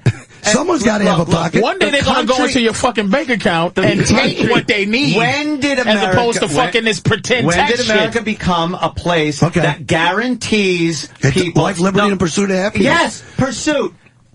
Chase that motherfucker. Well, and if you catch it, best of luck to you. Let me ask you this one question. Why is this country, the one that brags about being the best country in the world, the only industrialized country that doesn't take care of their people? Free enterprise, competition, and incentive. So we got people dying. Wait, listen to me. But he's talking, see, Weeze is talking humanity, Anthony. I pay. You're making it sound like I'm sitting there with gold doubloons going, Mwah! You want to? I pay up the And listen, Monopoly man. But the ass, and they want more. But we already do have healthcare. We have the best healthcare in the world. We have that's why we're ranked. That's why we're ranked in the 30s. What the fuck are you talking about? Yeah, when everybody needs a surgery for something, they go to fucking Guam. Well, actually, Guam is. They go to fucking Africa. Evidence. Can we do evidence? Right now, there's something, and it was in the Parade magazine of all things. They insert in the Sunday paper. That thing's too edgy. Probably they have things called surgical vacations. But you know, that's what I don't want to call you guys. People bad. are going to Mexico and getting surgery. People are going to a lot of places and getting surgery. Yeah, and but Brazil is my favorite God place where forbid people go. happens. But this is what kills certain me. types of surgery though down there. Well, they get a vagina. But listen, people are traveling to many places to get operations. But here's what kills me: you motherfuckers going, we got the best health care. We don't have the best health care. We might have the best doctors and technology. Yes. Health care. The word care means someone's getting taken care of. Nowhere else. Right. Come on. Where else in the world? Come on. And don't bring up one of these little shit countries that have no people like Sweden. Bring up a big country. Well, that's a problem. 40 people in the whole fucking country. 40 people. One thing I like about Weeze is he argues about like this. He's like talking political, intellectual. He's like, you motherfuckers. Listen to me. Because he doesn't get the curse on his shit. Right. What other country can you walk into the emergency room and get everything taken care of? Tons of them. No. Yes. Except little, don't mention What, Sweden. Canada's that little? Space-wise, they're pretty big. Even the most liberal... The most liberal Canadians I know say you're making the mistake of your life. All the fuck you, Colin. That is anecdotal bullshit. It's bullshit. It is bullshit. We all know it's How bullshit. many bullshit? Colin, you're bullshit. Like Jimmy's being sarcastic. You waited all this time to just say some fucking dumb shit, Colin. Exactly. Why don't you shut the fuck up, man? The dollar is falling. Shut up. I swear to God, it's not anecdotal. It's a true. It's true anecdotal. facts. It's not true facts. Let's make some phone calls. I do it all. Let's call make some Canada. phone calls right now. Let's call Canada. Let's call Canada. And get a guy on the phone random. And what happens if he says to you, by the way, I got a comic who's just on my show, American kid that married a Canadian broad. They're up in Edmonton. Fantastic. Anecdotal. They had a baby. She had a kid. It didn't cost them a guy. What are you talking when about? I said anecdotal, it was because I'm bullshit. responding to yours. Oh, but I'm saying, You're how come? because you just said everybody in Canada says it sucks. Everybody I don't mean everybody. You said everybody in Canada. Okay, hold on. Unfortunately for me, I broadcast from across the water from Canada. I actually have Canadian listeners. Yeah. These people call up all the time saying, I cannot believe what you people in your country are doing. And people don't want health care. I'm at the anecdotal. You know something? If it could be done without more fucking mitts in my wallet. What if it could be done? God bless, because I'm done fucking paying for everybody. Wait, what if it could be done with putting mitts in your pocket? No. So you must not like Jesus. No, it's I love nothing my to do Jesus. with religion. It's nothing to do with Jesus religion. wants people to have health care. Here's what it is. America. A place on this great globe of ours that you come to or are born in, and you have the opportunity to through luck, through wealth, through skill. At least he came up with luck. No, it's true. But it's true. There's a little bit of everything involved. That's what makes this a great country. And there's no difference between that and about 50 other countries, by the way. To get as high up as you want. There is no obligation to the person that succeeded to take care of or bring up anyone beneath them. So let me ask you this. Is it righteous? Is it nice? Of course it fucking is. Is it mandatory? No. Not here. But wait a minute. No. But let's say you were a guy in Toronto. I don't know if you've ever been there. Yeah. One of the great Lovely cities city. in the world. Great big city. And you have all those exact opportunities that you just mentioned. Plus, they take care of everybody. A little better. Same exact every opportunity that you just mentioned you can have in Toronto. Take care of the mismanagement for the money. Anthony, what if everybody and Canadian pussy smells terrible, to be very honest with you. I've had a few that are fucking horrendous. Towards whatever, like 50% or whatever the percentage they have, they pay towards healthcare. Because look I'm both sides. I think our healthcare system, it's not bad. It's just shit. It's just 85% of people are insured. Wait a minute, no. On a human level, 15% not bad. Yeah, That's a lot of motherfuckers. 85% of the people in this country are insured. Yes. Why are we fucking complaining? Exactly. The 15% is not insured. 15%. Always. Wait. Fucking crazy. For 15%. Wait. By the way. Wait. You might want to talk to some of the cocksuckers that were insured, that are broke now, with insurance. Don't line up the phones. But the kids that work for me that just had babies, for instance, with insurance that they pay dearly for, had to pay thousands. They're not because they lost their jobs? No. They're working. What happened there? Don't fucking ask me. I'll call them out. They keep telling me this. I don't understand it my own self. But what about the people with insurance? You're just being led blindly by them. I think so, bro. What about the people with insurance that are still going? What about the people denied surgeries with insurance? If you deny the fact that the insurance companies have a person with a job, their whole job is to deny you an operation, then you're not being truthful. I understand that. Well, isn't that Patrice? How ugly? That's an ugly thing. It's an ugly. But here's the human part of it. This is what fucks me up. We don't talk. The human part is there's somebody with a job to tell you that you're going to die. There you go. And if people decided that I'm not going to take a job where I'm just going to allow people to die because I was told to allow people to die. It's my thing about I'm sorry, Colin. It's the thing about the whole thing of Hitler and I know I keep saying this, but it's like, who do you hate more? Hitler for going, I hate Jews, I want to kill them, or a bunch of motherfuckers who just go do it because they told them to? Who the fuck is wrong? I take a job to say, Patrice, you gotta pay insurance for a year, but you have diabetes. Wait a minute, you got diabetes. You got to pay for a year, $400 a month for a year before we ever take care of your diabetes. Well, if you pre-existing condition, I'll be dead before I fucking get help. That doesn't sound good. It doesn't. It doesn't. And neither does you go out and crash your car 50 times. Your premiums are going to be a little high on your car insurance. What does one? Wait, that's a stupid. Thank you. I couldn't get out of my throat fast enough. What kind of comparison was that? I'm doing a cold-blooded study on insurance, which is the higher the risk, the more you're going to pay. But that's not a nice country. That's true. No, that's not a nice country. It's true. It's not a nice country. I want to take care of my brothers and sisters. Well, you're Fuck a good me. man. You're a good man. And you know something? 90% tax your ass and 30% tax mine. I'm in. Because I'm an asshole. I'm in. And maybe in the next world, you'll get a better place than I will. I don't even believe there is a next world. Are you an atheist, Anthony? I am. Nah, I know that there's probably something, but I don't fucking understand. Anthony, that's agnostic. Yeah, Agnostic. I'm just like, he don't believe in nothing. By the way, in nothing. No, bro, I just told you didn't hear my story. I'm a Jehovah's Witness now. Legit. Is that it? Legit. Really? Yeah. No Christmas? No medication. They say there's only 100,000 people are going to make it to heaven, right? Yeah, but I'm number 100,000. Right. You just right under the wire. I got in late. And they don't vote. I ain't voting no more. Yeah, Jehovah's Witnesses don't vote. Wait, you don't vote anymore? I'm a witness. Yeah, Jehovah's Witnesses don't vote. They didn't tell me that yet. This ain't real. Bro, this is real. I'll show you the letter. Bro, listen to this. Wait, real quick. Witnesses came to my door, so I answered the door because I'm like really don't like organized religion. I don't want to piss anybody off here. I like the Bill Maher take. I'm sure someone hates him in here somewhere.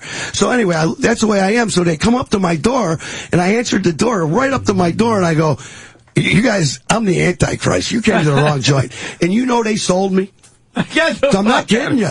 I dug their rap. So I started. Wait, what do they say that sold you? Well, one of the things they say is they don't go to war. You talk about Fox leading people, and you fell for the Jehovah's Witnesses rap?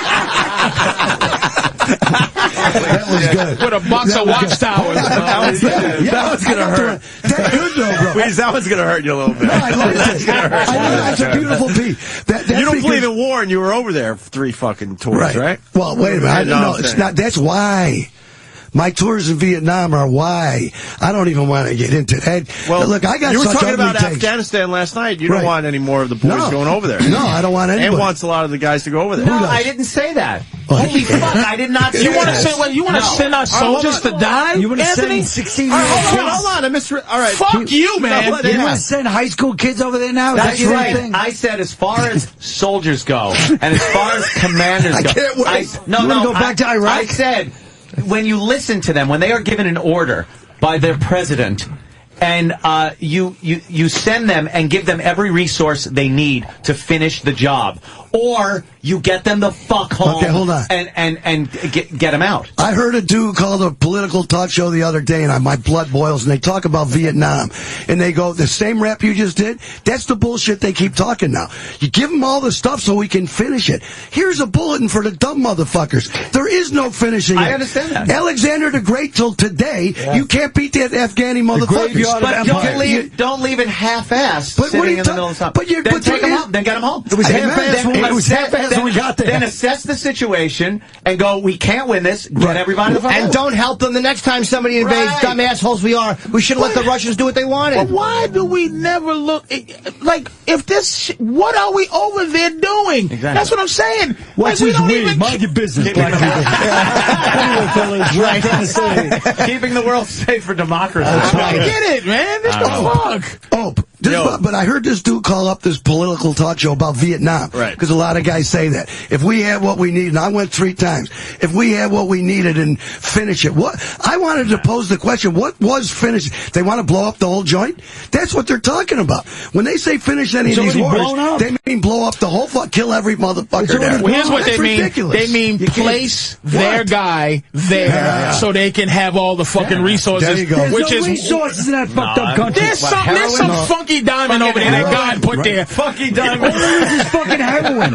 God put a lot of shit over there. Opium, exactly. Good. Let the conspiracy go. That's right. How about the fact? Let it fly now. That's why they the government's selling heroin, everybody. Wait a minute. That's why they hate fucking Chavez, man. because he's a dictator that says fuck you. Yeah. They need people so they can go in there and keep the shit. Fucking green card. By the way, Patrice. Yes. He's a benevolent dictator. See, that's another word. He loves his people. He takes care of He people. loves his people. That's why they fucking hate him. And the cold people in Brooklyn, right? Didn't he buy the oil for people he around here somewhere? He loves his people because they have him. He loves his people, and that's what they hate dictators who fucking are really for the people. That's why they hate Castro. Yeah, they loved Hitler. They loved Hitler. Oh, did they love Hitler? He's not for the people. Shut up, he sure was. Yeah, he sure was. as hell Did you see all the people come out at the rallies? Certain people he wasn't for, but he was for. Well, you gotta gang. In order to unite people, you gotta gang them up against someone else. You just hit me with a big ball of literal. You use Hitler. Hitler was not a man of the people. He just was charismatic. But I'm just saying. You just used Hitler 5 minutes ago for your arguments. I'm gonna tell you something. I think every ideology has a benevolent point to it. I think communism has a great point to it. It's the people running it that fucks it up. By the way, I got good news for everybody here. I don't know if you guys saw this. A couple weeks ago, I went to the movie theater, saw Brad Pitt and them cats killed a Hitler. I was proud as a mother. Oh, my God. They killed Hitler. He died. I didn't know he went down until I went to that flick. They got him. Inglorious Bastards. Norton, you didn't see that? I did not. No, I like Tarantino a lot. I heard mixed reviews about it. Oh, I liked it. I think you dig it. Are we ready for final statements here? Final statements. All right. Who wants to start? Not all white people are bad. I respect and appreciate Weeze's point of view. Oh, yeah, I don't think you do. No matter how stupid it is. Thank you. Yeah, and I will come back with the fact that one of the luckiest men on the planet, Anthony, sitting over there, fucking stepped in a pile of shit named Opie. This motherfucker, thank you. I'm glad you called him a piece of shit. Fucking asshole. This is what kills me. His last callus on his fingers healed yesterday. He used to fucking fix refrigerators. And this cocksucker is Lord Barrington III. Like, you're an asshole. I got mine, motherfucker. I got mine. Wait, and even worse than that, I heard rumors that this lucky motherfucker goes to casinos. Like this. He doesn't want to pay for the poor people's health care, but he'll give Atlantic City $50,000, $100,000 because he's an idiot. They employ a shitload of people, don't they? That is true. Yeah, but Trump got the money. Not those people. Well, you know something? Trump employs some people, too. All right. But let's tax the shit out of the people that employ people and keep unemployment at 10% or higher. Wait, you had your final statement. Yeah, you really did. Sorry. You really had your final statement. My final statement is that Anthony, Colin, yes. Whose dream 5 years ago was to someday work the walk-in freezers.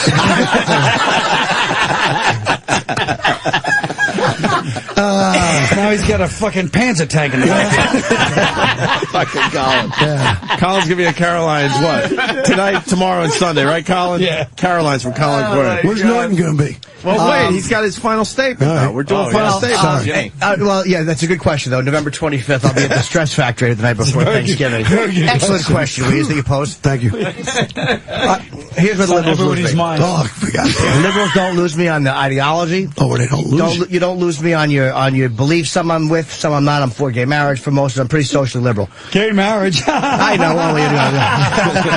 Can you imagine?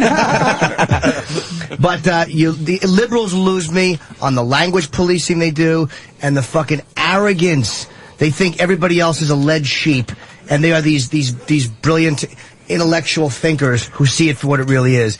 And that arrogance, they are exactly what they hated in the 60s and before. So that's my problem with the liberals. November 24th. Can I respond? Because I was sure, go ahead. But this is what freaks me out, my brother Norton. First of all, I think you're the smartest guy in the room. Not that anybody gives a shit. Thank you. I wholeheartedly agree with you. Not that anybody cares. But this he's gonna be dead in 2012 like everybody else. So fuck this smartest guy in the fucking room. He's gonna be laying right under the rape picture of the Statue of Liberty like everybody else with a dress up. But the deal is, with people, you see, the liberalism that's in my heart is, forget the snottiness. I know that, I mean, if you don't think that down there where they fly the Confederate flag, if you don't think there's a whole bunch, if you go to the dumb places where comedians make fun of, just played Alabama, they didn't get the joke, that crap. If you go down there, I'd say that, you're going to be pissed at me, but I'd say that most of them were conservative followers. I don't think you're going to find many liberals in these places, and I wouldn't be that proud of that. But the thing is, when Rush Limbaugh tells his listeners all the time, think for yourselves, you know, he's always always going, they think that you're too dumb. Well, you know what I really believe? I really do believe people are too dumb. And I know that you know it, too. I actually don't know that. I really don't. Are you shitting me? I really don't, because as a guy who watches Fox, who doesn't, I'm not even or talking any of that about stuff that I would be considered a follower for. I know I form my own opinions. I'm not referring to any of that. I don't buy the whole. There are some dummies, sure, but there's also dummies in college campuses all over this fucking country listening to their professors. They're smarter, though, bro. But they got to be a little smarter. Not by much. The same ones that wouldn't protest Ahmadinejad, who did protest when the Minutemen went to speak. They started a riot when the Minutemen went to speak at Columbia University, and Ahmadinejad was welcomed with open arms until the fucking whatever the fuck the head of Columbia was really devastated and humiliated him, which I respected. Yeah, but there's something about the students. They're fucking sheep. But it freaks me out that conservatives that I meet that go, the only reason I'm conservative is that tax thing. Man, what a smokescreen. I believe that if you're socially liberal, then you should be a goddamn liberal. Because that's what they're fighting the war about. I'm fighting for the fags to get married. Sorry about that word. I'm fighting for gay marriage. And it was the liberals, once again, that made black people couldn't even marry white broads legally. Until that's the truth. Yeah, thank you for nothing, liberals. They still don't marry him. But anyway, just leave him with a couple of Baracks and then move on. And Jim, they just ruined their relationships with their dads. Jim, do a couple of Lenny Kravitzes and they bust on. Do not the conservatives use the gay marriage and abortion as their biggest issue when elections come up? Yeah, of course. That's what they use. So you're probably on the right side of that issue, yet you'll stick with them. We got to wrap in the middle. Where you going? What's the website to listen to you online? I'm not going to tell. Weeze.com. I'm not telling. Weeze.com, right? I don't want to tell people that. Weeze.com? Weeze at CanadianHealthcare.com. We got replays. Who gives a shit? Weeze at CanadianHealthcare.com. It's Weeze.com if you want to listen to this show online. Patrice is going to be... Where the fuck is he going? Call of Duty. By the way, my show's not political at all. I got None. shit to do. Where's he going? Where you going? So you got to shoot somebody? Huh? Shoot somebody? Where are you going to count your money? Let me tell you something. He said the truth the first time he said talk. He just doesn't want the uncomfortableness when the mics are off. The awkward. He's going to play Call of Duty. You're right. All right, listen. Patrice is going to be at Bananas Hasbrook Heights, right? Yes. Tonight and tomorrow? Yes. Everyone got their final statements in? Yep. Yeah. All right, let's get out of here then. Let's go business. Well, there was one thing. No.